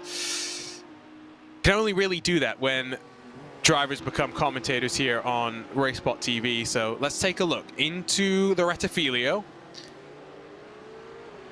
Sir, that's not where you're meant to be going. He's murdering some cones for good measure. He took the chicane properly, though, at least. Yeah, I respect that. Properly navigating the chicane style points. Might have a bit of autocross in his future if he loves, you know, slalom between the cones in a car park. Yeah, but furthermore, I think there's something called brakes and brake markers and brake points and something called steering in the car that he probably forgot going around the Rettifilio chicane. But I just gotta say, you get 5 points on your penalty points on your driver card because you murdered cone. We do not accept that at RaceSpot. We do not. We do not, and we're actually in the process of making some RaceSpot TV merch. Should be done hopefully shortly. One of the shirt ideas is going to involve the RaceSpot TV code, and of course one of the other bits is Max in this split? Which, come on, you got to put that on a shirt. You've got to put that on a shirt. Another short stop, by the way, for Boujwin Kuster in the Aztec SimSport Volante Porsche Cup 996 car. 14 seconds in the box. Now, I've been befuddled on a lot of the strategies in GT3, but I have an inkling of how they may converge at the end. I still don't understand the 14-second pit stops that we're seeing from the 996. Yeah, it's like, okay, you do a short fill at some point in the race, okay, take it early, maybe get yourself some track position, and then have another short fill? Wouldn't you be better off just having a full pit stop? I wonder if they think this is the official series, not the, not the 24-hour series, 6 hours of Monza. Yeah, once I think would be explainable. Twice is befuddling. If they do it a third time, I'll be lost. Cause I'm looking at and the even race. got to slow down on his outlap. Oh, that's adding to the pain. I'm looking at the race control sheet. There's not been anything really reported for a while now, which is not something to complain about. And oh, that Acetec car's had an issue. That Acetec car is actually back on pit lane. Well, we were just digging into the strategy. Turns out the strategy will not matter. There you can see that is the 996. Stationary on pit lane, required the tow back to pit lane. We'll have to wait and see exactly what happened to Bujmin Kuster as we grab the VCO replay. So Lesmo won. Can we jump on board, please, Mr. Producer? Can we jump back even further? Let's get a look at the gearing and how that car is shifting up. So third gear to fifth gear down to fourth. Looks okay, he's in second. Gonna pull third. What's happening here? That might be hardware related, but that's a bizarre hardware failure. It's not fuel, right? It doesn't sound like fuel, although the fact that he's gone to neutral might indicate it's fuel. But how do you stop for 14 seconds and not take fuel? Did it go on the jacks but not take fuel? Oh, goodness, someone did that at Red Bull Ring in a different championship. The car came in, started taking tyres immediately, and they realised that that had fuel unchecked as a default, and then started taking fuel after the tyres. So I'm looking at the pit stop. Tim Matska indicates that it's out of fuel. It's out of fuel. I trust Tim Matska. The car doesn't go up on the jacks, though. So what were they doing for 14 seconds stationary? 15 sets of windshield tear-offs. Well, no. So the question I'm posing now, David, is have they been having technical issues with iRacing, which has meant that they've... Does that explain why they had the shorter stop before? Raises far more questions than answers in my mind. Yeah, we'll try and dig into the paddock and get an answer from them. Yaltayan in that BS Plus competition car is down onto pit lane. Wouldn't be shocked if hands it back over to Julian Kesselhut at some point in this race. Kesselhut was really on the pace in the early runnings, and Tyan's going to step up. Kesselhut will jump back in. BS competition, by the way, trying to carry on the momentum from earlier today when they won in the DNLS. Does look as though, because Bujmin Kuster is back out on track now, does look as though it was just an issue with the fuel, and that is painful by no fault of their own. They've been up there in the top 5 on occasions, and Tim Matska says maybe he's wrong. We don't think you're wrong anymore. We think you're right, and it would be a logical explanation for the thing that's been befuddling us. And one of the Altitude Esports drivers jumps in to say that they had this issue at Bathurst yesterday as well. Can I say there is a upside for this though? There's a silver lining at the end. This is going to be an incredible take. They are still within the lead lap of the 992 class. Oh, okay. I guess that's kind of a silver lining. Although I don't see how they can be on the lead lap because... No. They are within the lead lap because I'm looking at the intervals of all cars. There is no car from the 992 which is a lap down from another car, right? I think if it is like that, it would be the Raccoon Racing. But the gap is nearly a full lap down. Gotcha, okay.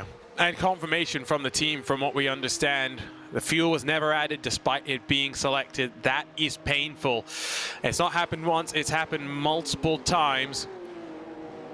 Now remember how Creventic and the 24H series do pit stops in the real world, as Michael Neumeyer jumps in front of Luca Wunsch and Ricardo Rico are down on pit lane this time by. Now yeah, it looks like Britain when they ran out of fuel, everyone queuing up to get to a pump. Luca Kita's out of front. But that's what they do in the real world. I mean, it's the most interesting thing about Creventic and 24H for me when you watch it in the real world. It's the fact that pit lane is not hot in the same way it is in other series. It means that you don't have to get all your pit crew as prepared as they would have to be in case there's a fire. But it means that you have traffic jams at the pumps. It means that if you don't time your pit stop right, and as Tyler Maxon knows all about, if you get into pit lane out, running dry, and you now have to wait 10 minutes because there's 3 cars in front of you in line, and they'll take a bunch of time to fill up. That's how it works. It's tough. Oi, boss, fill it up, man. Oi, boys, fill it up, please. Thank you. If only it works like that. By the way, there's absolutely no way Aztec Sim Sports Volante can be considered to be on the lead lap in class when they are 2 minutes 30 seconds behind. It's weird for me. It's weird, you know. But I can. Hear me out. There's some. It might sound weird what I'm gonna say, but I had a similar incident on the Nürburgring 24 where I disconnected. I had a disconnection, but I was still within the lead lap because what happened? The tow actually counted me to be with, gave me 1 lap, so it kind of like it threw me all the way back into the field. So I was like, let's just say nearly a full lap down, or like 5 minutes down, but I was still within the lead lap of the leader of the class. So it's a possibility. I'm sure Aztec Volante Sim Sport wish that was true for them right now. If it is true, is going for the jugular right now. He is having none of this right now. Yeah, if it is true, I'm gonna say Lorenzo. I want to have a shirt. Lorenzo is always right. No, we're not printing that. We'll print Lorenzo is always killing people. We'll print that. I've got no problem with that. I'll get that I'll get 3 shirts of that, and I'll give giveaways on my channel. I like the sound of that. Never trust the commentator's math is now morphing into just never trust Lorenzo. Full stop. That is, I agree. 2 hours and 10 minutes to go. We thank you for joining us here for round 4 of this 2021-2022 24H Series Esports Championship, the 6 hours of Monza. We are live on RaceBot TV and VCO Esports. If you're watching on RaceBot TV, you're watching in glorious 4K. It doesn't get much better than this as we continue to step things up. Which TCR was that around? There's only a couple to pick from, so I'm gonna guess it was Simsa. Yes. Had Craig's face on the side. That's how you know it was Simsa.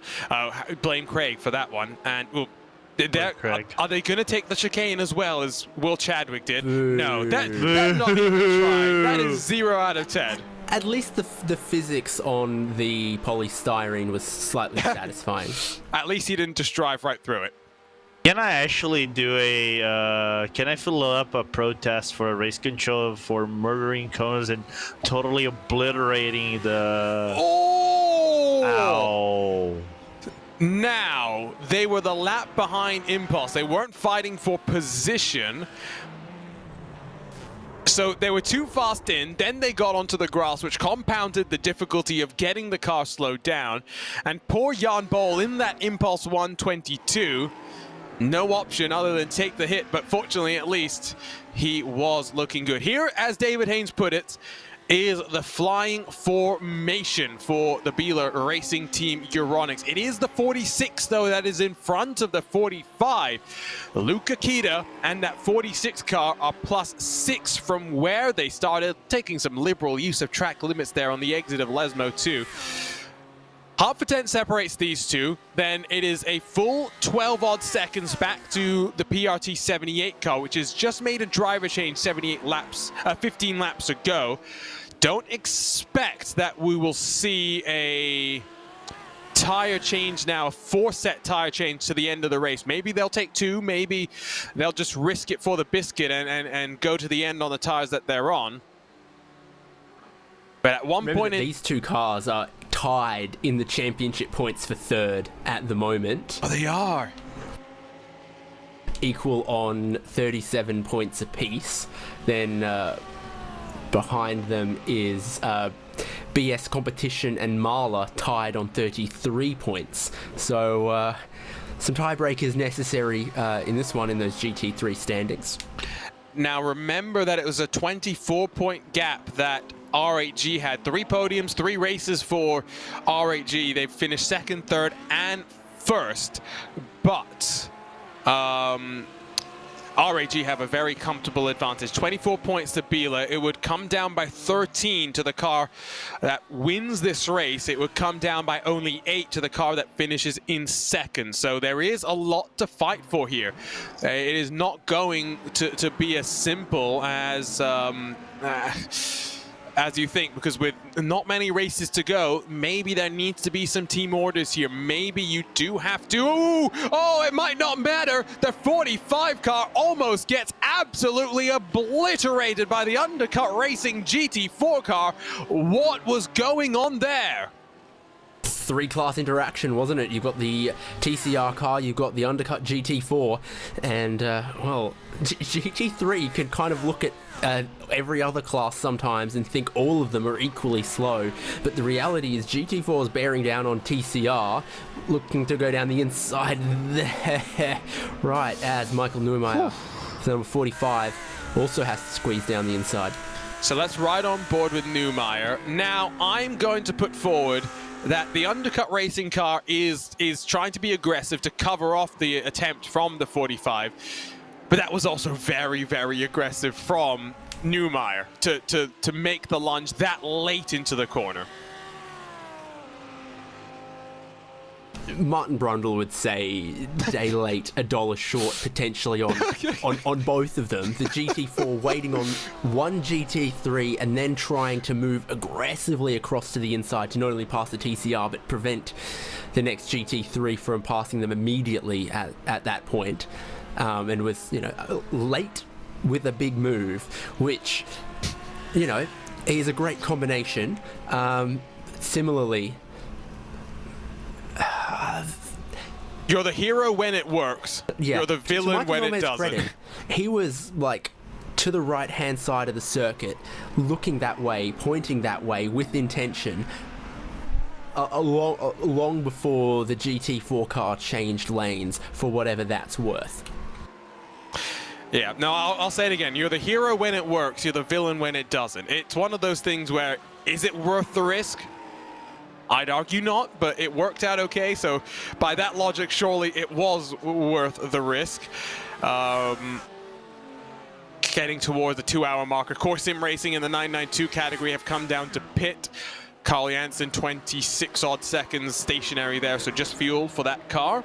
Reminder, you can follow along with live timing. Follow your favorite team and drivers by heading to timing71.org.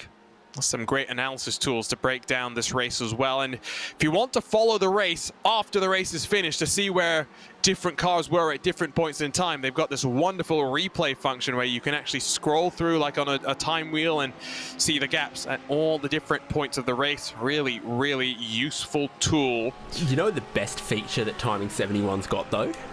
Tell me. The delay to make it match whatever pictures you're watching. Oh, yes. No, that's true. Yes, yes, yes. So, you know, if, for example, you know, the stream is 15 seconds behind the live timing, you add 15 seconds and they sync up and you can make that match for, you know, it's great for real racing, and it'll work the same here with however many seconds the YouTube feed ends up being behind the live timing. Yeah, it's a good thing to do that as well when you're watching, you know, real-world things that are on TV, because if No you... spoilers. yeah, no, exactly. I've watched a couple of IndyCar races following on timing 71, and it will say yellow flag, and then you look up, and then you see the incident that brings out the yellow flag. It's always interesting like that. Let's talk a little bit about incidents and race control very briefly. It's been quiet for a while.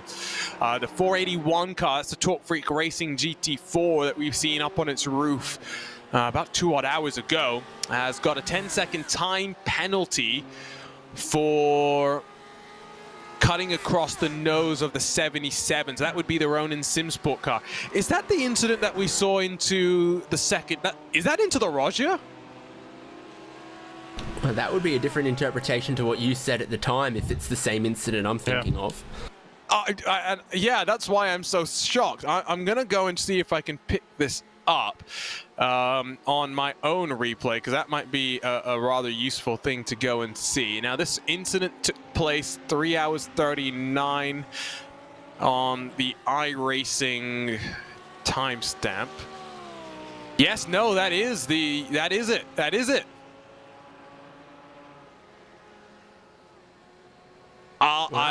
Yeah, I find that a bit of an interesting call. Now, I can appreciate from one perspective the fact that, yes, the 77 did, the 481 did turn in, as we get a great view of pit lane right now, which is relatively empty. But I'd even argue that it was a very late lunge from the Ronin car that forced it would have forced the 481 to basically turn out of the corner to let him go. So I'll be honest, I don't necessarily agree with that one. The only caveat is maybe that the 481 is, you know, laps down from the rest of the field, so maybe that's the reasoning for race control. But Altus Esports, we saw them on pit lane.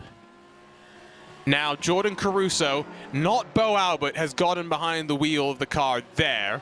It was a 43.6 second stop. We're now going to get to see the pace of Jordan Caruso, who, of course, is racing in the Porsche Tag Heuer Esports Super Cup. Round 1 for him, up and down. He got 10th in the sprint, which is a rather good position, but then 23rd in the feature. There was a lot of chaos in the feature, maybe not reflective of how the entire season is going to go for him. He's sitting in 18th in the championship. It will be fascinating to see how he does over the course of the year compared to some of the other rookies. Of course, former teammate Cooper Webster is the best of the performing rookies. Webster left Altus to join up with the Red Bull Racing Esports team. Finished 9th in the sprint, 5th in the feature did Cooper, who now actually sits 5th in the championship as well.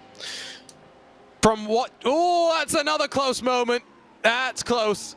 And that's probably on the core TCR car for being a bit too overly defensive there, as the 46 and the 45 closed in towards turn number 1. Kieran Harrison, who has now fallen 7 seconds back from Marc Perez. So maybe that's why he's being so aggressive, Lorenzo, is he knows that he's just been falling by the wayside in that battle for the lead.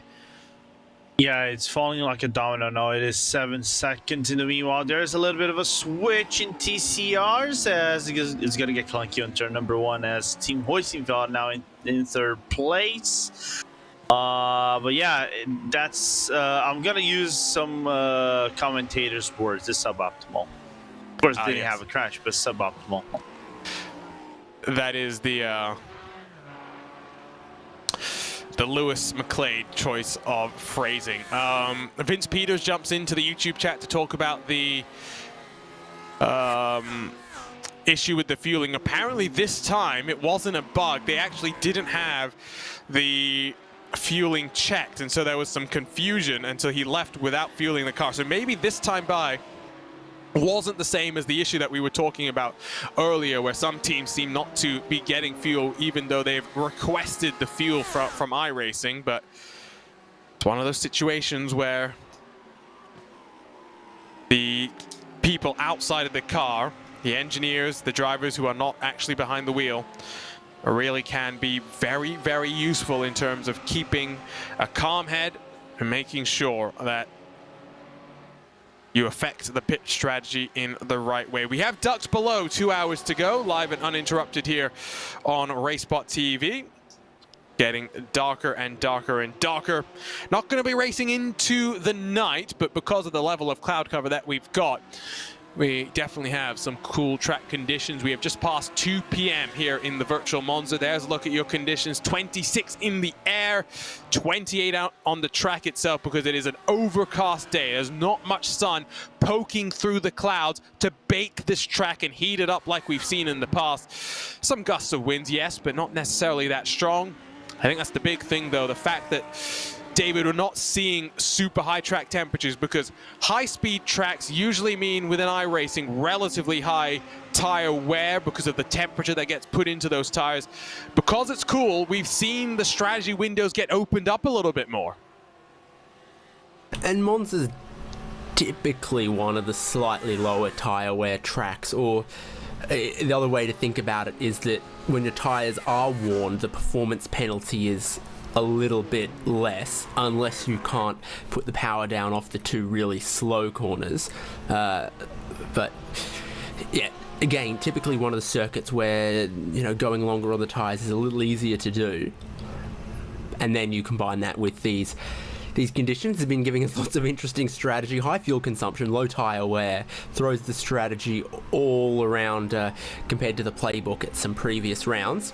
And it's actually kind of nice, I think, to have some pretty consistent conditions across the whole race, because it's pretty common that we do get these, you know, gigantic swings from 45 Celsius to down to 20 when the sun sets or something, and that's great. But maybe not every race needs to be like that. Yep. I got distracted for a brief second there. I was looking on social media.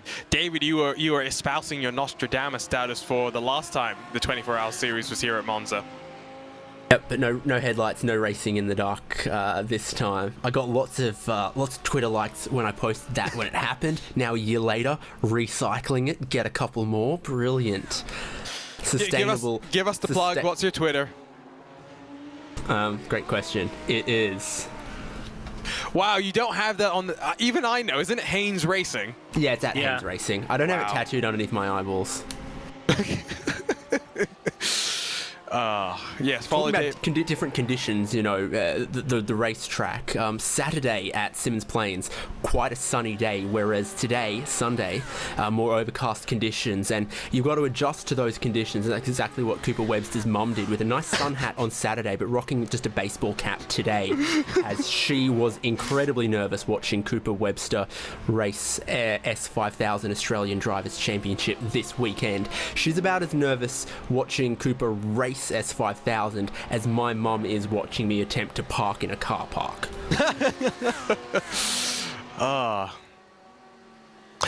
It sounds like Cooper Webster's mum is getting the NBC treatment of Scott Dixon's wife. Yeah, I don't know why they can't find anyone else in and around the pits during the S5000 races to point an extra camera at. But maybe she's just a little more animated than everyone else. She was quite engaged at every moment of all 3 races. Well, a gap between these Biela cars and the chasing. Second in the championship after round 1. There we go. Who, Cooper Webster? Yeah. Not bad. Behind 3-time Australian Drivers' Champion Gold Star recipient Tim Macro. Nice. What a name. What a name. Gap, by the way, for these Biela cars to the PRT Ronin 78 is coming down bit by bit. Hard on the charge.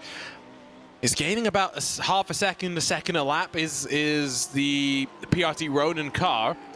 That gap is 7 seconds. Last we checked in, it was about 12. So that's your indication of just how much they are closing at this time. We'll talk briefly as well about the 992 battle. 13 seconds separates Williams Esports from Logitech G Altus. Altus are actually back in the clutches of Core Sim Racing. There you'll see them down in towards the Roger. That's not Bo Albert, we'll remind you. That's Jordan Caruso. They sent an image to Race Control to verify as well, so it's not It's not like they're just trying to pull a fast one here. Altus are doing the right thing and very much getting out in front of this issue. They didn't want to have to retire that car. Race control being nice and accommodating to ensure that this battle continues to go on. Now, Moreno Sorica, last time he came down to pit, it's 29.3 seconds. Compare that to the 43.6 for, I was about to say Bo Albert, for Jordan Caruso and for Altus. That's still going to take me a couple of laps to get used to. The question now, Lorenzo, is really going to be, for the Altus car, how quick can they go while still preserving the tires? Now remember that it was a 13-second delta. The expectation should be that there's going to likely be at least one more 13-second delta to go in favor of Altus at some point during this race.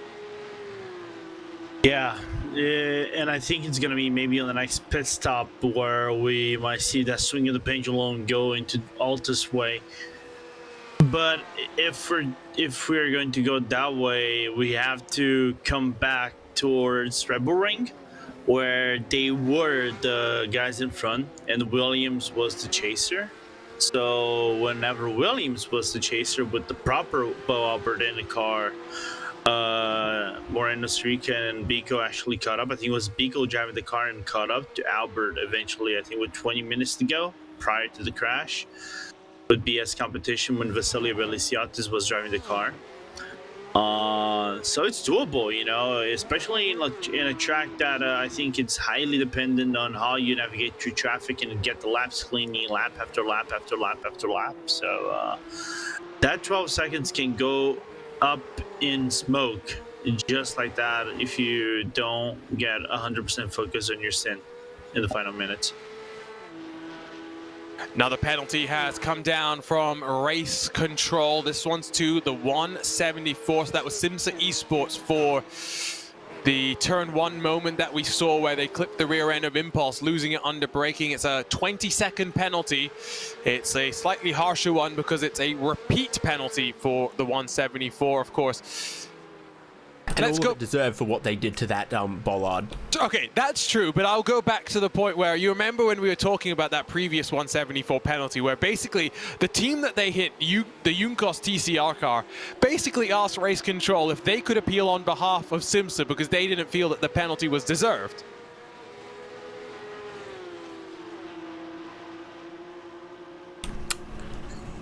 Yeah, I can understand why race control say that, like, that's not how this works. Sorry,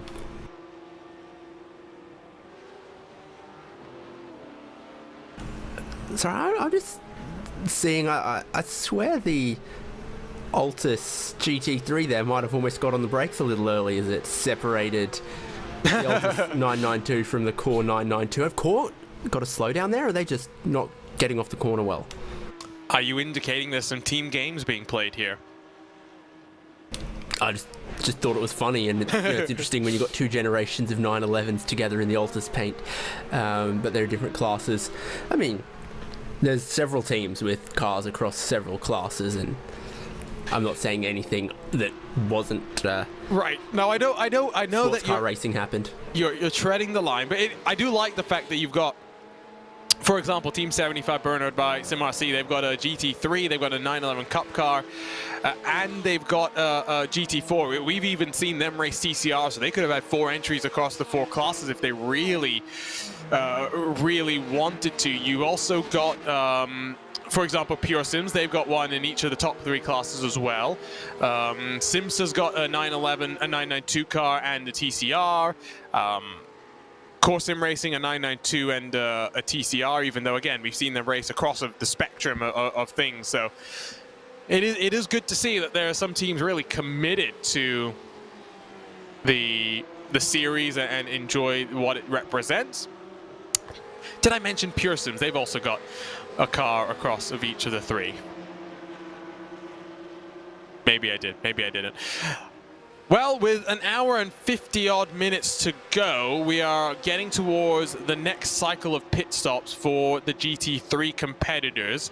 And from here, correct me if I'm wrong, David, but it should be turn 1. Oh, that's a big incident in turn 1, and that involves Altus. What has happened there? Both Altus cars. With Jordan And Caruso. Simasi GT4. Yeah. Who are giving a tour to one of those bollards. polystyrene boards. Yeah. I was looking away for a moment and just looking at the timing to see the various pit stop strategies, because we are in that window where it would be a one stop from here for every one of the GT3 cars. What happened into turn 1? We'll get the VCO replay. We'll take a look at that. It involved the 43 of the Altus GT3, who... Now, did the Cup car hit the rear end of the sister GT3? I think that's what we're about to see here. Caruso is late on the brakes and then almost plows into the cars. And if the SimRC GT4 car hadn't done the wise thing of taking to the escape road, he would have been obliterated, I think. I get the feeling like almost the GT3 car got in there too hot as well, but it does all really just stem with this 992 car not preempting the checkup that kind of happened between the different classes in that big crunch zone of turn 1. Like, I feel like I might have flagged before the start of this race. And that, of course, is your GT4 pole class leader. I think now the key thing is what's going to happen with them. Can they shed that board? They have a 19-second advantage, but they have lost 5 seconds this past lap. Let's look once more on board. Slow it down. I think the GT3 might have gone in hot, but they were always going to be okay. I think they were really, really looking and probably were close enough to get down the inside of Bernard's 75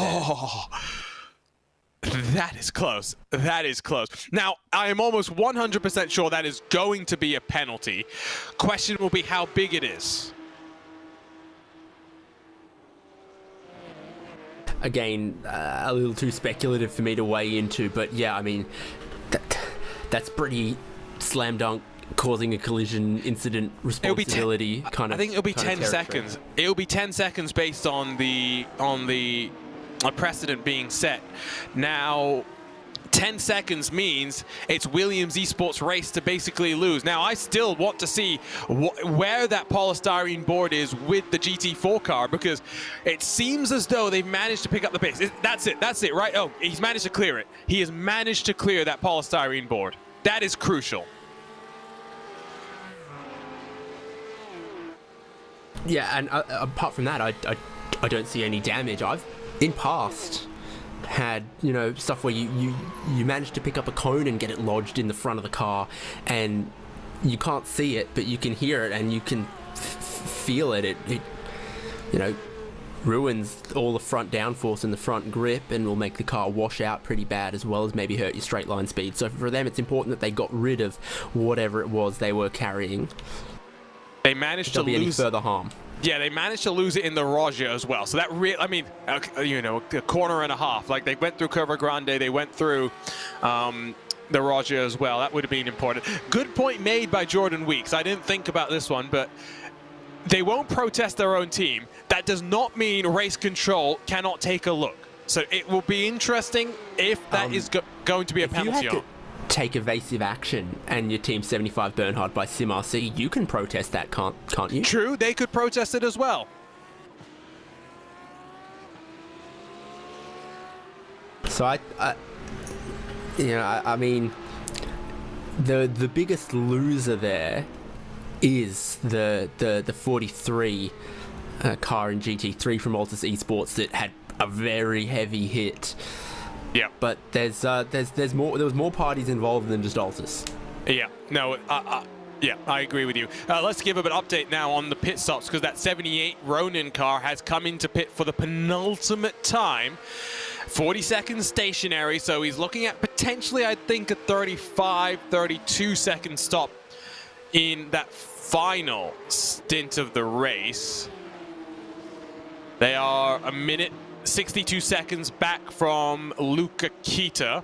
They're in front, though, of Sven Haase to the tune of 25 seconds. So the 45 car has done a driver change, taken fresh tires.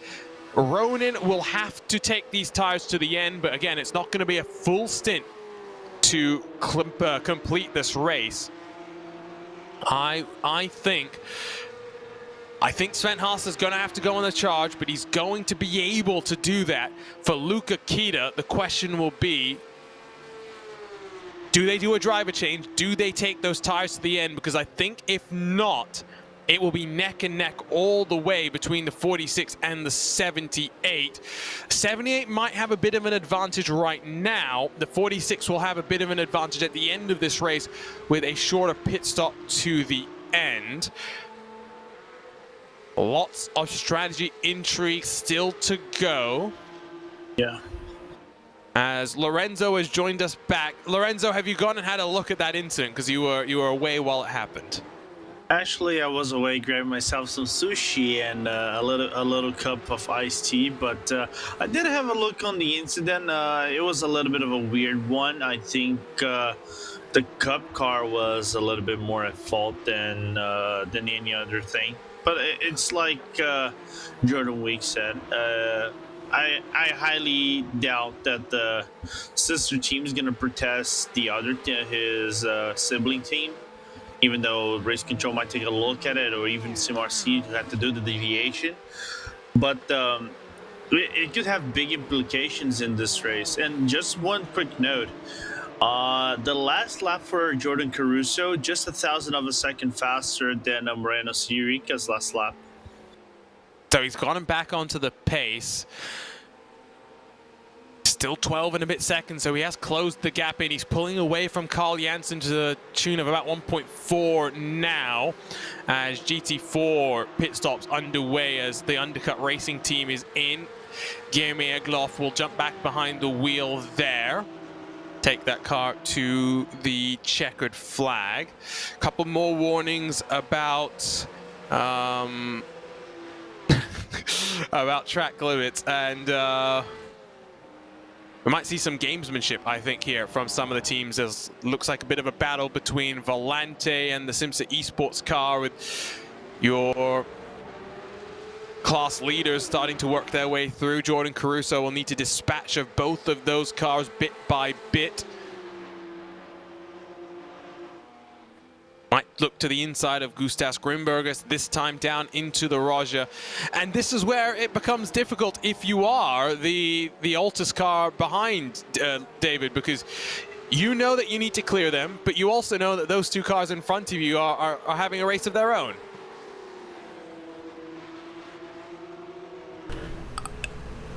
Yeah, we've seen this kind of happen a few times. There's a spill at the second chicane. Think that's the 481 again. Oh, and it's taken potentially a couple of other cars with it. Might have taken the Oris Racing car as well. Those two were battling for position. Really not being a good day for the 481 by any means. It's also something that's come in, by the way, on the race control tracker with the 174 and the 74. So that's SERIES Esports TCR and the MSI Esports Blue GT3 car. Now, will that be another penalty? And if it was, remember, there will be an extra penalty time added because that's a repeat penalty for the 74. Here's what happened. The Oris Racing team just gets a little bit loose, and well, this one is no fault of Tim Claeson's at all.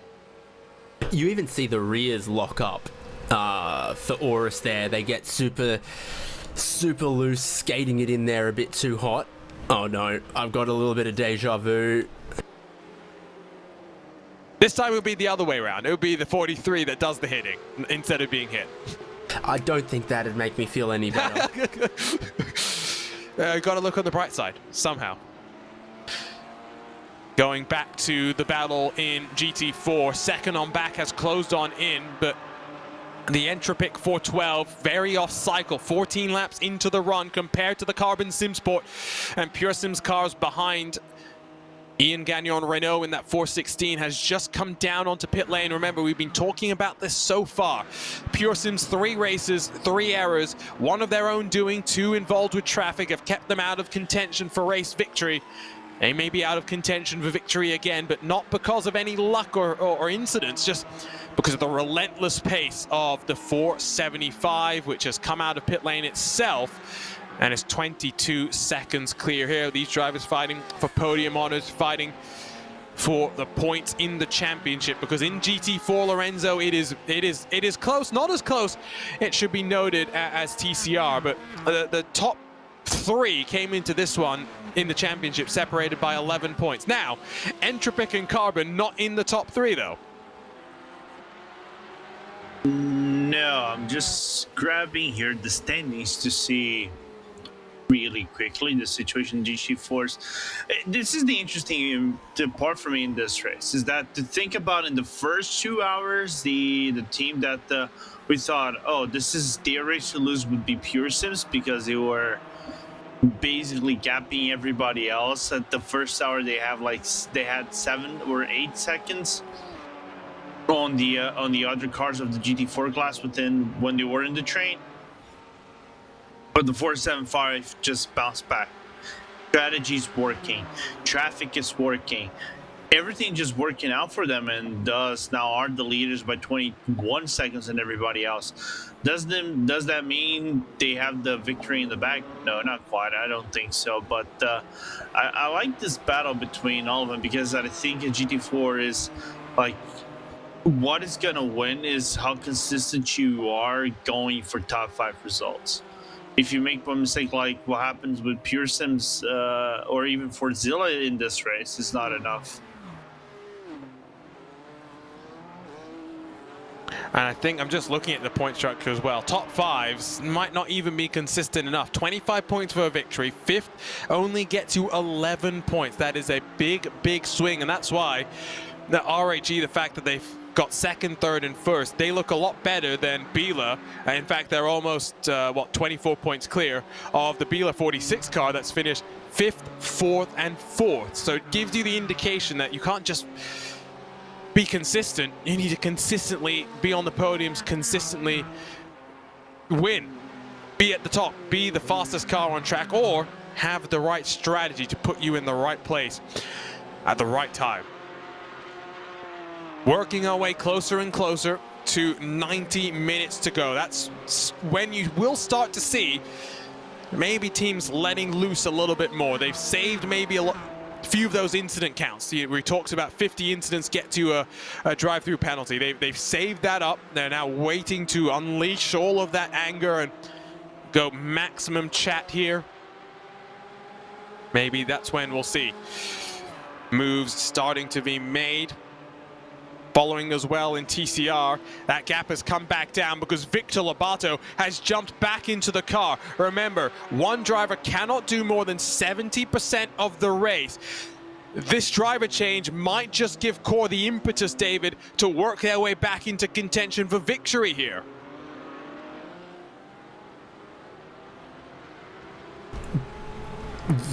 Yeah, and they just had a really interesting moment trying to get past that lap down battle between Simster and Acetec. We're talking 992 here? Yeah, no, TCR. Well, the 992 just had a really interesting moment as well. 3 wide off the exit of the first chicane. But yeah, all action for Core. I don't think they're going to be bored in mission control.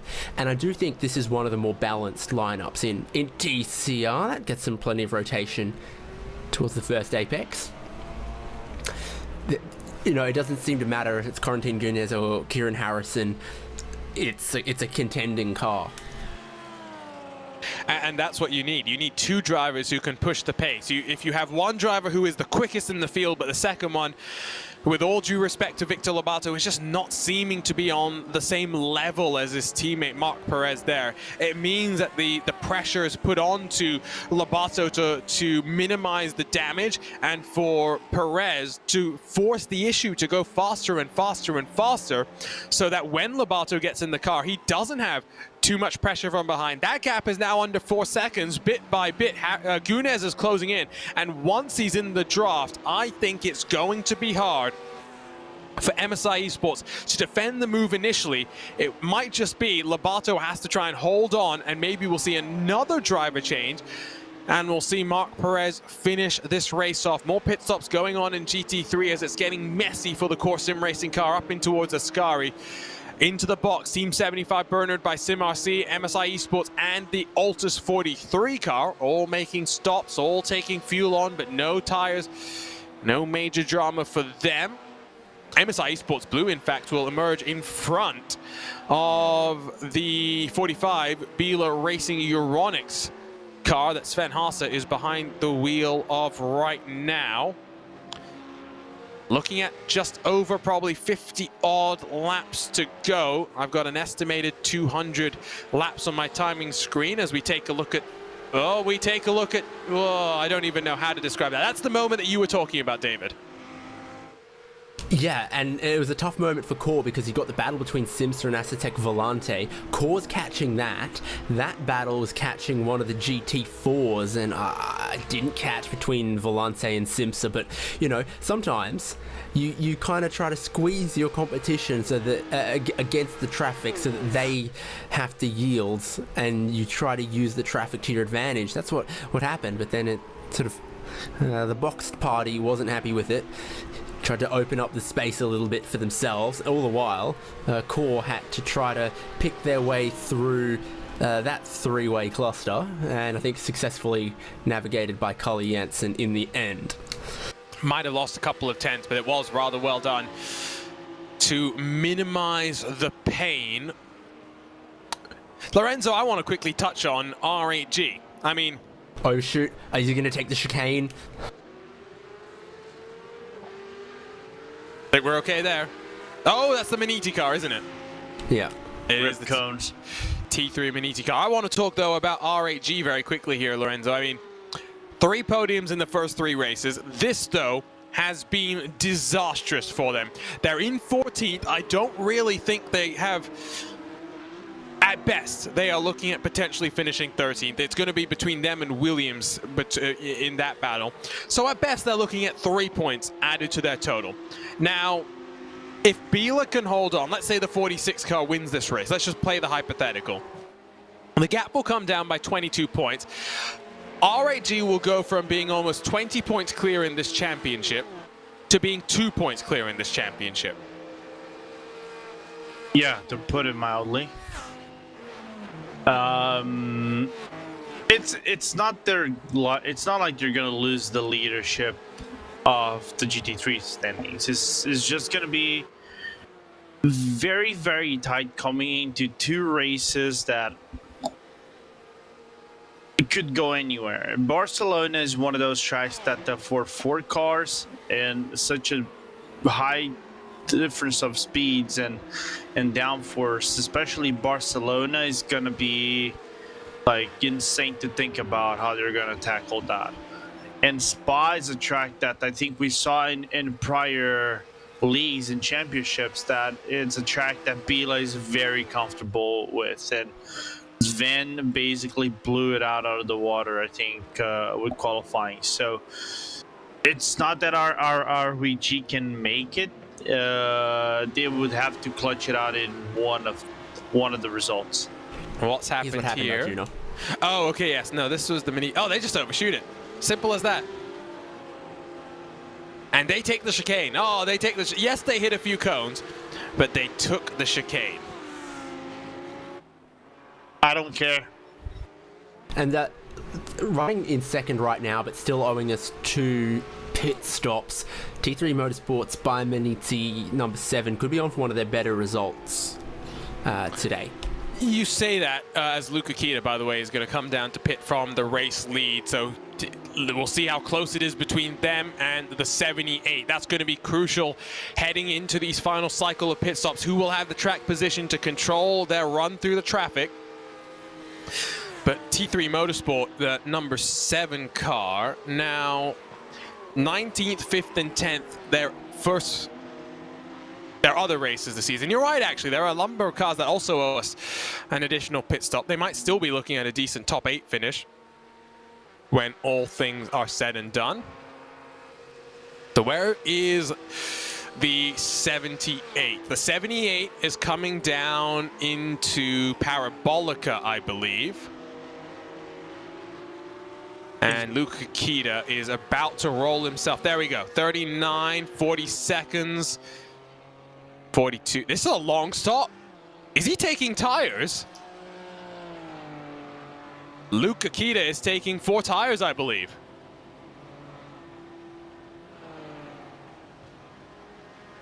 Well, if it goes to a minute 10, then that would be exactly what they're doing. Minute 2, but there might have been a bit of a short fuel in that. So they only just finished up a 24-lap stint when we know 31 is possible from a full tank. So that car might be brimmed off, but then also we're looking at 90-ish minutes to go in this race. So again, they don't. That could be, you know, 3/4 tank there, 3/4 at the next stop. That gets them home. Yeah, no, I think the right call was to split the fuel. Now, the question of tires is not something I am sure about. I'll have to go back and look at the strategy and pick up what they've been doing over the rest of this race. But I think they may have just played into the hands potentially of the numbers, the 78 car. So they are about 14 seconds back from the 78. So they've got 90 minutes and fresh rubber to close in 14 seconds. I'm not sure how I feel about that. Also tracking TCR, where, like Jordan Weeks points out, that gap is under 2.7 seconds now. Corentin Gunes, 0.3 a lap, he is closing. He has really gotten the hammer down. This is the 78 car with the 45 behind? Or am I getting myself all sort of confused? That's the 46. 78's in red, isn't it? Yes, no, I got myself confused. That's the Ronin. That's just the Ronin car. Yeah, it's the Perulus one. Oh god, yes, the Perulus one. So the 46, I am taking a look right now. It was no, I think timing 71 is not telling me the full story right now. I think the last time that they took tires was lap 63. So they've gone 60 plus odd laps since taking tires last time by.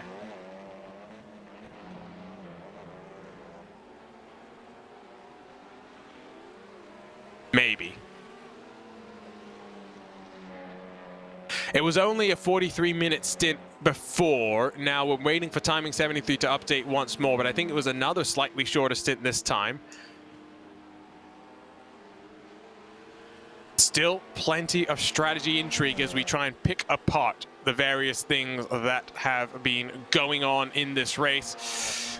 It's been a fascinating one, and this is why endurance racing is great, Lorenzo, because you can approach these races in so many different ways, and they'll all converge at the same spot, the checkered flag. Yeah, people think, I don't know why some people think endurance racing is boring. Oh, because we're going for 6 hours around the same track, 8 hours around the same track, 12, 40, 24 hours around the same track. And nothing happens. We like action.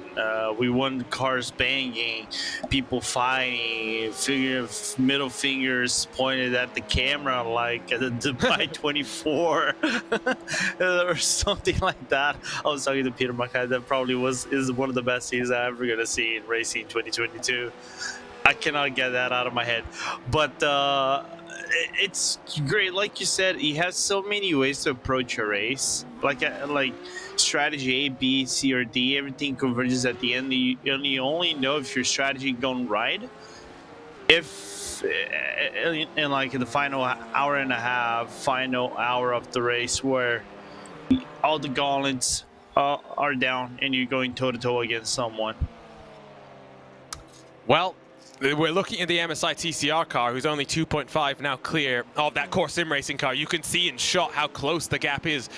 The other MSI car, it goes from bad to worse. They put it on pole, a great lap from Danny Elgerbay, but another penalty for contact with Simsa Esports means, because it's a repeat penalty, it's not just 10 seconds, an additional 10 seconds have been added. MSI Esports well and truly out of the hunt, maybe even of a top 5 finish. That penalty will have to be served.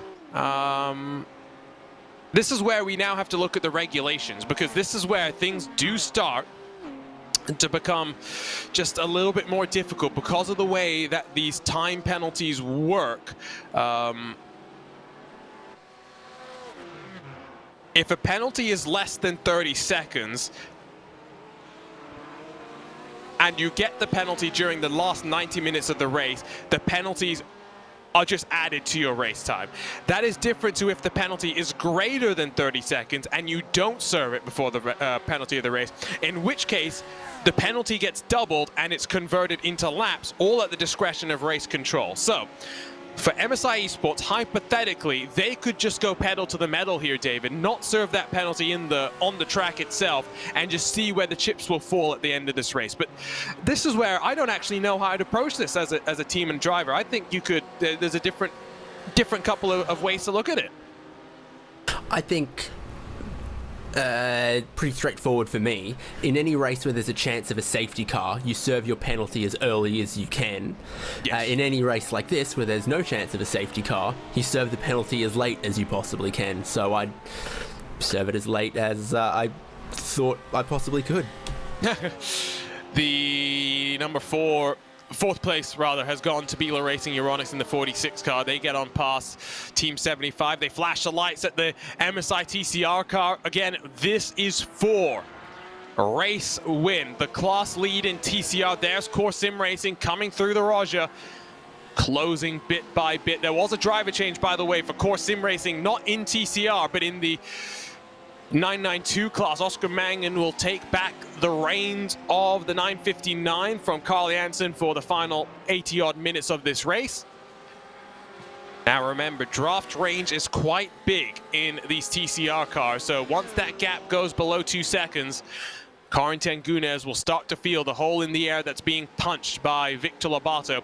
And full credit to Lobato here, Lorenzo. I've been somewhat negative on the pace from him and how he kind of is brought back into the mix, Core Sim Racing. But he has managed to pick it up very slightly. He is really starting to get the hurry on now.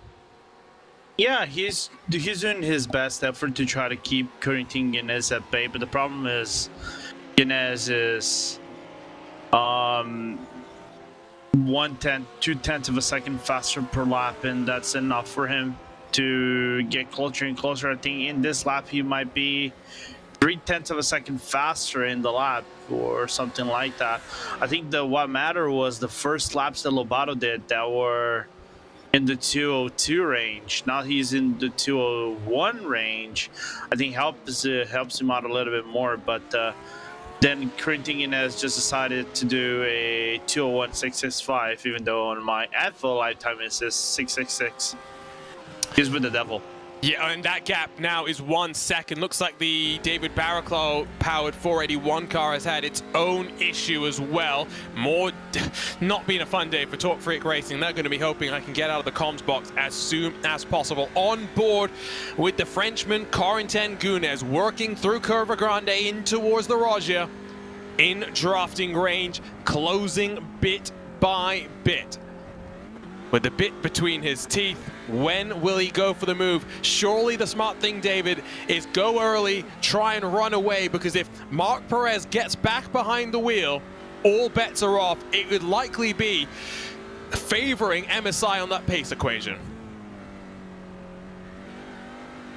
Yeah, I mean, there's still one more pit stop to go between these two. If Corentin just catches him, rolls with him, saving big fuel, then he'll jump him at the next and final pit stop as well. So I don't think there's a way that this goes well for you if you're MSI unless you let Corentin Gunes in front and slipstream off of him. I think you've got to get really, really strategic at this point, and both of them are handily quite far ahead of Team Hoistingfeld and Impulse as they battle over 3rd and 4th in class. Traffic has just messed up Gunes' plans a tiny bit here, but I think ball's in his court, and you need to outplay and outsmart Core if you're MSI rather than just outrace them. They'll both get a bit of draft coming out of the final corner, working their way through GT4s, GT3s on these TCR leaders. BS competition is into pit lane. That's going to require a splash and dash in about 50 odd minutes time for them to get to the end. Julian Kesselhut drops now down to 10th position. So in the GT3 equation as well, we are looking as though it is going to be between PRT Ronin and Beeler Racing Team. Maybe Team 75 Bernard by SimRC will be in the mix as well, but somewhat unlikely given how things are looking. Talking quickly while we focus on this TCR battle about the 911 Cup class, the 992 generation Cup cars. Jordan Caruso, 10.8 seconds back from Moreno Sarica. He is working hard, just not able to be consistently faster than that 905 car, Lorenzo. But crucially, if we do expect Moreno to take tires in the next and final cycle of pit stops for them, it might just mean that Caruso's back in the equation. If not, Caruso has to hope that Sarica struggles with the tires like we saw from Simona Maria Marcheno before the halfway part of this race. Yeah, but it's that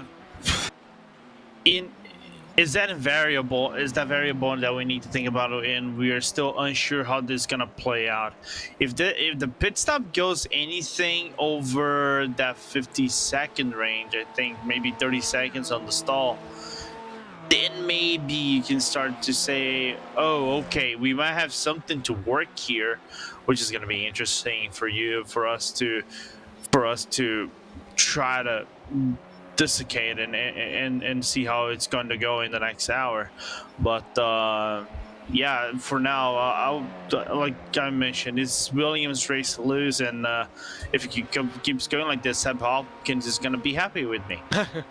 Might as well be a bit more drama when it comes to the 23 car. Might have exceeded the amount of time to serve its penalty that we talked about. What was it? That penalty was issued GMT, so for those around the world, you'll be able to convert that to your time zone. 4:51 GMT. Now the time is 6:51, so they have just exceeded it. They haven't served that penalty, so that 10-second penalty will get doubled to a 20-second penalty. Arnage competition will drop down. Williams spitting Behind BS competition as this stands. You're right, Williams Esports in that 992 class coming down to pit lane.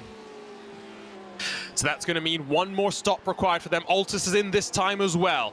Altus follows them down, so this is crucial.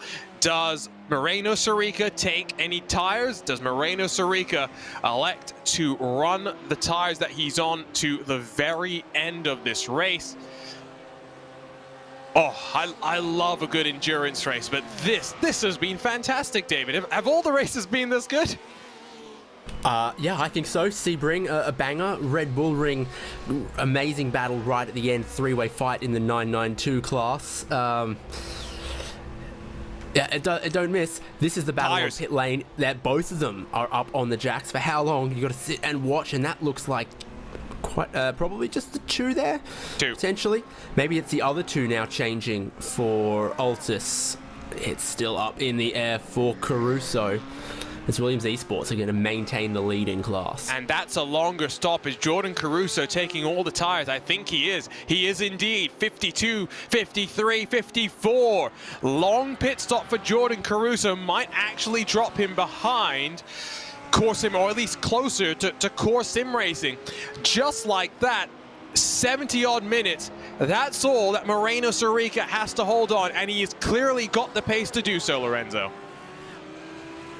Yeah, I'm thinking that Jordan Caruso is going to try to rely on a possible second stint where the drop-off of the Williams 992 is going to be bigger than usual. So that two versus four tire battle, I think, might favor the Altus Esports on the long run. Maybe at the final 30 minutes or 35 minutes of this race. So if Jordan manages to shave the seconds on this first stint and then let the tires do his work on the second stint, it's going to be an interesting one to try to break down in the final 30 minutes of the race, because we might have a battle on our hands. But you said it very well. Moreno has the pace, knows what he does with the car, already racing past, so it's do or die time now.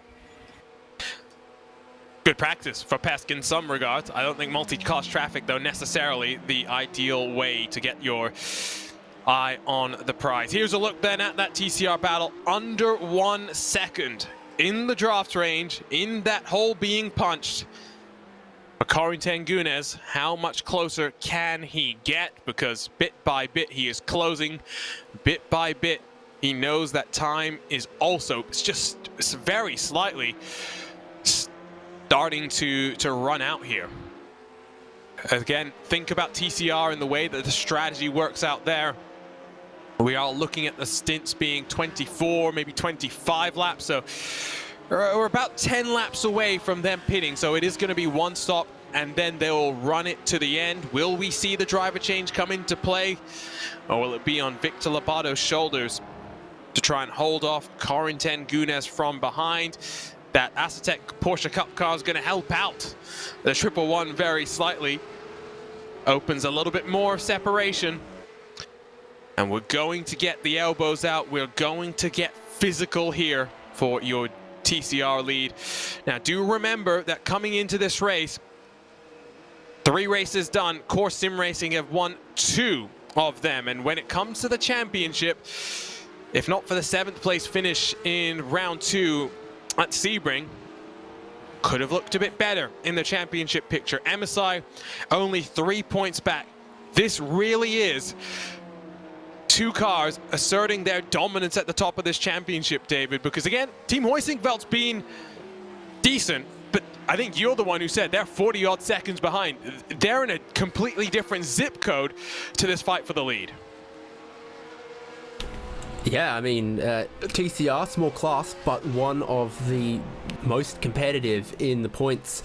59 for Core lead, 58 for Hoisingveld, 56 for MSI. MSI never stood off the podium with a 3rd and 2 seconds. That looks to continue potentially here, but to mount a championship challenge, they need to take some points out of Core. It means that they got to finish ahead of them here, and it would change. It would be a 5-point swing, which I think would then put MSI 1 point ahead of Core if they finished in this order as well. So it's a great battle out on track, but some real implications in the championship as well, as we're in the home stretch of that. Looks like Vendaval in the GT3 might have an issue, and I've just had a quick chat with the race control team to check on the incident that we saw between Altus and, well, it was Altus and the GT4 leader, the Team 75 Bernard by SimRC car, and confirmation that is not going to be reviewed. No incident report filled out by Team 75 Bernard, and because it was teammate on teammate contact, race control electing not to take a further look at that. And last time by, Jordan Caruso gained 7/10 of a second on Moreno Sorica. Those fresh tires working a treat here, Lorenzo. Yeah, working a treat, and like I said, he needs to shred the seconds here. It doesn't have to be a second per lap or something like that. If it goes for 5/10 of a second, anything between 4/10 of a second to 7/10 of a second, like we saw in this lap, it's great. You know, you're doing what, 21 laps average, 21, 22 laps average. So that's what you need. You need to shred constantly and consistently every chunk of tenths of seconds that you can possibly shred, so you can get into the final stint a little bit more relaxed and then do the final push. Push the tires to the absolute brim, and then once you get into the draft range, just let the downforce aerodynamics and your own skills do the work and engage in battle for the win. Had a quick look at what happened to the Vendaval Sim Racing car. It was a bit of a punt from the Mahler Racing team. Andre Butcher behind the wheel there. Would not be shocked if there's a penalty to come down about that, and indeed race control will be taking a look at it, reported already by the team. Even though Corentin Gunes is in the draft, he's not been able to force the move just yet. Not even able to really close up to be bumping bumpers with the MSI 111. See Corentin Gunes on on Thursdays in the World Touring Car Series, where we have some of the British touring car drivers as well. Ash Sutton, of course, owner of Pure Sims Esports. We're also joined by Dan Camish, fellow Napa Auto Parts UK driver this coming year. Got a rather spiffing livery on their upcoming car, and they are debuting it here in iRacing, at least a variant of it. Question coming in from Jordan Weeks: how long are GT3 stints? Well, GT3 stints, depending on how much fuel goes into the car, can be as long as about 31 laps, but we've seen RAG, for example, do a couple of 21, 23 lap stints as well, so it's up in the air. But basically from here, everyone is only going to require one more stop. We are almost guaranteed of that. The question is going to be, what will the gaps look like there? I rate PRT Ronin Simsport for a podium the way that they're going at the moment, by the way. 17 seconds clear of Biela Racing Team Euronics. Biela in second there with 9 more laps of fuel on board. Team 75 Bernhard immediately behind them, 6 more laps of fuel on board than PRT Ronin Simsport. When it comes to that final stop, each lap of fuel you need to take on board is going to take you about 1.3 seconds per. So 9 by 1.3, good old commentator maths. Sure, we'll fudge that. 13 seconds or so more fuel at the final stop PRT Ronin are going to need to take. That still leaves them ahead of Biela Racing Team Euronics. Now, I think the 46 has got some better tyres to go to the end here, but when you calculate the remaining fuel drop, the PRT Ronin car still in a pretty spiffy position. Remember, they were the very first to go off cycle on the strategy and short fill early. I think not just good for a podium. I'd say, unless the tires fall off monumentally, the pace that we're seeing from that car is splendid. I mean, I'd be really chuffed if I was a team manager watching on right now, the strategist watching the lap times come in. They're consistent, they're clean. They're also not losing too much time with traffic, which is sometimes, you know, about being in the right place at the right time, but also knowing when to lift off at a corner before to be able not to catch the car into that next corner and to catch him at the right time. So it really is about the right place. Lorenzo, you're following, though, the 992 battle between Moreno Sorica and Jordan Caruso and the lap times there. Yeah, last lap for Moreno, 49.958. The last two for Bo, I nearly said Bo, I'm like Arjuna. For Jordan Caruso, 49.658. The last lap, 49.659. Even though on the FLI timing it will sound equal, it's just the mealy thousands that separate one lap to another. It's just insane. Loving the back and forth. Oh, at least for now, 21 seconds is the deficit. The call to take tires might have robbed Caruso the chance of fighting for victory as we now look rearward from Victor Lobato. 17 laps into the run, getting closer and closer to that final cycle of pit stops for these drivers. Now on board with Corentin Gunes working their way. Robinson Caruso? I meant to say Jordan Caruso, but I've been... Oh, no, I think you said Robin Caruso. You said that's robbed him of an opportunity. Maybe I did. I'll be honest, my brain is not working great right now. Oh, I think I'm pulling one on you. Oh, hello. That's a unique move from the... That's a Ronin car. I'm not going to say what I was told not to say. The non-Peru Ronin. Yes, apparently that's a bit naughty in another language. Even when you don't try to learn Portuguese language swears, you find that you're learning some. Yeah, no, that's true. Yeah, if I give you guys a lesson of Portuguese foul languages, I would give you a Bible. I blame Lorenzo for this. Don't need that lesson because I'd accidentally end up using them. Oh, wait, you know how we were talking about how we need an esports race where we have all the different teams having wonderful names like the, what was it, Rocket something Mad Pandas? The Rocket Trash City Trash Pandas. Pandas. Yes, no, now we're going to need an esports race where literally every team is just a swear word in a random language. And clearly this is not broadcastable. I know that for a As I fact. say, we'll have no trouble getting sponsors for that. Yes. Yeah. Oh, well, no, it's like the Top Gear episodes where they had, you know, the made-up sponsors. Oh, with names Larson's Biscuits yes, and the other one that we're not allowed to say on air. with the oil. Yes. Yes, exactly that one. Those who know, know. And for those who missed our conversation about minor league baseball midway through this race, boy, did you miss something. Boy, did you miss the fun. Have fun, go nuts. Oh, no! Oh, MSI! MSI has gone around. What happened through Ascari there in the rejoin? The rejoin almost got straight into the path of a 992 car. Victor Lobato. Was it the pressure? Was it contact? Was it an anti-cut curb? Straight to the replay, on board with the MSI car, and it was the curb on the inside, clambering over the inside anti-cut curbs, and up and almost over. Victor Lobato felt the pressure and has now dropped behind Corentin Gunes for Core Sim Racing. I mean, he just maybe a little unsighted, a little wrong-footed. He has taken an incredible amount of curb, and you see one of the rear wheels, I think, just manages to catch the curb wrong.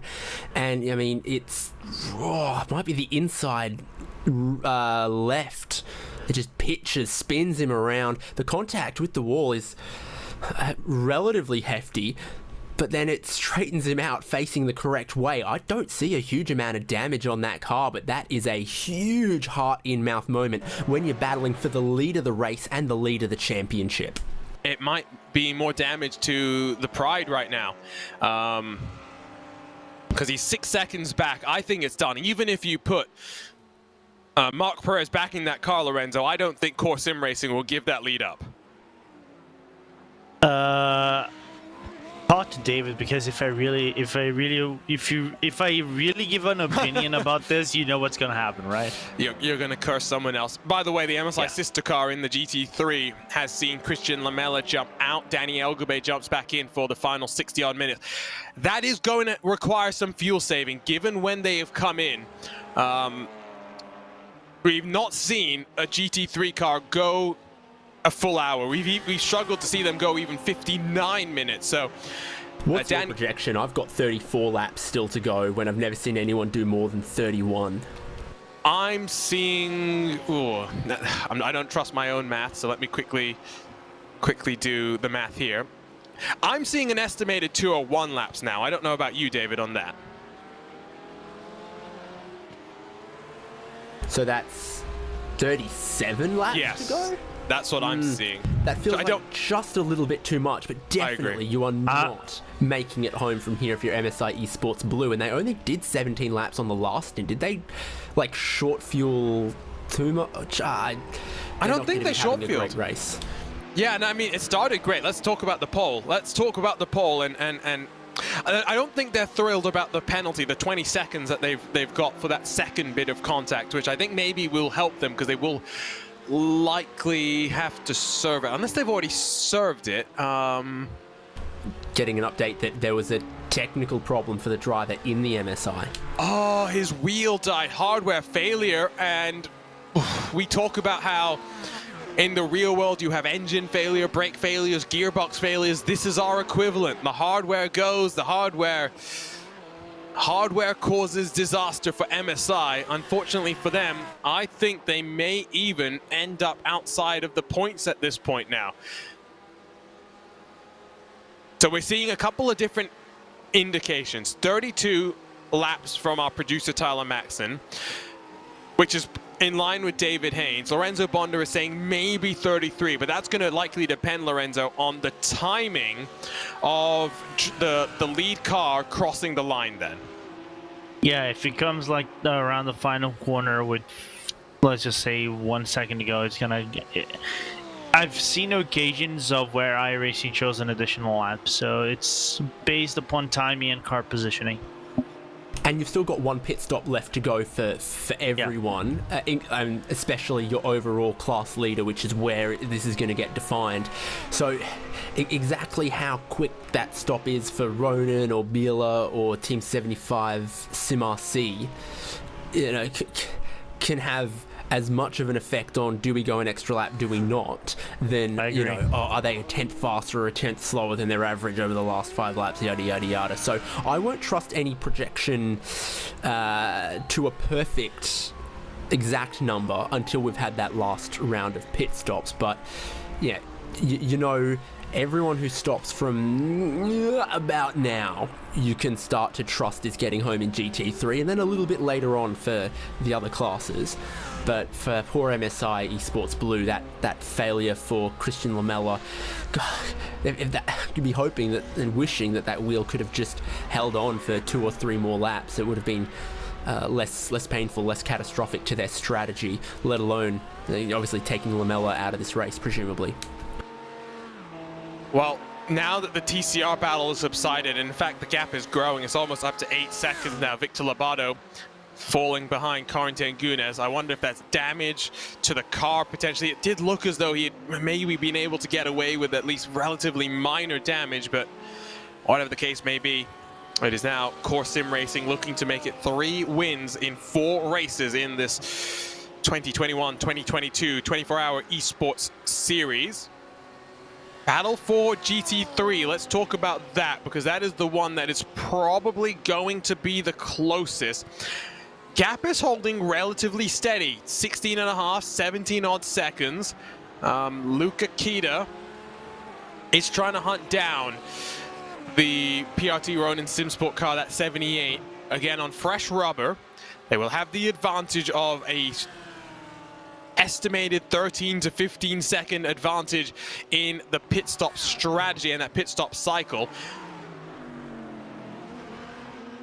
It's all going to be about how those tires will last, David, because if the gap is 3-4 seconds, it becomes that much easier when you're that car behind, when you can visually see your target, you know what you're trying to get. And once Luca Kita sees that, he is not going to give up easy. Yeah, so what's 17 seconds on the road right now, by the time the final stops go through, is theoretically closer to 3 or 4 seconds.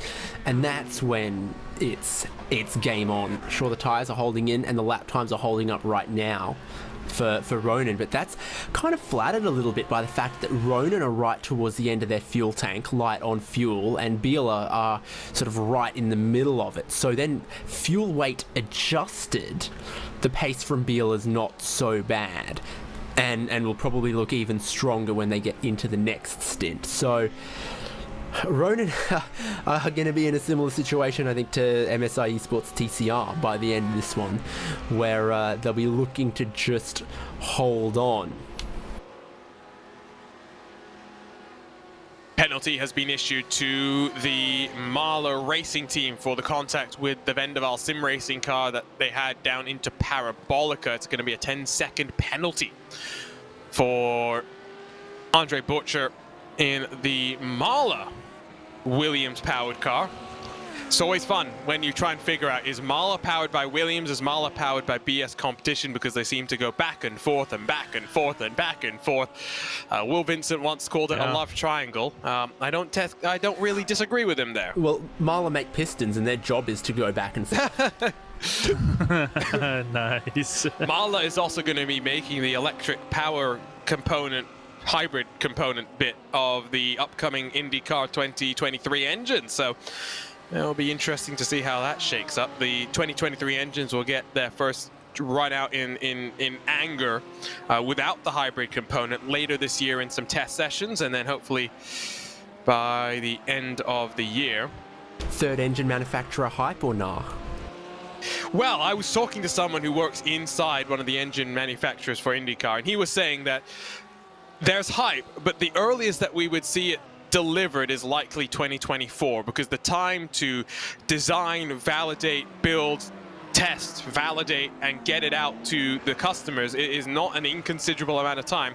And the other reality is that Chevy and Honda, or Ilmor and Honda as it really is, because Ilmor does all the work for Chevy, is the fact that they've got the years of experience of knowing what the IndyCar engines actually are required to do, right? What they do when they're in the cars. They have the data, they have the knowledge, and so they understand a little bit better the ultimate requirements from the engine, not in terms of, you know, has to power a car, but what works in IndyCar to make the car goes fast, since it's going to be fitted to that same chassis. So that's an intangible thing that we'll see. I think it'll be good.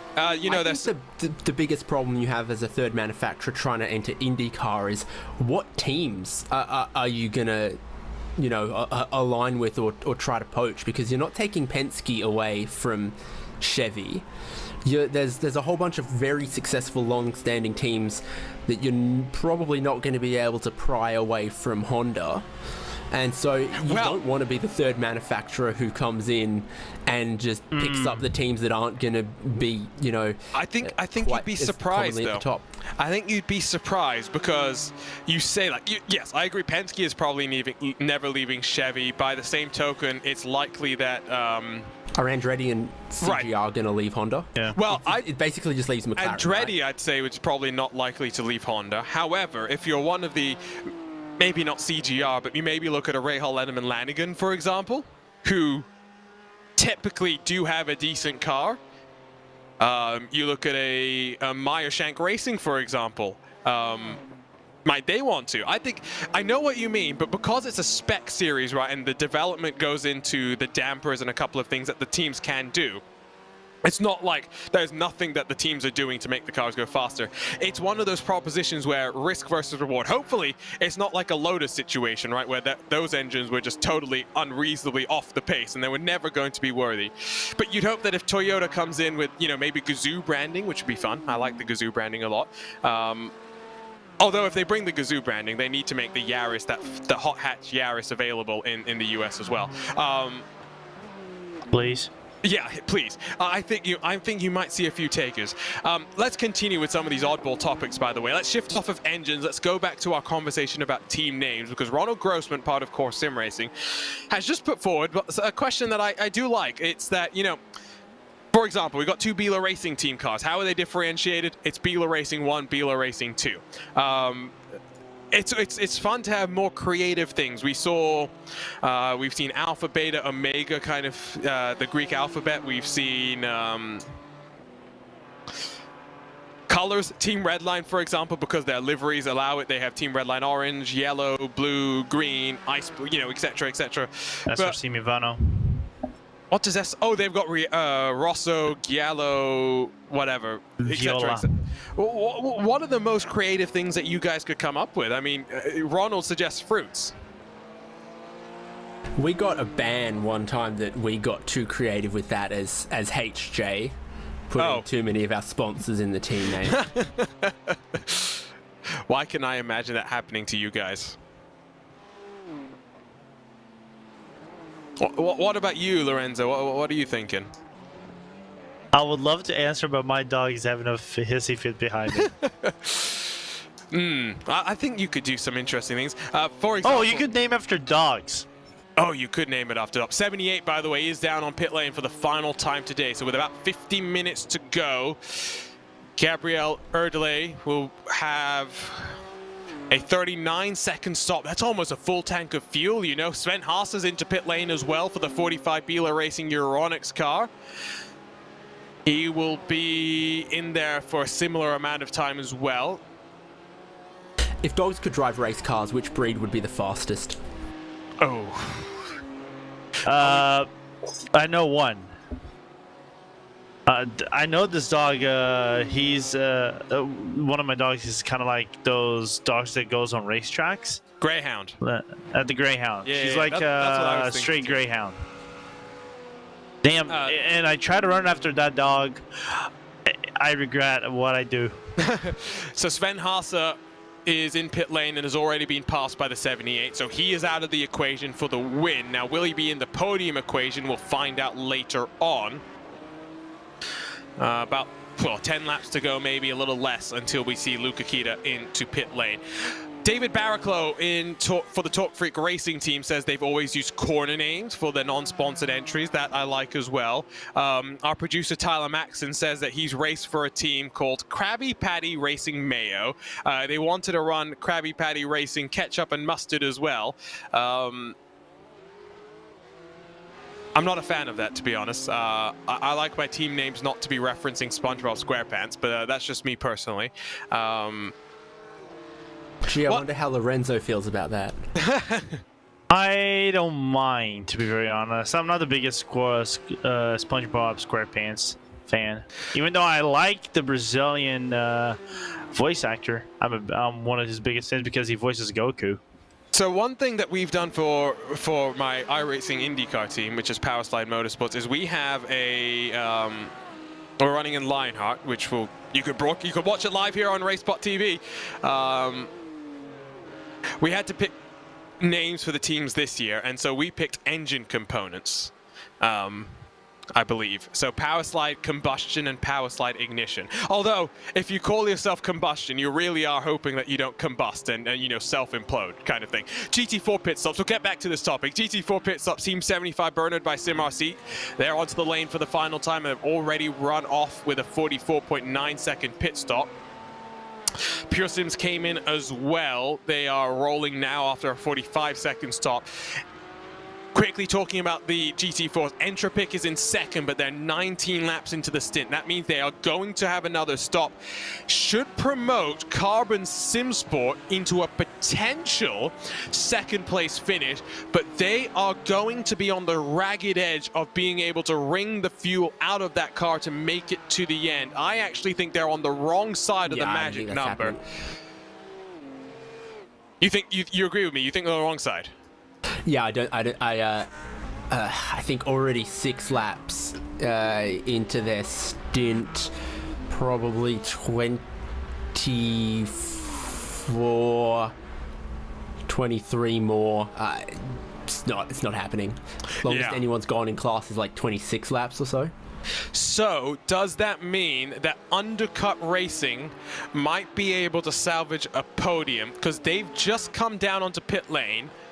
They're within the window, and they are less than 30 seconds back from Entropic and from Carbon. So I think as it stands, the podium for GT4 is looking at Team 75 Bernard, Pure Sims, and Undercut. Yes, I think so. All right. Nicely done. How about this? We have like Team Race Spot Margarita, Team Race Spot Caipirinha. I like the sound of that. I Team Race approve Spot that. VB at 20 to 8 in the morning. I'm surprised you didn't say Team Race Spot Vegemite at all. It's not a drink. It's not, but I'm still surprised. By the way, TCR as well, I've just noticed that Mark Perez is back behind the wheel. He's taken back over from Victor Labarda, so I think that 70% restriction. If a driver does more than 70%, the laps that take you past the limit are removed from your race completion. So they were just balancing that drive time. He's got a 9-second deficit to Corentin Gunez and 45 minutes to close that up. Oh, David Haynes, don't you do this to me. Team Race Spot Pineapple and Team No Pineapple. There's only one correct team. I approve this. I was actually clapping on the background. You just couldn't hear the clap because I wasn't clapping too loud, so it didn't wake up some people. Arjuna, you need to end the division. All pizza is good pizza. No, that's not true. There's only one race, the human race. Man. Luca Kita's in. Luca Kita onto pit road. This is earlier than expected. I forgot that they actually kind of short fueled it their last time around with only about 3/4 a tank of fuel, so they are going to actually need a little more than I had given in my prediction with how close they were going to be to PRT Ronan. And from second place on track, Team 75 Bernhard by SimRC car is also in as well. But I think the way that you did the math was the right way to do it, which is to compare the difference between them. Now, will it come true? We are about to find out. Ronan needs to get past that lap traffic. They dispose of it on the entry to Parabolica. That's going to be paramount to getting the power down, getting the run out of the sweeping right-hand hairpin. No, my maths was wrong because I had them as having more fuel on board than they Gotcha. actually did. Okay, so they are going to be behind then. How far behind? They're off of pit lane, but again, you can't release until you're off the limiter at the cones, which is a ways down. Ronin's gone. There comes Biela Racing Team Euronics and the 46. The gap is going to be about 7 seconds. I think, hello Ronin, and welcome back to winners, to victory lane here in the 24-hour esports series. They've just got to survive now for 42 minutes with all tires. The tyres is still going to be the kicker there. One thing that is to their advantage a little bit is BS competition in between still owe a stop. And when will that be? Relatively shortly, in a couple laps. I don't think that's going to impede Biela 46 a lot, but the psychological gap of another GT3 in between them as well, and a little bit of traffic in there too. It's only a couple seconds, but it's not a couple easy seconds to claw your way back at the moment. Absolutely. Let's wait. Also, sorry, go ahead. can we count the Team 75 by Bernhard, Team 75 Bernhard by SimRC, the 75 out of this one too? Yes. 3.5 seconds is not, it's not far. It's doable. It's catchable. Third speed on their tyres though. Yeah, they're on very Ah, old okay. I didn't remember. Okay. I think similar age tyres to PRT here. Yep. Okay, I did not know that. I think it's now going to be about Luca Kita looking forward. You might see... No, never mind. I was thinking maybe that the second Biela, the 45 car, was a little bit closer, but they're not. They are about 12 seconds back from Team 75. I think that's going to be an insurmountable task for them.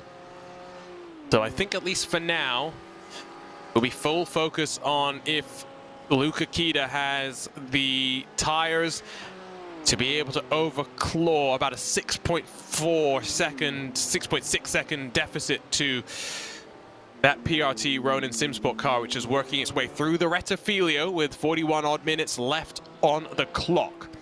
Also seeing that the gap between Caruso and Moreno Sorica is down to 17 seconds, but unless Sorica takes tires, I think there is no way, no chance that Caruso can bring that gap down. Track's not getting any hotter either. It's gone down from 28, 27, and you know we're racing in the wintertime, simulated as well. That sun, not a lot of power to it, will set a little on the earlier side as well, given the time of year.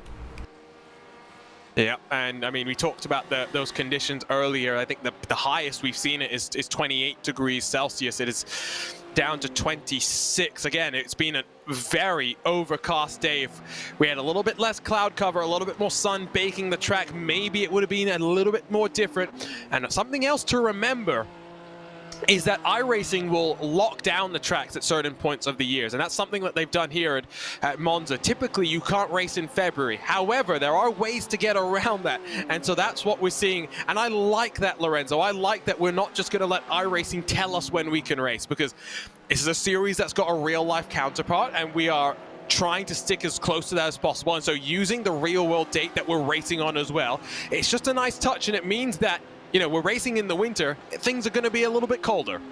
Yeah, it means that, and I like this approach to reality that we get from the teams and organizers to try to mimic real life, you know, and we don't have limitations from whether it's the sim or if it's something else that limits the setup to try to mimic the date and time where the races, when will the races happen. So I like this, you know, and give a little bit more leeway for the drivers to either think about tire management, their fuel management, and all the other limitations because of the BOP they had on their cars. Oh! That was close. Felt rears locked super sideways through the second chicane, and it impedes Arnage a little bit. No harm, no foul, though. Last time by Ronin lost about 3/4 tenths of a second to the Luca Kita 46 car. Bit by bit, Kita will try and drag that one in. And now let's do some quick math. If it's a 6-second deficit, 4 tenths a lap, mental math is not a good idea. never a good idea. But 6 divided by 0.4 means 15 laps. Do we have 15 laps? Just about. So it is going to take I still got 21. You think we have 21 laps? Maybe closer to 20. So there's a chance, but I can tell you Luca Kita has lost a whole bunch of time in the sectors that I'm seeing right now. I think that gap is going to open up again once more. In fact, it might be up to about 7 seconds now, this time across the line. As a bit beaten on the front right is that PRT Ronin SimSport car. Across the line for that car, a 48.849 BS Plus competition is on to pit lane. It's a 49.4 for Luca Kita. So that's the deficit, just growing bit by bit. And based on the numbers that we just sort of eyeballed there, that buys PRT Ronin another 3 or 4 laps before they'll get caught at the end of this one. They need a couple more laps like that, and they can start to believe that the win could happen. I think if you believe at this point, you're looking good. Now the question will be, how many laps do we have left? 21, 22, maybe somewhere in the ballpark there. It's all going to be about when this leader crosses the line. Remember, T3 Motorsports by Maniti, the 7 leads the race. They do owe us a pit stop. They are 20 laps into their stint. To the inside, Luca Kita working his way through the traffic, disposing with a 992 car on the entry in towards Lesmo 1. This is when, if you were cautious with your traffic approach early in this race, Lorenzo, this is when you throw that playbook out. Luca Kita is really abusing the limits of the track right now. Yeah, he's abusing, and he has to be careful because I have to check back and see if he's actually got a warning for those track limits, because I know some of the teams got a warning for track limits, don't they? Yeah, they did, but I do believe, at least for the the Bila Racing Team car, They do. 46 car got it somewhat recently as compared to some of the other ones, so it might be a little bit better. They didn't get it before the halfway point. They got it about 90 minutes ago. It's pedal to the metal time. It is push, push, push, push, push. Saw a car coming into pit lane on that rear view camera of this Lamborghini Huracan, the Evo that is being added to iRacing within the last 18 odd months or so. It was Arnage Competition and Carlos Dieguez in the number 23 through the Rettifilio. It's where you got to be calm. Your inputs have to be precise. Last time by across the line, almost identical lap times. 48.394 for Ronin, 48.320 for Bila, David. I was reading some Lamborghini Huracan facts a little while ago, and did you know that the V10 engine, most V10 engines are a 72-degree angle, but it's a 90-degree angle in the Lamborghini V10, which just makes it sit lower, a lower center of gravity. Is that going to help the tire life? I don't know, but it gives an interesting sound with the odd firing to the V10. It's an aggressive-looking car when it approaches that BMW and it has it in the mirror. The rear-facing camera as well. It's going to be an intimidating sight potentially. Loves the sound on the downshift there as they came in towards Lesmo 2. It's not just Kita who is playing with track limits now. That Ronin car is doing the same. Really trying to make sure they're in the right position at the right time. Luca Kita, one of the 3 fastest GT3 cars. That Ronin car, one of the 5 fastest, so it's by no means slow, even on triple stinted tires. 34 minutes to go. Will it come down to a last lap drag race to the line? And that was a calculation made by averaging the last 5 laps of both cars, which in theory sort of accounts for some of the inconsistencies through the traffic and sort of smooths out how much time they're losing or not relative to each other, working their way through all the traffic. Hashtag thanks Timing71, says our producer Tyler Maxlin, who has been feeding us that information. It is great to have Timing71 and their world-class analysis tools back in our broadcast workflow. Just being able to pick apart the data that little bit more, because again, data is only as good as the tools that you can have to analyze it and the eyes that are reading through it. That gap now under 6 seconds, because last time by it was a 48.78 for Ronan. It was a 48 flat for Luke Akita. The traffic giveth, the traffic taketh this time by. Both cars getting stuck behind slower class competitors, at least in the case, though, of the Ronin car. He's stuck behind a 992, which is not going to be as bad as the GT4 that the Biela Racing team was stuck behind. But we talked about that top-end grunt from those 992 cars, and that is fair play to Pure Sims Esports, who are letting the leader go by without a fight. That's ideal, isn't it? You pick up a slipstream off a car that's actually slightly quicker than you in a straight line, and then they let you right back onto the racing line to, you know, use your enhanced GT3 speed through the S's at Ascari there. That is as nice as you're ever going to get.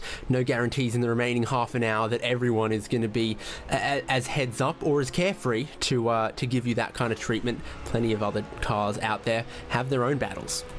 Yeah, and again, we've got 4 classes, 4 different races, and the impetus is usually on the faster car. There is a clarification in the rule books for the 24-hour Series Esports that it's not just, though, on the faster car like that the iRacing sporting code dictates, but in here it's also about the slower car helping to facilitate in the right ways. It's not just, you know, pull to the side, let them go, but being smart, knowing when to fight, knowing when to help ease the path for the car behind.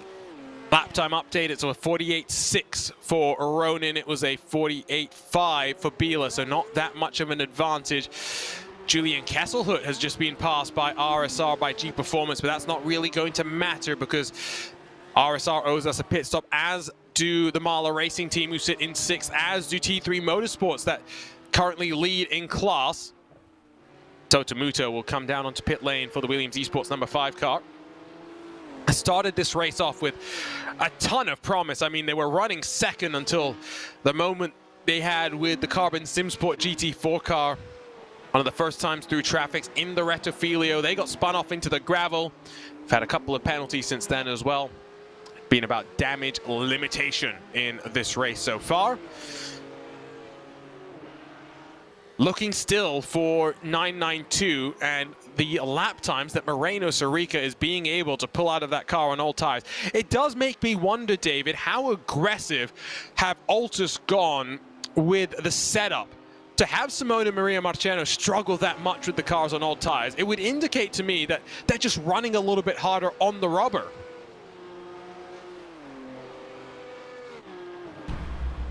Yeah, there is still plenty of pitch and bounce and roll to the Cup car. More than a GT3, but a little less than I think what was common on the previous generation. The real telling point is going to be when both of them go and refuel into this dash to the end, because they're both running right now really light on the fuel, and that can kind of disguise the worn tires. But then once you load the weight back in, you start to tell the difference in the final run. I still think I'd rather be Williams Esports and Moreno Sarica at the moment than Jordan Caruso cosplaying as Bo Albert driving Logitech G Altus Esports. I think I agree with that. And for those who missed it earlier, there was a... Oh, Altus are in for their final stop of the day. There was a bit of a mix-up. Jordan Caruso accidentally registered for the GT3 team rather than 992 team. And as a result, race control special dispensation granted to Altus to allow Caruso to run under Bo Albert's account. They have provided photographic evidence that it is not Bo Albert driving. It is indeed Jordan Caruso. So the Altus car, 19.5 seconds on the box. That's a really short stop. The expectation would be that the 905 is going to go even shorter. Well, you remember they stopped on the same lap last time around, so there wasn't a huge difference there potentially. But, you know, I think the later you get into the race, even if it is sort of the same amount of fuel, the more precise you can be about how many laps you think you're going to need to run, the more you can cut that final fuel margin just a little bit closer and still have confidence that you're not going to run out.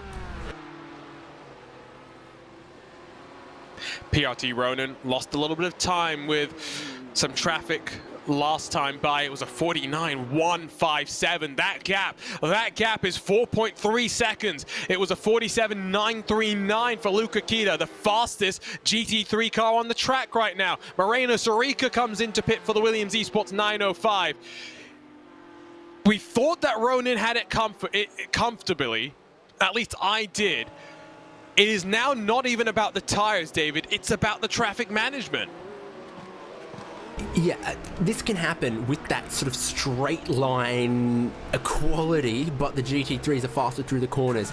If you just catch, and that's what's happened here potentially, having caught the T3 Motorsport 992 there, if you just catch them in the wrong way at the wrong time, you can end up stuck behind one for half a lap, whereas at worst with a GT4 or TCR car, you're going to be stuck behind them from one corner, you just need to wait to the next straight and you go on by.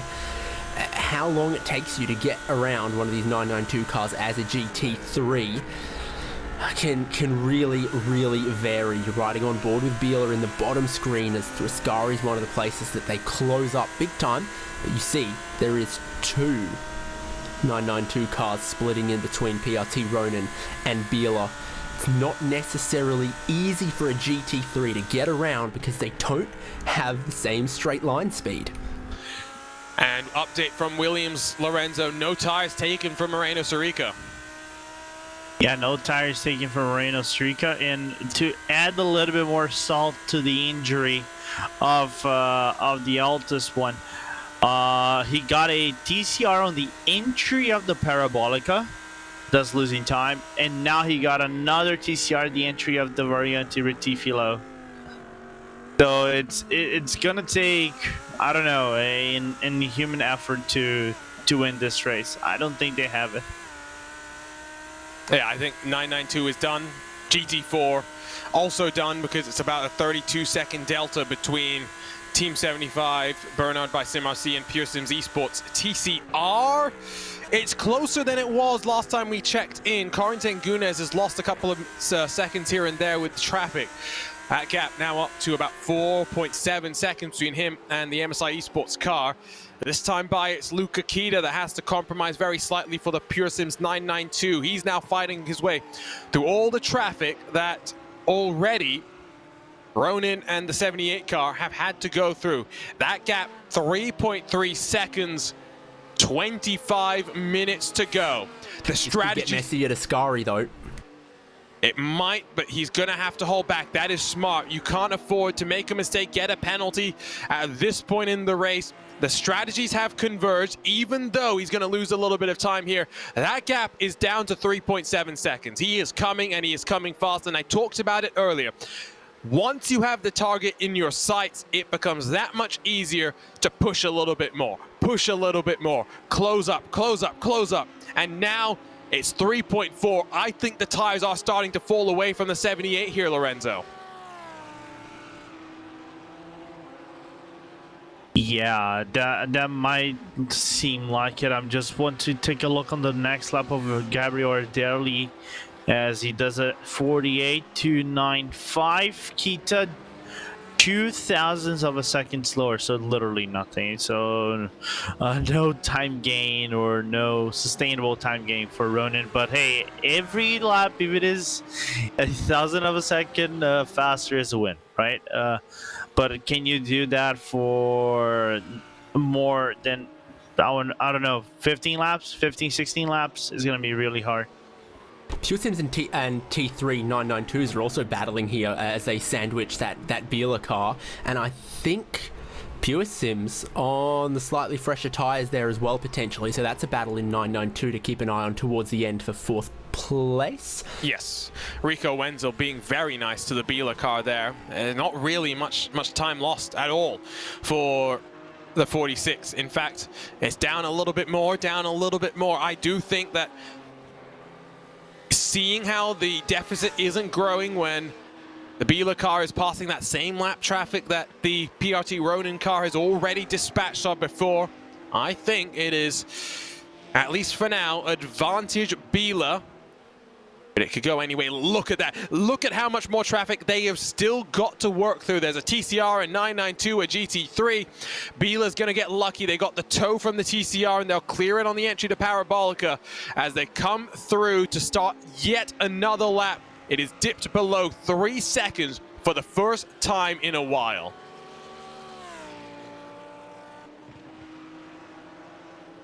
Qualifying's, of some importance, of no doubt, for these 6-hour races, but we're looking at cars that qualified 4th, 7th and 6th to potentially fill out the podium at the end of a 6-hour race. In what order? I'll reserve judgment on just yet, but not your front row contesting for the podium positions. And I think it shows as well that qualifying is important, yes, but depending on the type of race and depending on the way the penalties cycle out as well, it's not always the most important. We've seen, for example, Biela in other endurance championships. When qualifying hasn't gone their way, they've always been able to work their way forward, but never into a race-winning position. Only when they manage to dial in quali have they been able to win the race. Slightly different situation here. In fact, it was the car that started better that has fallen backwards. It's been Luca Kita who has been smart, worked his way with the rest of his teammates through traffic, through incidents to run a clean race, run a strategy that has enabled them to cycle out into clean air at points in times. And really goes to show in endurance racing, that's why we call it endurance racing, and we talk about the spirit of endurance racing. You can never give up. You're always looking forward. This time, though, Biela does lose a little bit of time behind the TCR car in through Ascari. Gap back up to 3.4, Lorenzo.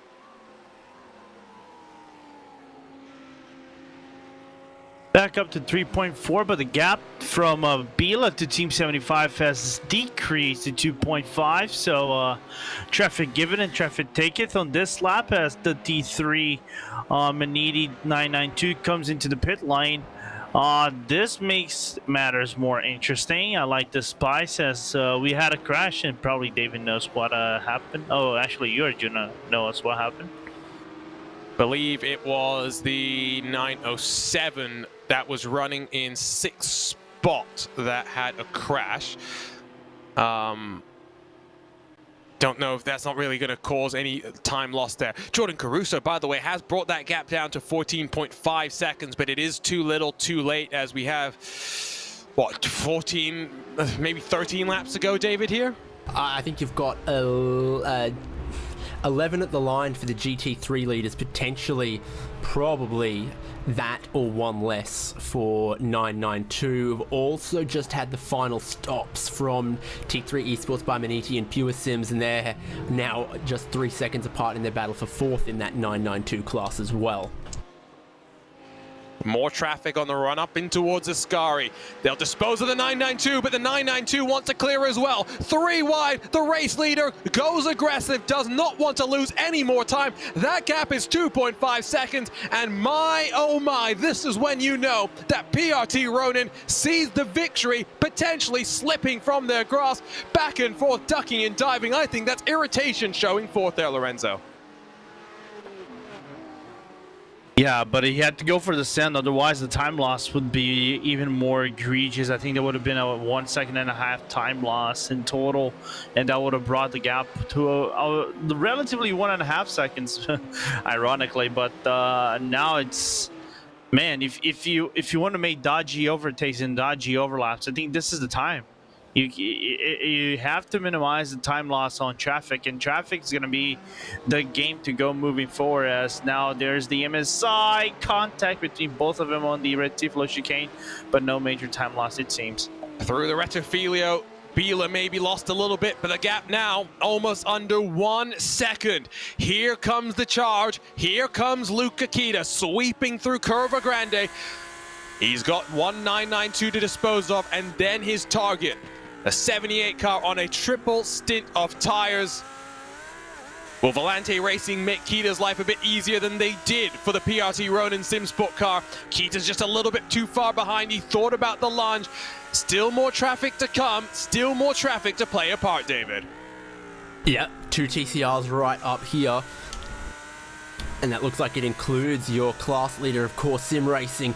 Keita, does he have room to go 3 wide? Does he just have to wait? The 992's quick in a straight line, but then he has to pull to the inside to get towards Ascari, and it just continues to buy. Precious time to PRT Ronin Simsport, but what feels like an inevitability when the gap is down to a second with still 10 laps to go.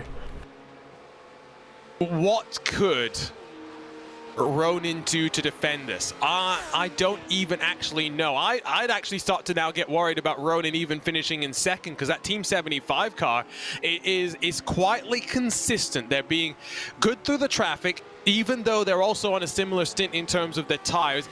It does seem as though just they're a little bit, they've been able to hold on to the rubber just a little bit better. Gap 9/10 of a second. It is going to come down to maybe a move in the next 5 minutes. I don't know how long Ronin can really hold on to this lead. Bit of an update as well on TCR. Gap down to 4.5 seconds. Mark Perez is really just throwing that 111 MSI TCR car around the circuit as he tries to reel on in Corentin Gunez. That gap's actually down below 4 seconds now, because Gunez has lost a bunch of time with some more traffic that has come around him. I don't think it's over in TCR either yet. It's not over in GT3, definitely not over in TCR, David. 7/10, more traffic, and you just have to go for it every single time if you're Gabriel Adelier, and that's what he does. Tries to put Bernhard car between himself and Luca Keita. He's successful with that and hopes that on the second Lesmo he can carry more speed down the straight here. But then, you clear one car, you immediately got to look up the road and say, oh, there's Core, and it just keeps going, and it'll feel like, swimming against the current for the remaining 16 minutes. Opened up slightly as had to get past the Team 75 992 car. It's got Kevin Niotolo, one of the other ATVO whizzes that we talked about earlier, behind the wheel right now. Great to see them actually driving instead of just working on the wonderful timing and graphics software that powers us here at RaceBot TV. 1.2 the gap though. Team Bernhard, they're closing in as well, only 2 seconds back from second. Which way is this going to go? How exactly can Ronin, can the 78 defend? Can they from just... left field here, Jon Zutakau in third there was the fastest of all of them on that lap just gone. Yes, but again, you do have to bring into factor that the 2 cars out front have had to work their way through just a little bit of traffic. It was a 47.865 for Jorn. Say his name for me, please, David. Anything between Zutakau or Zutakov or something, I'm sure will cut the mustard. Yeah, I'm just going to let you say it. Not only that, it's not just any traffic. It's not just any traffic, it was their teammate, by the way. It was the other Team 75 by Bernhard that was one of the cars that were in the traffic, therefore brought the gap closer between the 46 and the 75. So the traffic give it and traffic take is actually working a little bit for the 75. So team shenanigans happening late in the race. Into Ascari. Can Biela clear the 992 car in front of them? Might have been a little bit of contact for the other Ronin car, we're getting word. It's been a good day for one, not such a great day for the other. They are still technically in the points. In fact, I believe Ronin might even have hit Pure Sims and their 911 Cup car entry, the 992 class. That would be Braden Werner behind the wheel. Seen Werner be very, very quick at the Nordschleife in the past. Here's a look at the run into turn 1. That's a send. Okay. He steers left. That's all I can really say about that one. Well, he realized he'd gotten in way too hot trying to dive the GT4 and was going to make contact with the Pure Sims 992, so he's tried to turn left to slot the gap. But it was too late, way too committed, way too ambitious, and Police Academy called because it was a pretty textbook pit maneuver. David Haynes always brings the puns. And we don't need puns always when we've got fun like this. Bila versus Ronin. Ronin's doing a good job. Now that they've been able to clear some of the traffic, they have been able to just get back into the rhythm. And I think that's going to be important here, because there's only a few places that you can pass, but they're all set up, Lorenzo, by the exits out of previous corners. So getting the momentum, carrying that forward all the way down these straights, even though the car behind has dropped, if you don't have the momentum, you can't defend at all. Yeah, you can't defend at all, but the problem is Bila's just going for the one thing that both Luca and Sven know how to do, sand. So they're sanding every single corner. I saw their sand at Della Raggi was just downrightly insane how they can actually cut time, and within draft range with the Ronin on worse tires. Good luck. Here it comes. 12.5 odd minutes to go. BOP has been rather good, as David Haynes is pointing out. BMW leads the way from the Lamborghini Huracan with a Porsche 911. 3 different cars on the podium. But here's the momentum. Bila Racing Team Euronics to the inside and fighting for the lead. Bit by bit, the Porsche behind is closing. All these cars can do by fighting for the lead is bring Team 75 Bernard by SimRC into the mix. Inside line for Bila Racing Team Euronics, and Peru Racing Team, powered by Ronin, can do nothing but watch as Luca Kita rips the lead from their hands. Perfect move, and the traction off the final corner, the momentum through there was just so much stronger for the mid-engine Lamborghini on the fresher tires that pulled into the slipstream down the famously long pit straight here. And he had the inside, he had the nose in front, and just the confidence on the brakes and the turn in. You could see the grip difference, and he used it exactly how you would expect. Now, how much further can PRT fall? Will they be able to stay in the draft of the 46 car, or can Luca Kita run away with the race lead? Will PRT, will the 78 be left to defend from the hard-charging Team 75 Bernard by SimRC? Remember, both second and third on a triple stint of tires, but I mentioned it earlier. I do think that Team 75 have just been able to extract a little bit more pace from their tires, much like I was saying with Altus maybe being a little bit harder on their tires in the 992 class. Maybe that's what we see from Ronin. That BMW as well. We talk about the BOP being good, but Lorenzo, one thing that is very hard to BOP is tire life and the way that the car has the tire develop over the course of a run like this. Yeah, it's very hard for you to simulate tire life and see how the wear is going to affect the car that is going on a triple stint versus a single double stint, and to have similar performance. The one thing that Ronin has to be hopeful for is that they get traffic on the wrong end for Bila in a corner like the Della Raggi or one of the chicanes. But as a counterpoint, if that happens, it immediately brings the Team 75 into the fray. 1.5 seconds is nothing. If they get it within 1.1, that's draft range. Once you're within the draft range, then we have a 3-way battle. If they're within the draft, ready the fireworks. 10 minutes to go. Remember, we'll finish this race when the first time that the car crosses the line after time has expired. For those who are new to iRacing, it's not like some of the other series where it's time plus 1 lap. It is time and you finish the next time you cross the line. Battle in TCR has opened up again very slightly. It does look as though Corentin Gunez will be able to hold off Marc Perez in the TCR battle. Of course, GT4, we talked about this earlier. Hayden Burns for Team 75. Bernard by SimRC looks to try and make it 3 in 4. 30-odd seconds clear of Pure Sims Esports and Ian Gagnon Renault, and in fact increasing that gap lap on lap. The Undercut Racing team trying to claw back that gap to try and get to second step on the podium. Let's talk briefly about the 992, as that Ronin car is now almost out of draft range. They might fall into the clutches of that Porsche very, very quickly. But David, I mean, the gap between Moreno Sorica for the Williams 905 and the Altus 943 car is down to 10 seconds, 10.5 seconds. I think if Altus maybe had not taken you know, all 4 tires when they did, we'd be looking at a very different race in that class.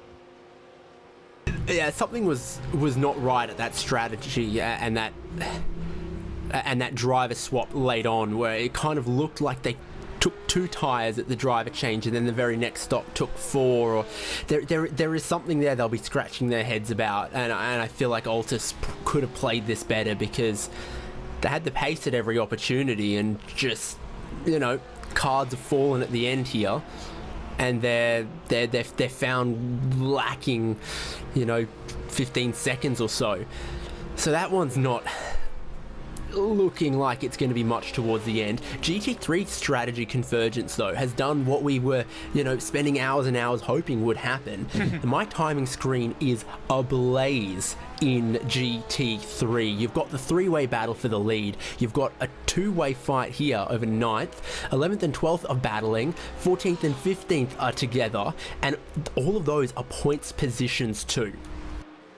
Yeah, one thing to note, though, with the Ronin SimSport car that sits in 15th at 77 are under investigation for the moment that we saw with the Pure Sims esports car, so might not be a points... a penalty might drop them out of the points. That's the way I'm trying to phrase it, no matter how this race actually finishes. We're looking at the battle for 9th and the battle for 2nd. That Porsche, look at that Porsche closing under the brakes. Jon Zotekau really has the bit between his teeth. 7 minutes ago, on board with that Porsche, rear engine and lots of grunts pushing it down this straightaway. You're allowed to cut this little bit on the inside. It's not a major drama, but it does mean that the car on the outside has to give you space. PRT Ronin, the 78, will watch as one more position slips from their hands. Team 75 Bernard by SimRC up to the 2nd step of the podium.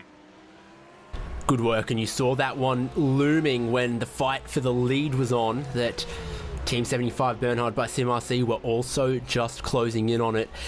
When you get to the 3rd stint of the tyres here, it's all about the traction off the slow corners at Monza compared to some other tracks with some, you know, higher speed, more laterally loaded corners.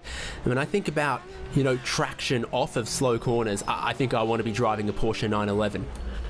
You're going to be wanting to drive one in the rain as well, that's for sure, when we eventually get that added to this series and the even more dynamic strategy that will develop as a result of that. Bila Racing in that 46 have cleared on off. They're 2.5 seconds clear.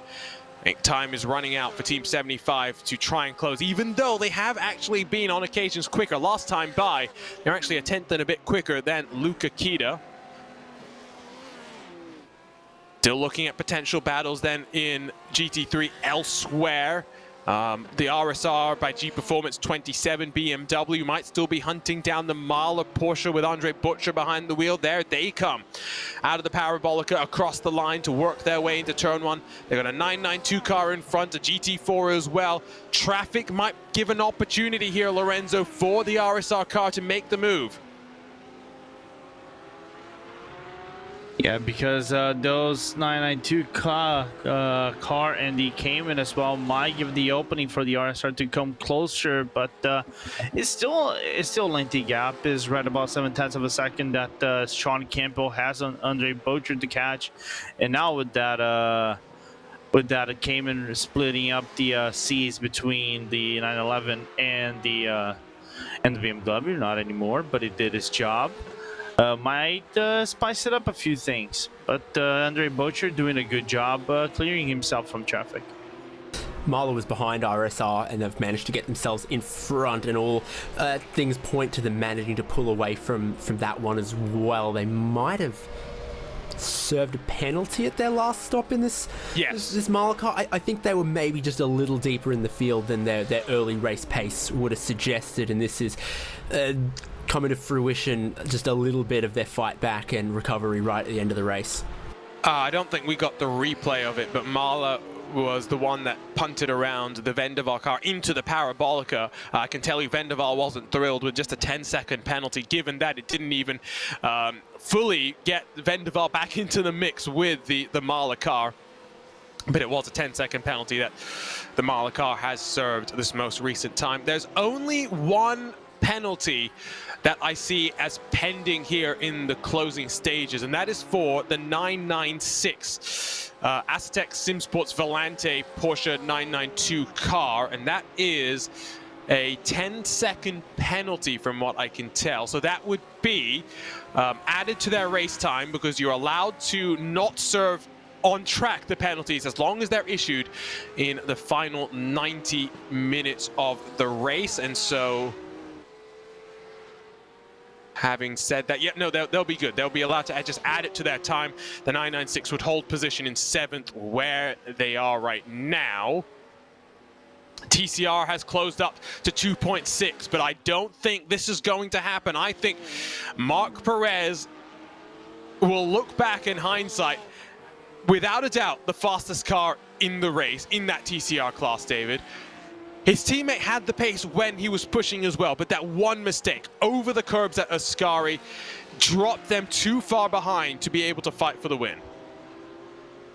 Yeah, it was just a case of being slightly wrong-footed and just a little too aggressive across those curbs. And it must be said that the suspension caught one of those anti-cut curbs in a surprising way, but then you yeet your whole car across 3 gigantic curbs at racing speeds. Unexpected things are liable to happen.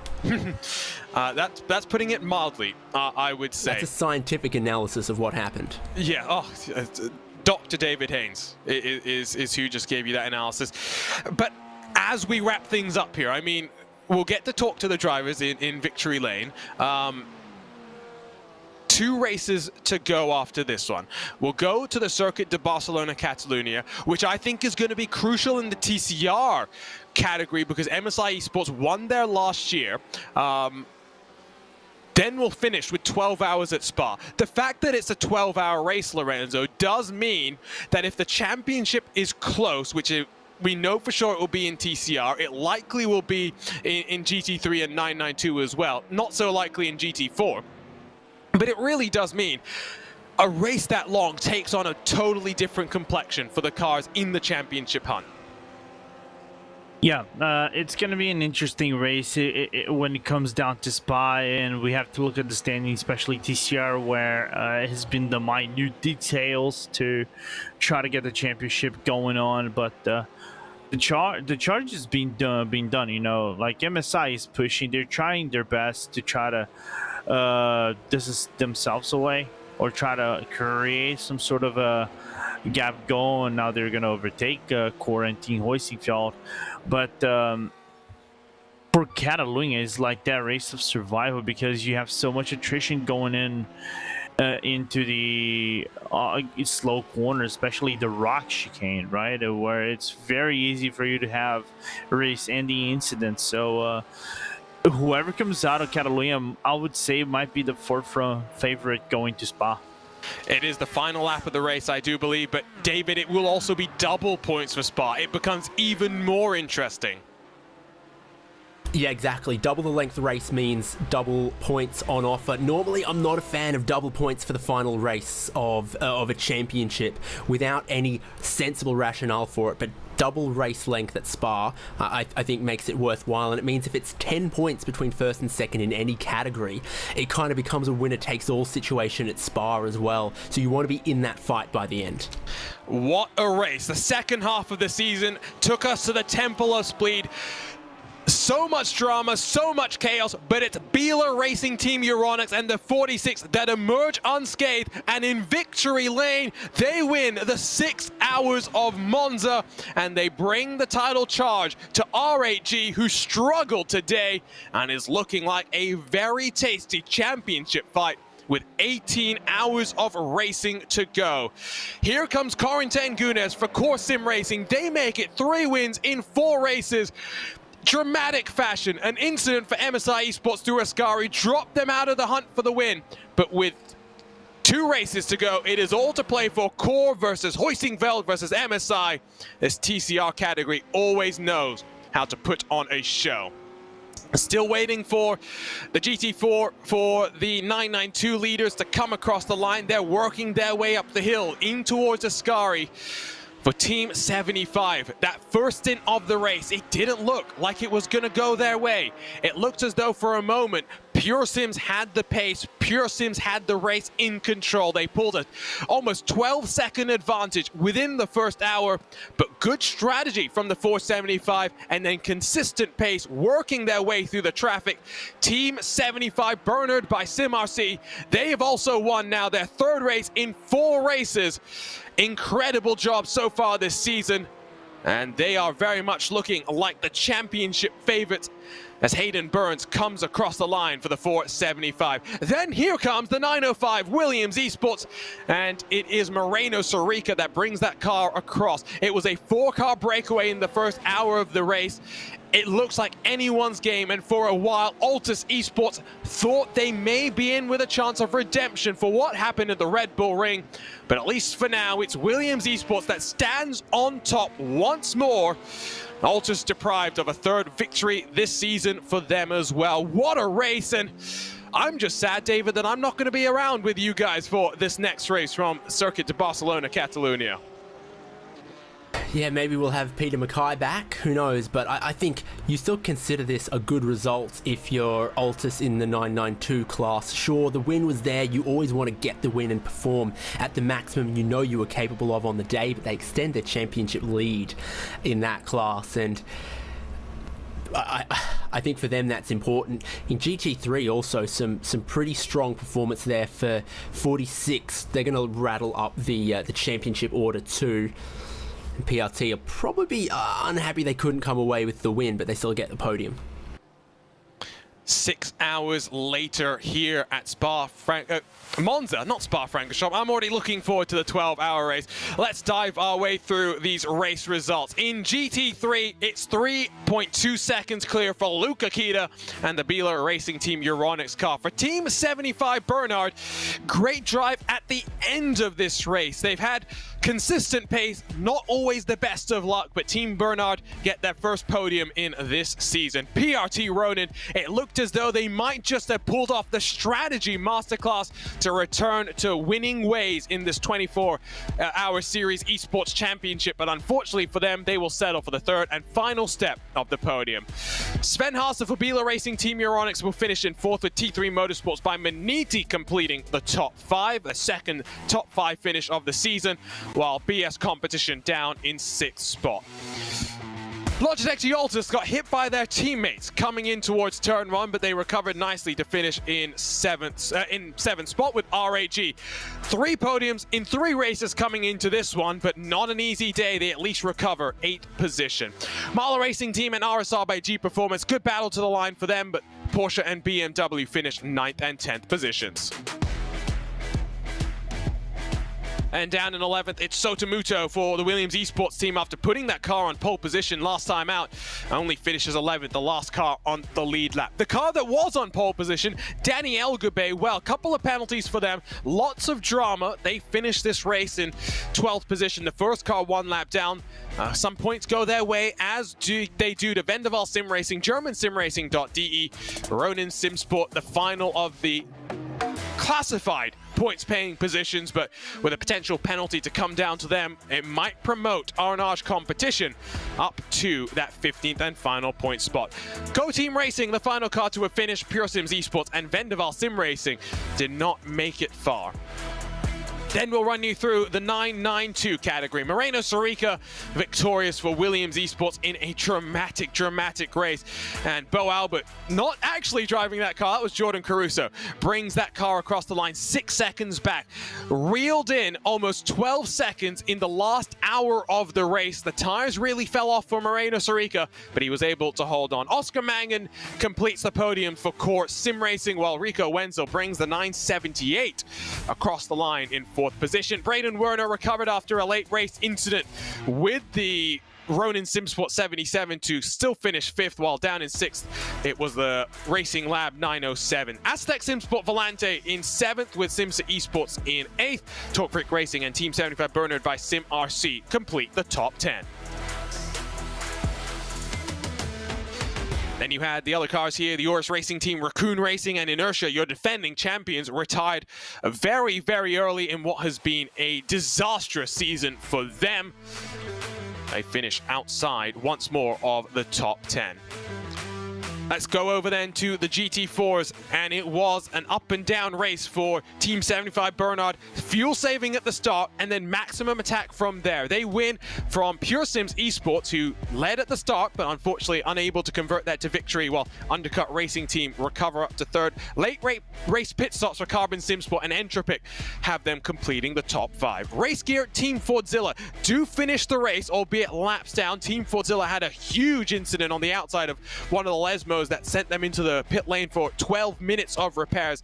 They do recover some good championship points. David Barraclough for Talk Freak Racing, they finish in 8th and then get to some of the retirements. Marvin Lesmullen for the German simracing.de by Hetzner, and down in 10th, Aztec Simsports Volante by Aztec Simsport Volante GT4, excuse me. Last but not least, it is the totally chaotic racing category. Just 7 cars, but they always put on a show, and it was the battle of Core Sim Racing versus MSI Esports. Core Sim Racing take their 3rd victory of the season, but only by 3 seconds. Mark Perez, the fastest car by a country mile. An unfortunate incident, though, for his teammate Victor Labato, drops them out of contention, and give it a couple more laps. Maybe Mark Perez reels that 111 back up towards the lead. Michael Schottler for Team Heusingfeld will carry the momentum from entering this race 2nd in the championship forward. Impulse, Hunkos, Simsa all finishing this race, while the only retirement very early on was Odox Motorsports, who retired almost before we got really underway. So that's a look top to bottom at your race results. Let's get started with our post-race interviews by bringing in the drivers from the 992 category. What a drive it was for Moreno Sarica and Alessandro Bico. A monster stint for both drivers. Only one driver change there, and David Haynes is standing by.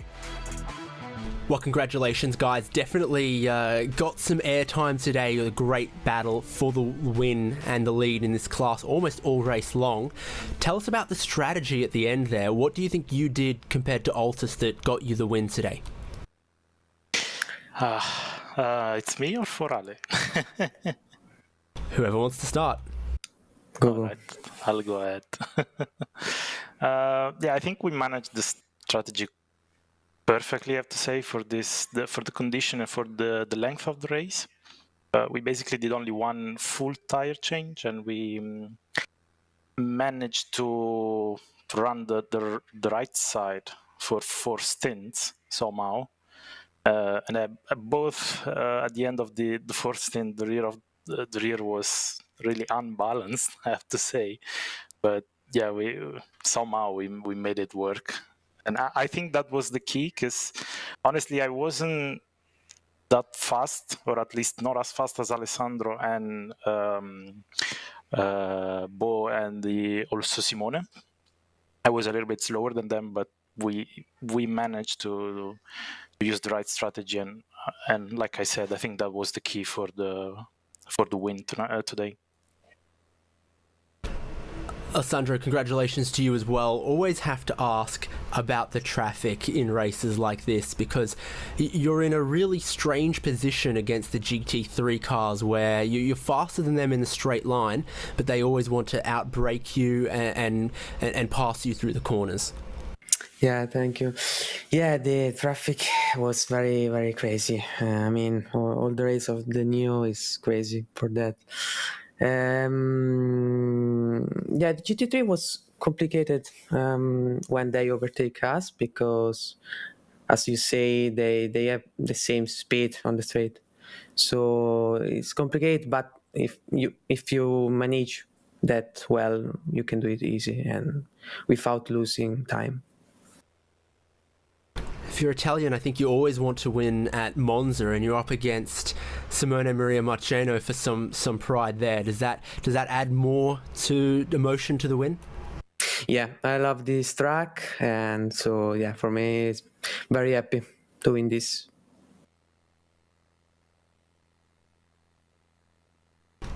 Moreno, championship-wise, Logitech G Altus, they have the lead here. You guys have, maybe not had all the races you wanted, especially the first 2 races, but now it's 2 wins on the trot. There's still Barcelona to go, a lot of points on the line for Spa. How many more wins do you think you guys can get towards the end? Is the fight still on? I hope so. I mean, hopefully we can get the win in the last 2 rounds as well. And maybe with a bit of luck on our side, what we didn't have at the beginning of the season, maybe we can overtake Altus in the standings as well. Yeah, why not? We will give, as usual, our best effort, and let's see what happens. 8th in the standings going into this round by my count, at least up into 4th or 5th now, with some momentum behind yourselves, 2 wins in a row. Congratulations, guys, and I hope you enjoy this win, because it was really great to watch all of the battles, 4-way fight for the win most of the time. Thank you. Thank you. That was your winners in the 911 Cup class. Great drive from both Alessandro Bico and Moreno Sorica. We now turn our attention to the GT4 categories. We're joined by Jürgen Frank for Team 75 Bernard by Sim RC. Lorenzo Bonder is standing by. So Jürgen, congratulations on the win, and I have to ask you first and foremost. You guys on the first hour had Pure Sims basically charging you guys by 6, 7, 8 seconds before coming into the first pit stop, and you guys were right in the middle of the pack, fighting for 3rd, 2nd, and 4th place. Looking back, was there any concerns of, maybe we might not be able to catch Pure Sims because they're doing similar to what they were doing at Red Bull Ring? Yeah, thank you very much at first. Honestly, we had some worries in the beginning because we thought there were like 2 strategies, one for an extra stint with full throttle the whole race, and the other strategy, what we planned from the beginning on, to save fuel all the time. And when Pure Sims broke the draft after like half an hour and they got away, we thought like they will pull this through now and maybe we are on the wrong strategy, but somehow we made it work. And in the first stint we saved 2 laps, and that was the key for the win today. Well, and with that being said, 3-4-4 this season. I know you are a guy that is friendly and knows the GT4. This Porsche came in like from head to toe. What is the key in this championship, in your opinion, to be this near perfect so far? Yeah, I think the strategy is a big one for the key to win, because just like on this track, it was extremely important, and I think in Sebring it was also very important. And the pure pace is very important on this car because the setup is a bit less important. So that's what I think. And then moving forward to Barcelona and Spa, 2 tracks I think you probably know how to drive around them. If you had to pick one of the 2, which one do you prefer driving most between those 2? I think when it comes to this championship now, I would prefer to drive Barcelona twice. Because there's not so much draft involved. And I think we really have a great pace from all 3 drivers. Marvin and Hayden did a extremely good job again, and I think we can play our pure pace out better in Barcelona than at Spa. Right on. Jürgen, I'm gonna let you go. Again, congratulations on the win. Go and celebrate with the boys, and can't wait to see what you guys are gonna do in 1 month. Yeah, and thanks to my teammates and the race engineer Dustin Hickman, and also to Timo Bernhard. It's a pleasure to drive for his team. And good evening to you guys. 3 wins in 4 races now for Team 75 Bernhard by Sim RC. It's also 3 wins in 4 races for your winners in TCR. Core Sim Racing had a mighty old fight with the MSI Esports team to get the victory here today. They're now standing by with David Haynes. Well, congratulations once again to you guys. It feels like there's not many cars in this class, and there's not, but that doesn't mean there isn't going to be a great battle, because you guys up against MSI, they really push you all the way for 6 hours. Yeah, they were really fast today. Obviously, they got quite a lead in the first stint, just with the traffic and stuff and the fuel saving. So we basically spent all day playing catch up. But yeah, the last stint Corrington was just heavy fuel saving, and they were gaining progressively. It was getting quite nerve-wracking, but really nice to hold on. It's my go-to. Got to ask you guys, how was the traffic from your perspective? For me, it kind of came and went. Like my first stint was kind of bad, and then the second stint was really good, where I was kind of getting them all on the straight, so I was actually gaining time in the draft. But yeah, it kind of fluctuates. You never get a perfect run, but it was okay. If you could summarize TCR strategy in 4 words, what would they be? I would say intense, stressful, but there is not a lot of strategy actually, so it's tough to put words on the strategy, because basically today we needed to save to not have the extra stop, but usually we don't have to save that much, because we are not risking any extra pit stop, so it's just to short fuel.